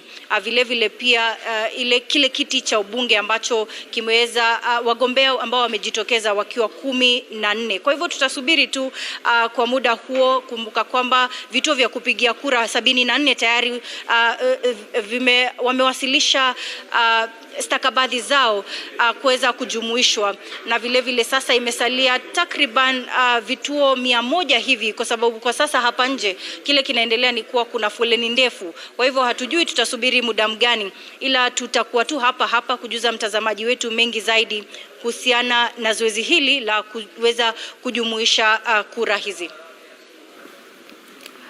Naam, shukrani sana Mary Nyambura. Kama ulivyoweza kusikia mtazamaji, ni kwamba ni mapema mno hasa kwa hivi sasa kuweza jua nani ameshinda na nani ni mshindi wa siku hii ya leo, manake kidogo katika mitandao naona kuna taarifa tofauti. Kwa hivyo tizama runinga Citizen TV mtazamaji, tutakujuza mengi zaidi na habari za uhakika. Kwako Rashid na Jeff. Naam, Lulu, thanks so much for that. You can see the number of registered voters, Rashid, in Nakuru County, 1,054,000 votes cast, only 152,000. It's early days. But you wanted to take me to another county, very densely populated. Na tuna mtu huko anatungojea, sio? Kabisa tuelekea katika kaunti ambayo pia inasaidia sana katika kipato cha nchi katika zao la miraa. Na kwenda moja kwa moja katika kaunti hii ya Meru, ambapo ukiangalia kwa hivi sasa Jeff, kura ambazo watu wameweza kujisajili ni takriban watu 772,139. Kura ambazo zimeweza kuhesabiwa peke yake ni 142,906. Idadi ndogo zaidi ya 18.51. Maneno uliyotumia, watu wawe na subra, watu watulie, ni early days, sio? And in Meru County we are going to go to a place called South Imenti, where we find our very own Hassan Mugambi. Hassan Mugambi, what's the mood on the ground, if you can hear us? Well, the mood on the ground is that of anxiety. A lot of, social media posting by different agents belonging to different, politicians. Some claiming victory already, but others are already seeking, for patience and calm, so that the IEBC results become the final of those that will be, made clear here and announced by the IEBC. But then again, also we have some MCA, who have already said that they have fought a good fight and they will be trying next time. But here at Imenti South, we are just looking at some of the returning officers from the different polling stations already here, just submitting that which they are supposed to submit to the constituency election manager, who is receiving them and announcing them as is. And here there was a very, very tight MP race that involved Dr. Shadrack Mweti of Jubilee Party, Mweti Kadhara of UDA, and Gideon Kimathi of the Mbas party that is headed by Area Governor Kiraitu Murungi. And so far, only 18 out of 240 have been, submitted. And we are being told that of the 18, or rather just 18 are remaining before the MP is made clear here at this particular station. How long that one will take is another question altogether. Remember, this is an exercise that began a very, very long time ago. That was yesterday. A lot of those this is one of the centers that had very, very minimal challenges. So we had the tallying here at the constituency tallying center start very, very early. Towards midnight, we had already started receiving some of the, stations trickling in here. And they were actually, just bringing their results, and they were tallying them here. But so far, what we have gotten from the IEBC officials is that Shadrach Mwiti of Jubilee Party has 35,000 votes, 484. Then UDA's Mwiti Kadhara has 23,503, and Gideon Kimathi of Mbas Party have 9,580 votes.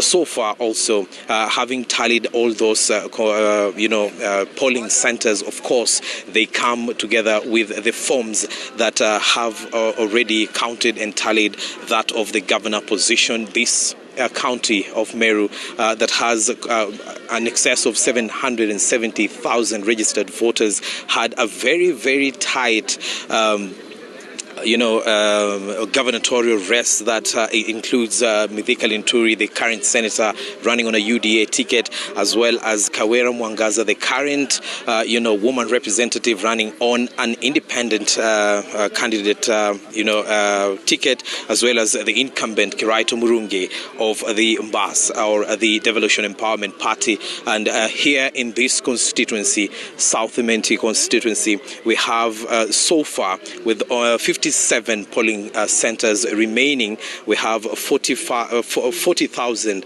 or rather 4,598 votes cast in favor of Linturi, and Kawera Mwangaza, who is the current woman representative, having 9,028, and Kiraitu Murungi, who is the current governor, having 5,496. That is 5,496 for Kiraitu Murungi. The woman representative, race has also attracted some 11, candidates, and then and right now we'll only be reading the top three in as far as the votes that have so far been tallied here in South Imenti. We have Karambu, who has 8,532, as well as Edith Mwirigi, who is running on an independent ticket with 6,639, and Felicity Biriri of Mbas Party 6,691. That is how the constituency, which is already taking shape, looks like so far. But these are results that are just provisional from the IEBC officials. The total tallying will really depend on how fast they finish with these returning officers who are going on and still arriving here at the constituency tallying center, that is the Kaguru Social Hall in Imenti South constituency, and that we will be telling you as it happens. And we are seeing the queue, which was very, very long, extending meters away from where I am right now in the morning, having considerably gone down. So this shows that the exercise is going on very well, and the IEBC staff have not had very, very great challenges in as far as returning the equipment that they were given is concerned. Remember, it takes almost 20 to 30 minutes for one station to be cleared here with the constituency returning officers, and that explains why sometimes it takes very long. So 20 to 30 minutes is just provisional, but sometimes it goes up to 45 minutes to clear with one constituency, depending on whether they had errors in their calculations or not, because this exercise here, once they make the announcements at this level, that it becomes very final and can only be challenged by an error sheet that is supposed to be separately filled, and just in case someone is contesting, now that is what will be filed in court. So that is how it looks, but not final, just one constituency of what I have spoken about. And this is a constituency with around 115,000 registered voters. Remember, there are 9 others here in Meru County that extends with also 45 wards that has a population of around 772,000 registered voters. So we are waiting to see how it shapes up, and we will be heading towards the county tallying center once we are done with this, and we are sufficiently informed that the rest of the constituencies have also finished their tallying. We will be heading to the county so that we know who are the next leaders of this county. Naam, shukran sana Hassan Mugambi akiwa na imenti ile ya kusini ambayo bila shaka inajumuisha Igoji Mashariki, Igoji Magharibi, Abogeta Mashariki, Abogeta Magharibi na pia vile vile Nkwene, ikiwa ni mojawapo ya eneo bunge ambalo kama alivyozungumza Hassan Mugambi lina ushindani wa kipekee. Lakini ukiangalia pia katika kiwambo cha runinga ni kwamba wapo wale waangalizi ambao wamekuja kuhakikisha kwamba wanafuatilia kwa umakini zaidi shughuli nzima hii ya wananchi kuweza kupiga kura. Waangalizi hao wapo wale wa Afrika Mashariki, wapo wale pia vile vile ndani ya nchi, na kuna wengine ambao wanatoka katika rubaa za magharibi mwa Kenya. Kwa hiyo nafikiri ni baadhi ya mambo ambayo watu wanayapenda, kwa sababu wakitoka huo wanatoa ripoti ambayo inatusaidia sisi kujua kama uchaguzi ulikuwa wa huru, haki na sawa, na kama kuna mapendekezo chaguzi nyinginezo tunayafanyia kazi. Yeah. Na kabla tuko about Rashid, kuna county ingine right next to Meru County. Naam. Inajulikana sana ile huwa inasubiriwa times are elections. Naam, nafikiri ndio hiyo Tharaka Nithi. Last minute. Na ukiangalia idadi ya wapigaji kura waliojisajili hapa ni 231,932, na ukiangalia kura ambazo tumeweza kuzihesabu katika kituo chetu cha kuweza kusabia kura tu hapa kando ni kwamba ni 57,164. Bado ni mapema mno. Mapema. 24.6%. Mapema sana. Bado ni mapema. Na mtazamaji, nafikiri ndio hali halisi ya mambo yanavyoendelea katika kaunti ambayo sana inakuwa gumzo kila siku ya uchaguzi. Gumzo. Nafikiri Lilian akona mgeni huko. Naam. Au tunaenda? Naam, napita kwa Lilian, lakini kwanza kabisa Jeff, nafikiri ni wale waangalizi ambao ndio wanafika pale wanaingia katika ukumbi ule wa Bomas ili kuweza kutoa tathmini yao ya jinsi mambo yalivyokuwa. Ni picha za moja kwa moja kutoka Bomas, lakini nafikiri kabla tusubiri wakae na wazungumze nasi tuelekee moja kwa moja katika eneo ambalo nafikiri kama Lilian Muli anaweza kubaliana nasi ni kwamba kila mtu asubuhi ya leo Lilian anasema kwamba ni mshindi.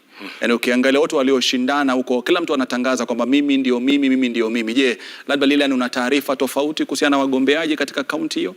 Right, and before we go to Homa Bay County, Rashid, that's right, very interesting that for the better part of the day we've seen some, in some electoral positions, some people declaring, or rather some candidates declaring victory, others conceding defeat. And this has been very interesting because we've actually seen celebrations in different parts of the country, and even on social media posts seen some candidates who are eyeing different electoral positions concede defeat or even congratulate their win.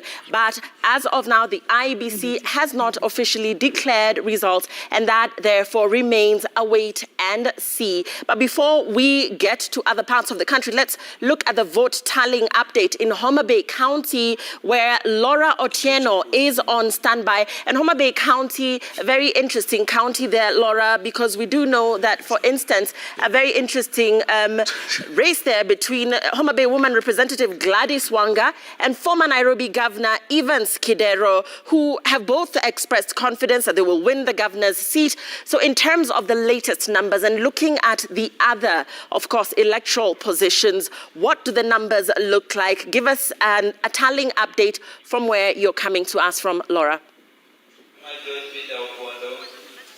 Well, Lillian, the IEBC itself has said that it is too early for it to be pronouncing whether any two of the frontrunners, that is Gladys Wanga, who is the incumbent woman representative, and former Nairobi Governor Dr. Evans Kidero, because it was such a tooth and nail race between the two of them, both of them having traversed the county, banking on their rich understanding of the county to clinch the seat. And indeed, as you have mentioned, all the way from yesterday night, we were seeing various reports on social media, each of the two sides claiming victory. But of course, the IEBC has said that it is too early for them to make any form of pronouncement, because as at now, most of the polling stations across the county are reporting an average of 60% of the polling stations in the different constituencies. So far, only Kasipul constituency has been able to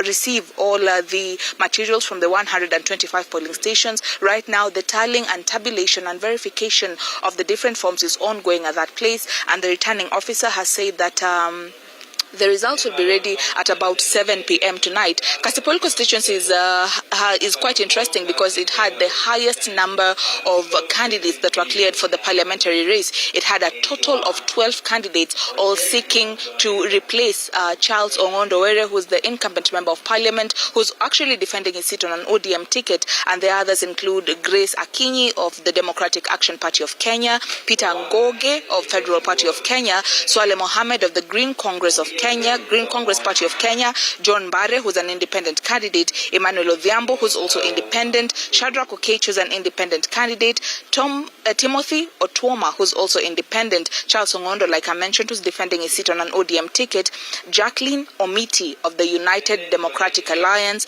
Jesse Okello of United Party of Independent Alliance, and John Nyakongo of Wiper Democratic Movement of Kenya. It is the only constituency so far that is currently doing tallying, and of course we will be waiting to see who will be declared the member of parliament elect for that particular race. Here in Homa Bay County, another interesting parliamentary race to watch is also the Ndewa parliamentary race, which has a total of 4 candidates who are cleared. Ndewa is the largest constituency so far in terms of registered voters, having a total of 96,734 out of the 551,071 total vote of Homa Bay. The battle there is expected to be the incumbent, who's Martin Owino of ODM, and Agostino Neto, who's the immediate former member of parliament. That is also another battleground that we will be focusing on. But then, of course, later on we'll be moving to the county tallying center, where we'll get now the numbers, the verified numbers from IEBC in regards to the governor's race, which has 3 candidates. The 5 candidates as well, we'll be seeing how they're faring on in the senatorial race, and the 7 woman representative candidates, we will be looking at how the numbers will be streaming in from the county tallying center from about 8 p.m. thereabouts, and bring you up to speed with the happenings of Homa Bay County as and when they happen, Lillian. Many thanks for that, Laura Otieno, coming to us from Homa Bay County. And an interesting development there is that we should have provisional results from Kasipul constituency by 7 p.m. That is in about 2 or 3 hours' time. The returning officer there saying that those results should be announced right there in that constituency by 7 p.m. And this is an interesting constituency, as Laura said, because the battle for the member of parliament seat is between 12 candidates in total, and therefore will be a very interesting constituency to watch. And those numbers will be available at 7 p.m. when we'll be crossing over to Homa Bay constituency once again to take a look at what the latest from Kasipul is, even as we look at the electoral positions in the other, or across the other constituencies in the county. Naam, shukran sana Lilian Muli ukiwa na Laura Otieno. Moja kwa moja mtazamaji, kwa hivi sasa tunaelekea katika kituo cha kujumlisha kura almaarufu kama IEBC National Tallying Center huko Bomas. Mtazamaji, tunaungana naye Francis Gashuri. Francis Gashuri, kama unatupata kwa hivi sasa, tujuze ni kipi haswa kinachoendelea kwa hivi sasa? Manake muda mfupi uliopita tulimuona mwenyekiti wa IEBC Bwana Wafula Chebukati akizungumza na wanahabari. Je, mmepata kufahamu yapi kuhusiana na maongezi hayo? Naam, Lulu, tuko site kama tulivyosema tangu awali, na siko peke yangu, tuko na mwenzangu Nimrod. Hapa ndipo tunapokita kambi ili tuulizane mawili matatu kuhusu shughuli nzima ya kuhesabu kura, kujumlisha kura, kwa sababu safari ikianzia kule katika vituo vya kupigia kura inaishia hapa, Nimrod, au sio? Naam, bila shaka, na imekuwa siku ndefu tu, nafikiri wengi tu wakitazamia kwamba matokeo yatatangazwa lini rasmi. Tumeweza kumsikiza mwenyekiti Wafula Chebukati akizungumza nasi mapema hii leo, ilikuwa mwendo kama saa 8 na dakika 20 hivi akitoa hotuba yake ya kwanza, lakini mpaka kufikia sasa nafikiri wananchi bado wana hamu ya kujua nani kaibuka mshindi katika kiti cha urais na vile vile vitu vingine kama vile ugavana, seneti na kadhalika. Bila shaka. Na Nimrod, unakumbuka mwaka 2017 kulikuwa na screen kubwa pale katika ukumbi wa Bomas, wakati ambapo matokeo yale ya awali wanaita provisional results yalikuwa yanatiririka pale, na kukawa na maswali ambayo yaliulizwa wakati mmoja, wakati matokeo hayo ni kama yalikuwa yametulia kwa wakati fulani, na unakumbuka maswala hayo yaliibuka wakati wa ile kesi iliyowasilishwa na muungano wa NASA wakati ule kupinga matokeo ya urais katika mahakama ya upeo, na wakati huu IEBC wakasema hamna hiyo televisheni tena. Yani fomu zinawekwa kwenye ile tovuti, yani ile portal, yani wewe ukitaka jumlisha. Wakasema challenge, kila mtu ashike calculator yake, piga hesabu zako. Na kama vyombo vya habari kama Citizen tunapiga hesabu zetu pale. Na ukasikia hata Chebukati akitupa challenge akituambia mbona mnaenda polepole, si kwa kasi kama mlivyotarajia. Naam, bila shaka, na kwa wengi wasiofahamu kwamba hesabu hii lazima katika zile fomu ambazo ziko katika tovuti ama tuseme ile portal ya IEBC ni kwamba lazima tuzipige chapa ama tuzitoe, tuweze kuziangalia, kuzitathmini na kuweza kujumlisha. Kwa hivyo ni kazi kubwa, ikiwa kufikia pengine saa 2 asubuhi kwa upande wetu tulikuwa tumehesabu pengine kura kutoka makaratasi ama maeneo yaliyopigiwa kura ambayo ni vituo zaidi 11 ama 10. Sasa hivi pengine tumepiga hatua, lakini unaona kwamba bado mwendo ni ule wa polepole. Sasa sijui kama hata watu nyumbani kwa wale ambao hawajazoea kufanya hesabu kama hii, nafikiri unaweza ukafika mahali katikati ukakwama, ukakoma ili ungoje IEBC. Na kwa kusema ukweli IEBC, na nafikiri ndio maana Wafula Chebukati safari hii akataka hii tume iondolewe lawama katika kuwa na haraka ya kutangaza matokeo. Kwa nini matokeo ya sangae saa fulani, yaongezeke saa fulani? Na nafikiri akawa anasisitiza kwamba nafikiri hata kabla uchaguzi mkuu uanze, akawa anasema kwamba tuna hata siku 7 kuweza kuthibitisha matokeo na kuweza kuyatangaza. Na nafikiri ndio hali ambayo tumeweza kuiona, manake amekuwa mgumu wa kufichua nambari za kura zilizopigwa kwa urais. Nimrod, kitendawili cha IEBC kwa vyombo vya habari, kwa wawaniaji urais na wadau wote katika shughuli nzima ya uchaguzi ni kwamba ingieni kwenye ile tovuti, muingie wenyewe, chukueni zile chapa, fanyeni hesabu zenu. Kile ambacho hatuwezi kufanya ni kumtangaza mshindi, lakini unaweza kusema tukijumlisha matokeo yetu yanatupa idadi, takwimu zifuatazo. Na ndio sababu unaziona zinapeperuka moja kwa moja katika runinga ya Citizen, katika runinga ya Ramogi, katika runinga ya Inoro na katika Citizen Digital. Yani tumechukua ile challenge, tunazihesabu. Bila shaka kasi ni ile ya aste kwa sababu lazima wanasema kudownload, uichukue, uiangalie, uipekue, uhakikisha kwamba si fomu haina dosari na imetoka eneo fulani. Idadi ya takwimu zile pale zinawiana, kwa sababu ikiwa idadi ya wapiga kura waliosajiliwa katika kituo kile, idadi ya wapiga kura waliojitokeza kupiga kura, idadi ya kura ambazo kila mgombea amepigiwa, na labda zile ambazo zimeharibika, zile ambazo zimezua utata, lazima hesabu hiyo iwiane. Isije ikawa kwamba kuna maeneo fulani ama karatasi fulani ama chapa fulani inayoonyesha kwamba idadi kwa mfano ya wapiga kura waliosajiliwa ni ndogo kuliko ile ya wale ambao wamepiga kura. Na ni swala la kizushi hilo, manake pia si changamoto tu kwa wananchi, bali changamoto pia kwa wagombea urais. Kwa sababu sasa hivi natumai kwamba wao pia kwa upande wao wanajaribu kufanya vile sisi tunavyofanya. Na nafikiri pengine nikuulize swali la kizushi. Ukiwa wewe ni mmoja kati ya wagombea urais, aidha naibu rais William Ruto, Raila Odinga, vile vile Wajakoya au Mwaura, kwa sasa hivi unahisi vipi? Manake kwa upande fulani unaona matokeo vile yanavyotiririka na una idadi fulani, unakisia kwamba na idadi fulani, maana pia umekwenda kwa ile tovuti ama ulikuwa na maagenti wako, sasa unajumlisha kati ya ile ya IEBC na wale wa kwako. Unahisi wako katika hali gani? Maana kuna wengine pengine sasa hivi anahisi ikiwa naona nina idadi kubwa, mbona nisiambie wafuasi wangu kwamba tumefikia kiwango fulani, kwa hivyo msubiri tu muda ambao IEBC itatangaza. Nimzi, unajua hata unapoingia kwenye kinyang'anyiro kama hiki, unajua uwezo wako, unajua nguvu yako katika kinyang'anyiro chenyewe. Ndio sababu umeona hata si kinyang'anyiro cha urais peke yake, hata mashindano mengine ama vitu vingine ambavyo vilikuwa vinawaniwa, iwe ni ubunge, ugavana, uwakilishi wadi, kuna wale tayari hata kabla matokeo yote kutangazwa washajiondoa, washasema yenyewe mimi nimesalimu amri, nimekubali matokeo, kwa sababu ukiangalia idadi ya kura ambazo umepata, idadi ya kura ambazo wawaniaji wenzako wamepata ama wale mlikuwa mnashindana nao, na labda uangalie idadi ya kura ambazo zimesalia kuhesabiwa ama vituo kutangazwa, hesabu ya moja kwa moja inakuonyesha kwamba iwapo unafua dafu ama haufui dafu. Hivyo basi even wakati huu tunapozungumza hapa, bila shaka waoniaji urais hata wale wote wanne wanajua nimefika wapi, naweza siwezi. Na ndio sababu tangu awali sasa matokeo yalipoanza kumiminika, kinyang'anyiro chenyewe sasa kimesalia ni cha farasi wawili, yani Raila Odinga na ndio nahisi wako katika ile hali ya kujizuia, kwa sababu pia ikiwa mwenyekiti amedokeza kwamba asilimia ama idadi ya waliopiga kura kwa ujumla mpaka kufikia jana, nafikiri hatujahesabu wale wa Eldas wanaopiga leo, ni milioni 14,164 na nafikiri 541 kama asilimia 65.5, asilimia 65.5. Lakini kwa ujumla kuhesabu kura milioni 14 si kazi rahisi.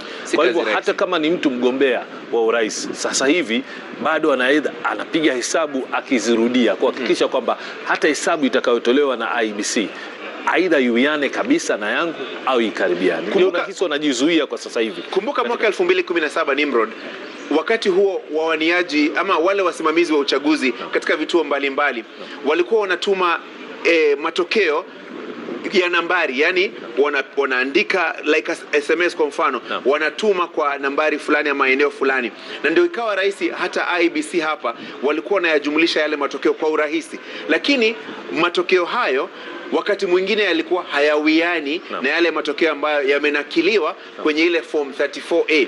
Na ndio sababu kaona IEBC wakaulizwa maswali magumu sana pale mahakamani katika mahakama ya upeo. Unakumbuka Justice Philomena Mwilu, naibu jaji mkuu, akiwauliza mawakili wa IEBC, vile vile majaji kadhaa wakiwauliza maswali, hizi nambari, hizi takwimu mbona haziwiani na hizi zinatoka wapi? Na ukaona kidogo baadhi ya mawakili wakijiuma ulimi pale, kwa sababu maswali yalikuwa magumu na namba zenyewe zingine hazikuwa zina make sense. Na ndio sababu IEBC wanasema tunaweka pale, wewe chukua, piga jumla yako, hesabu, ukipata sawa, ukipata matokeo wewe sema umepata matokeo yapi, lakini subiri hadi dakika ya mwisho hapa katika ukumbi wa Bomas, matokeo yote yatatangazwa na ya mwisho kutangazwa. Swali lingine ambalo limejitokeza katika mkutano waliokuwa na wanahabari ni kwamba mpaka kufikia sasa wale wasimamizi wa kura katika maeneo bunge ama kutoka maeneo tofauti wameweza kufika katika zile wanasema ni tallying center, lakini mpaka eneo bunge fulani, na kwa sasa hivi tutakuwa tunatazamia maeneo bunge 290 pamoja na moja, hiyo ni 291 kwa sababu ya wale waliopiga kura ugaibuni. Swala ni hili, kwa mtazamaji anayetazama anahisi kwamba mpaka kufikia sasa wale maafisa ambao walikuwa katika maeneo bunge wakijumlisha ili wasafirishe zile stakabadhi kuweza kufika hapa, mpaka sasa hivi hatujaweza kuona hata mmoja. Sasa ina maana kwamba imechukua zaidi ya pengine saa 24. Na kuna sababu zao kutofika hapa kwa wakati. Pengine ningependa uwape watazamaji ufafanuzi kama. Kuna sababu zao kutofika hapa kufikia sasa, kwa sababu yule ambaye ni msimamizi wa uchaguzi katika eneo bunge wanamuita kwa kimombo returning officer. Kumbuka hasimamii uchaguzi wa urais peke yake. Kuna uchaguzi wa ubunge, kuna uchaguzi wa ugavana, uwakilishi wa kike, seneta. Na lazima matokeo hayo kutoka maeneo yote ya kupigia kura, polling stations ambazo ziko katika wadi ziko katika maeneo bunge yako katika county na county ziko katika nchi. Hivyo basi lazima matokeo yale yakishatangazwa katika vituo vya kupigia kura, wale presiding officers walete matokeo yao, yani matokeo ya urais, matokeo ya ugavana, matokeo ya ubunge na nyadhifa zingine, ili yule ambaye ni msimamizi katika eneo bunge aweze kusema, kwa mfano katika eneo bunge hili la Lang'ata ambapo tuko kwa sasa, wawaniaji katika kinyang'anyiro cha urais, hawa wagombea 4 kila mtu amepata kura ngapi, na ukiangalia katika lete ubunge aliyeshinda ni huyu na anatangazwa katika eneo bunge, yani returning officer yule wa constituency anatangaza matokeo mawili ya ubunge na ya uwakilishi wadi, yani MCA. Mengine anayawasilisha kwa yule msimamizi wa uchaguzi katika county, na hawezi kufunga kituo cha kupigia kura ama ile tallying center aseme ngojeni kwanza nifike Bomas niwasilishe hizi alafu nirudi niendelee kuhesabu yale ya ubunge, ya ugavana na mambo kama hayo. Ndio sababu lazima wakamilishe yote, wakisha hitimisha yote sasa afunge safari ya kuja Nairobi kuwasilisha yale matokeo. Na ndio sababu kasikia mwenyekiti wa IEBC Wafula Chebukati akisema kufikia sasa hana fomu hata moja ya form 34A ile ambayo inanakili matokeo katika kituo cha kupigia kura, kwa sababu ametulia anawasubiri wale wasimamizi wa uchaguzi katika maeneo bunge waje. Kama kwa mfano eneo bunge lako lina vituo vya kupigia kura 100, yani unakuja na stakabadhi 101, form 34B 1, form 34A 100.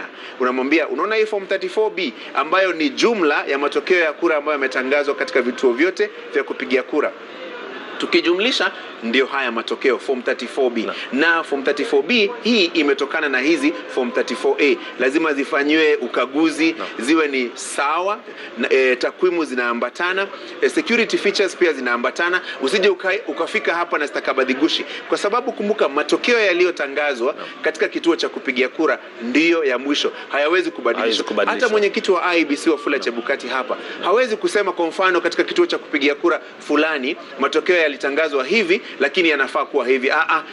Unless ufike katika mahakama na upate agizo la mahakama kubadilisha mambo kama hayo. Naam, bila shaka. Basi tukiwa tunaangalia hivi sasa, nafikiri ni mwendo wa saa 11 na dakika 11. Nafikiri ni hatua tutaisubiria, mazoezi tutasubiria lianze pengine usiku, maana pia safari ni ndefu. Kwa wale ambao nafikiri tulipokuwa tukiangalia kwenye mtandao, nafikiri ilikuwa ni eneo bunge moja tu niliweza kuona kwenye mtandao, siwezi kulikumbuka jina, ambalo lilikuwa limeweza kukamilisha hesabu yote na kuweza kufanya kujumlisha kura zote katika eneo bunge. Lakini sasa kwa wale ambao wangependa, hata kwa wabunge, kuna wale ambao kwa sasa hivi walikuwa wanawania kiti cha ubunge wameshasalimu amri kwamba wameshindwa.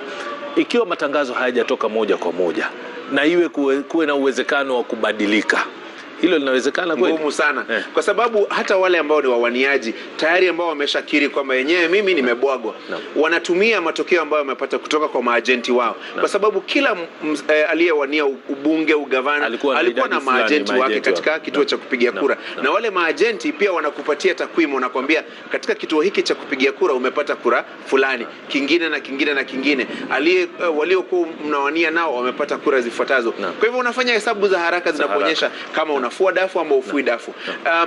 Vile vile kwa sababu umeuliza maswali mawili matatu ya kisheria, Joshua Kiptoo yuko hapa, bila shaka ni mchanganuzi, anaelewa hawa maswala ya sheria. Tumuuliza maswali kama hayo, hasa maswala ambayo yanahusiana na sheria na stakabadhi, kwa sababu stakabadhi muhimu. Kumbuka uchaguzi wa mwaka 2017, matokeo ya urais, mojawapo wa sababu za kuyabatilisha ilikuwa ni kutokana na udhaifu wa baadhi ya stakabadhi. Bila shaka. Na mtazamaji, tutakuwa tunazama kidogo mimi na mwenzangu, halafu tumkaribishe wakili kuweza kuzungumza mengi zaidi, lakini nikuarifu tu kwa kifupi, kabla sisi kuanza mazungumzo haya tulikuwa tumeweza kushuhudia mmoja wa ugombea urais akiweza kufika hapa na kujumuika pamoja na mwenyekiti Wafula Chebukati na vile vile rais wa zamani wa Ethiopia ambaye ndiye kiongozi wa ujumbe wa IGAD ambalo limetoka maeneo nafikiri kama 10 hivi kuweza kuzunguka nchini, lakini ameahidi kutupa hotuba ya baadaye. Nafikiri tutaweza kujua mbivu na mbichi, hisia zake, taswira ilivyokuwa kwa wale ambao ni wapiga kura. Lakini kwa sasa tunazama kidogo kutoka hapa ukumbi wa Bomas, tunarudi kwenu studio. Mtazamaji, usiende mbali, manake wakati wote tutakuwa tunarejea hapa na mengi zaidi. Naam, shukran sana Nimrod Tabu ukiwa na mhariri Francis Gashuri kutoka ukumbi wa Bomas. Kama Francis Gashuri aliweza kuzungumza, mtazamaji, ni kwamba Chebukati kwa hivi sasa anasubiri tu kukabidhiwa form 34A na wasimamizi wa uchaguzi. Ikumbukwe kwamba form 34A zimeweza kuweka katika portal ya IEBC kwa hivi sasa, na kuna maeneo county tofauti ambazo zimeweza kukamilisha kupeana form 34A ambao ni county ya Bomet ambapo wameweza kuwasilisha form 34A 855, na pia vile vile county ya Elgeyo Marakwet wameweza kuwasilisha form zote, yani 100%, form 555. Na mbali na hayo, mtazamaji, ni kwamba county ya Kericho pia imeweza kukamilisha kutuma form 34A kwa njia ya portal ya IEBC. Na mwisho kabisa kuna wale ambao wameweza kumaliza ambao ni county ya Murang'a wameweza kutuma form 34A zao 1189. Kwa hivi sasa tunaenda county nambari 33. Jeff. That's right. Na nilikuwa huko jana Lulu, county number 033 Narok County. Nilikuwa huko na Sky Team na kulikuwa kumetulia kabisa. Lakini leo kidogo kuna mambo. Wacha tuangalie vile Ben Kirui atatuambia. Ben, kama unatusikiza Ben, kuliendaje leo?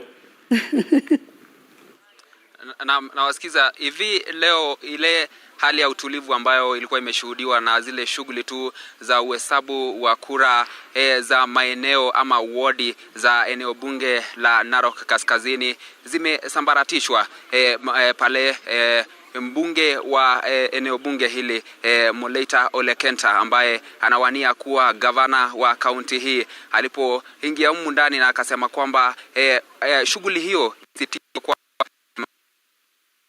hali ya uhesabu ama hali ya kujumuisha kura hizo umeweza kuhitilafiwa. Anasema kwamba kunao baadhi ama anadai kwamba kunao baadhi ya ama wale presiding officers ambao wameweza kuhitilafiana na shughuli hiyo.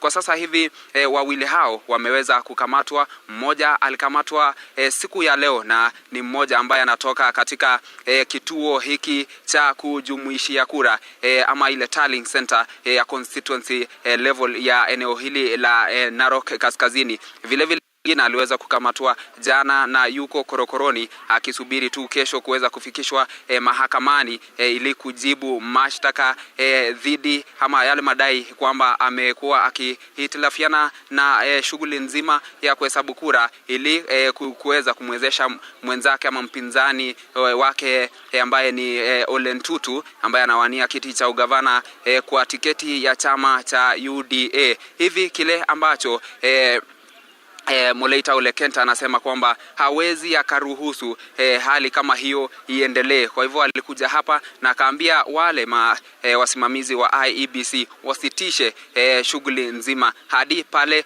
visa hivi vitakavyo suluhishwa, hadi wale ambao walihusika na hatia hiyo ya uchaguzi waweze kuchukuliwa hatua za kisheria. Kwa hivyo kila anachotaka ni kwamba kura za eneo bunge hili na vile vile kura za eneo bunge la Narok East ziweze kurudiwa, kwa sababu yule ambaye alikamatwa jana alikamatwa katika maeneo ya Narok East. Tuliweza pia kuzungumza na kamishna wa kaunti hii Isaac Masinde ambaye alituelezea kwamba wawili hao ama alithibitisha kwamba wawili hao wako korokoroni na hiyo kesho wataweza kufikishwa mahakamani. Lakini hadi pale uchunguzi dhidi ya madai ambayo yanakabili hao maafisa wa IEBC wawili yaweze kusikizwa ama yaweze kuchunguzwa na pia vile vile yapelekwe mahakamani, na ni haya ambayo aliweza kutuambia. All right, our very own Ben Kirui there. Stay safe in Narok County. county number 033. So from Narok County, we're going to go to one of the most important counties, the gateway to East Africa, Mombasa County number 001. Our very own Lillian has a guest and a story. Go on, Lillian. Many thanks for that, Jeff. Right, and let's cross over now to County 001, that is Mombasa County. Remember, Mombasa County is one of the counties where the governor races have been suspended by the IEBC, and Francis Mtalaki is in Kisauni constituency, tallying center at Shanzu Teachers Training College. Remember, constituency level deals with numbers as regards members of the National Assembly and members of the County Assembly, and therefore just taking a look at the numbers there at Kisauni Tallying Center. Let's cross over to Francis Mtalaki as we get the latest update on the numbers there. Mtalaki.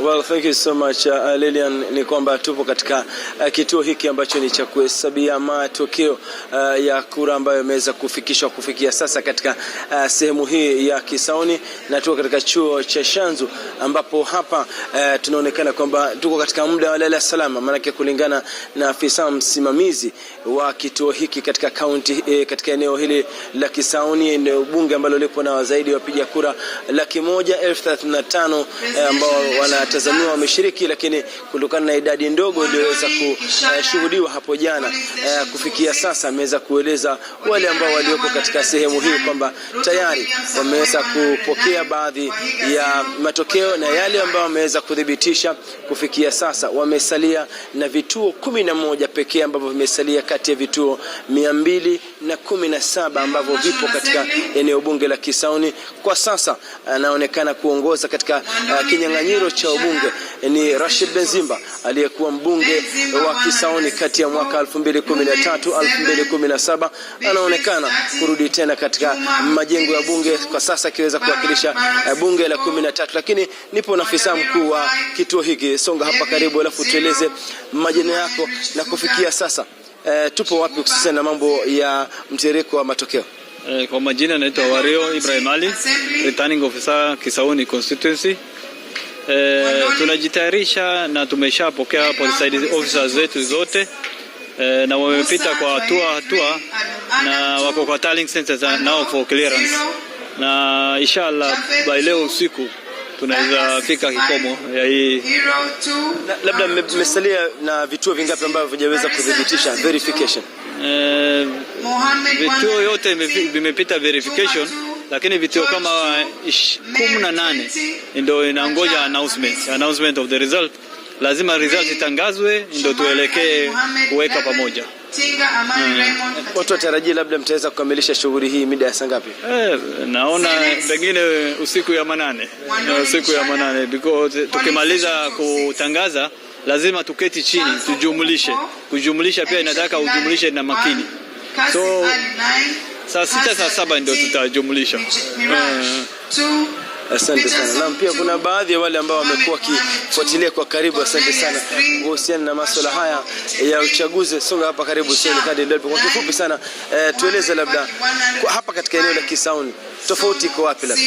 Nafikiri tofauti kubwa iliyoko mwaka huu kulingana na awamu zingine ni kwamba tumeona amani imeweza kudhihirika. Kawaida Kisauni ndio huwa ina rabsha nyingi hapa na pale, lakini wakati huu tumeona polisi wamefanya kazi yao vizuri na wameweza kudumisha amani. Wananchi wenyewe pia wameweza kudumisha amani. Kwa hivyo hiyo ndio tofauti kubwa iliyoko baina ya miaka mingine iliyopita. Kama unavyojua Mtalaki, huku ndiko kule vijana kama wakali kwanza na wengine wanatoka huku, lakini ile amani tumeweza kuiona hapa hivi mwaka huu inaonyesha kwamba wananchi wakiamua kuwa na amani basi lolote linawezekana. Asante sana Hussein Riyad. Na kama alivyoweza kusema baadhi ya wale ambao wamekuwa kifuatilia kwa karibu kuona ni kipi ambacho tume ya IEBC, maafisa wa polisi nikiangalia kando hapa wameendelea kushika doria kuhakikisha kwamba usalama umedumishwa, na jinsi afisa mkuu wa masuala haya tume ya IEBC alivyoweza kusema kwamba usiku huu tunaweza kupata labda kujua mbunge wa Kisauni atakuwa ni nani, kizingatia kwamba mbunge wa sasa Ali Menza Mbogo aliamua kwamba hataweza kutetea kiti chake na kuweza kujiunga na siasa za ugavana, na pia hakuweza kutoboa kuhusiana na azma yake. Kwa hivyo tunataraji kwamba eneo bunge hili Lilian kutaweza kuwa na mbunge mpya, na ishara zinaonekana kwamba Rashid Bezimba huenda akarudi tena katika majengo ya bunge. Na pia nikiweza kupata takwimu zingine katika maeneo mengine bunge ambayo ni eneo bunge la Nyali, tulikuwa pale zaidi ya kama saa 40 dakika 40 zilizopita hivi, inaonekana kwamba Mohamed Ali ambaye pia ni mbunge wa sasa anaongoza katika jadwali yale matokeo ambayo yameweza kufikia kutoka sasa, kifuatwa kwa karibu na Said Abdalla ama Saido wa chama cha ODM. Alafu pia katika eneo la Changamwe ambapo pia kuna kinyang'anyiro cha ubunge katika sehemu ile, mbunge wa sasa Omar Mwinyi pia wa chama cha ODM amechukua usukani katika safari ya kwanza ya kuhakikisha kwamba labda ameweza kutetea kiti chake, akifuatwa kwa karibu na yule mpinzani wake kutoka chama cha Jubilee Ali Daib.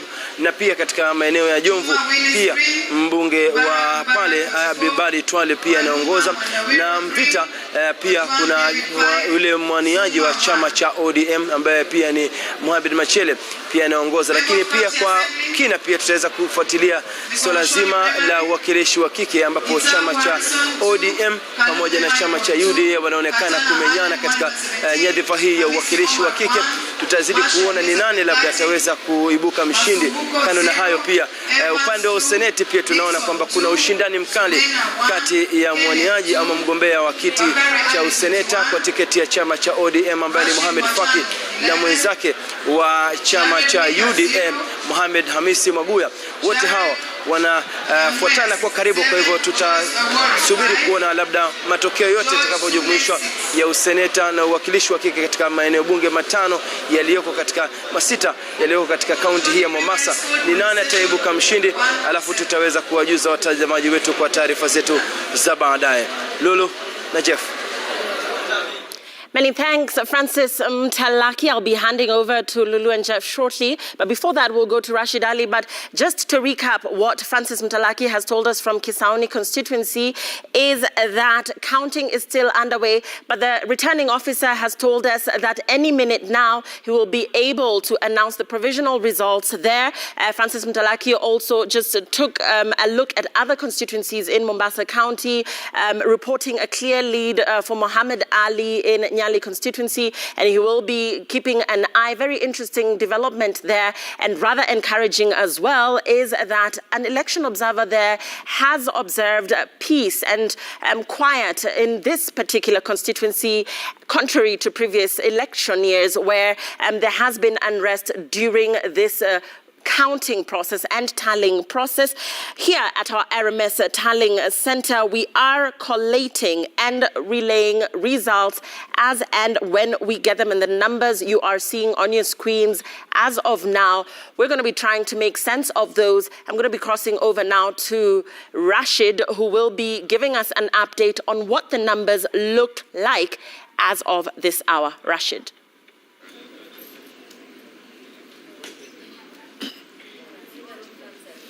Na mtazamaji, kumekuwa na gumzo sana mitandaoni na mitaani kuhusiana na idadi kamili ya kura ambazo zinahesabiwa.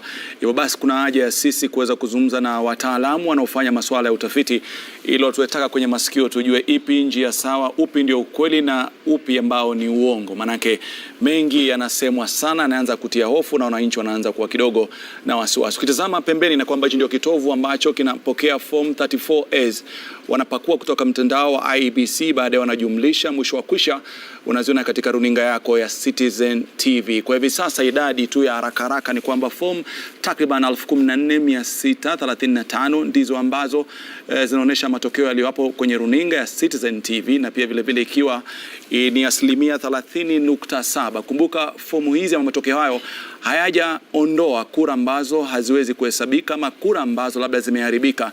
Ni idadi kamili ya kura zote. Swala la kwamba zipi ni halali, zipi si halali, sio jukumu letu, ni jukumu la IEBC. Hivyo basi haya ni matokeo tu yale ya muda, lakini yale kamili yatakuwa yanatolewa na IEBC. Kwa usione tofauti ya kule nyingi, kule ni chache. Kila mtu ana haraka yake kuhusiana na matokeo na kila mtu ana mpango wake. Namkaribisha Sam Mudhoka ambaye ni mtaalamu kutoka Ipsos. Kwa kweli kuna mengi yanazungumzwa mitandaoni kwa hivi sasa. Na hali iliyopo ni kwamba IEBC inaposema kwamba imeweza kuweka takriban fomu 45,000 na katika mtandao wao, ni kama Wakenya wanaamini kwamba wanaweza kufanya hesabu za haraka na wakajua nani ndiye ni nani katika wadhifa tofauti. Je, hiyo inawezekana ama haiwezekani? Ni vizuri sana kwanza kuelimisha Wakenya kwamba kama mtu mmoja binafsi atachukua jukumu la kudownload hizo fomu zote ambazo IEBC wameweka kwa mitandao yao, kwa mtu mmoja itachukua siku 60 kutoa hizo fomu zote. Naomba tukumbuke kwamba IEBC haiwezi kuachilia hizo results kwanza kabla wafanye verification. Kwa hivyo IEBC wamepokea picha za fomu zote, na nafikiri hili ni jambo moja nzuri sana katika huu uchaguzi. Kitu kimoja kizuri sana IEBC walifanya ni kuhakikisha kwamba hiyo fomu ambayo imehesabu kura katika kituo polling station, hizo tu ndio kura za mwisho, na koti ilisema hivyo. Kwa hivyo sasa hizi fomu zinapokuwa uploaded, IEBC wakizipata wanaziweka kwa mitandao yao, na IEBC wamefungulia media houses zote ziweze kupata hizo fomu. Lakini IEBC wao wenyewe bado hawajaanza kuhesabu, kwa sababu wanangojea returning officers wote walete ile original form, wafanye verification, alafu sasa waanze kuhesabu. Na sioni wakianza kuhesabu muda wowote leo, labda kesho kutu. Na unaposema wazi anza leo, kwa sababu ukiangalia kwa kasi ya form 34 hizo ambao wameweza kuzia katika mtandao wao, ni ishara ya kwamba shughuli ya kuhesabu kura itafanyika kwa haraka iwezekanavyo. Na hata kama wana siku 7 kisheria, lakini huenda Wakenya wakajua nani ndio nani kwa siku chache badala ya kusubiri siku 7. Mimi nafikiri hiyo itategemea returning officers wote watarudisha form katika muda mgani. Kama returning officers wanaweza rudisha form zote katika muda mfupi zaidi, itakuwa basi IEBC wana uwezo wa kutupatia results, kwa sababu wanaweza kufanya verification na watupatie results. Lakini wacha niseme hili kwamba kulingana na uwezo wa media houses tofauti, kuna wale ambao wana uwezo wa kudownload forms nyingi kwa sababu wamepewa hiyo access na IEBC. Kuna wale ambao wana uwezo wa kudownload form nyingi, kuna wale ambao wana uwezo wa kudownload form chache tu, na ndio sababu unaona katika kila media house kuna results tofauti ambazo zinatolewa. Lakini naomba Wakenya wakumbuke hivi kwamba hizi results ambazo IEBC, hizi form IEBC wana upload, hawajafanya ile tunaitwa serialization kwamba hii ni hichi kituo, yani kutoka nambari 1 mpaka nambari, unaona, 1046 hivi. Kwa hivyo sasa wale ambao wana upload wana download tu randomly. Kwa hivyo hata majumulisho ambao wanafanya zinafanywa tu ni random. Lakini kunaweza kuna tofauti kubwa, mfano hata kama mtu anapakua tu ndivyo sivyo. Yes, kutakuwa na tofauti kubwa. Zote 1046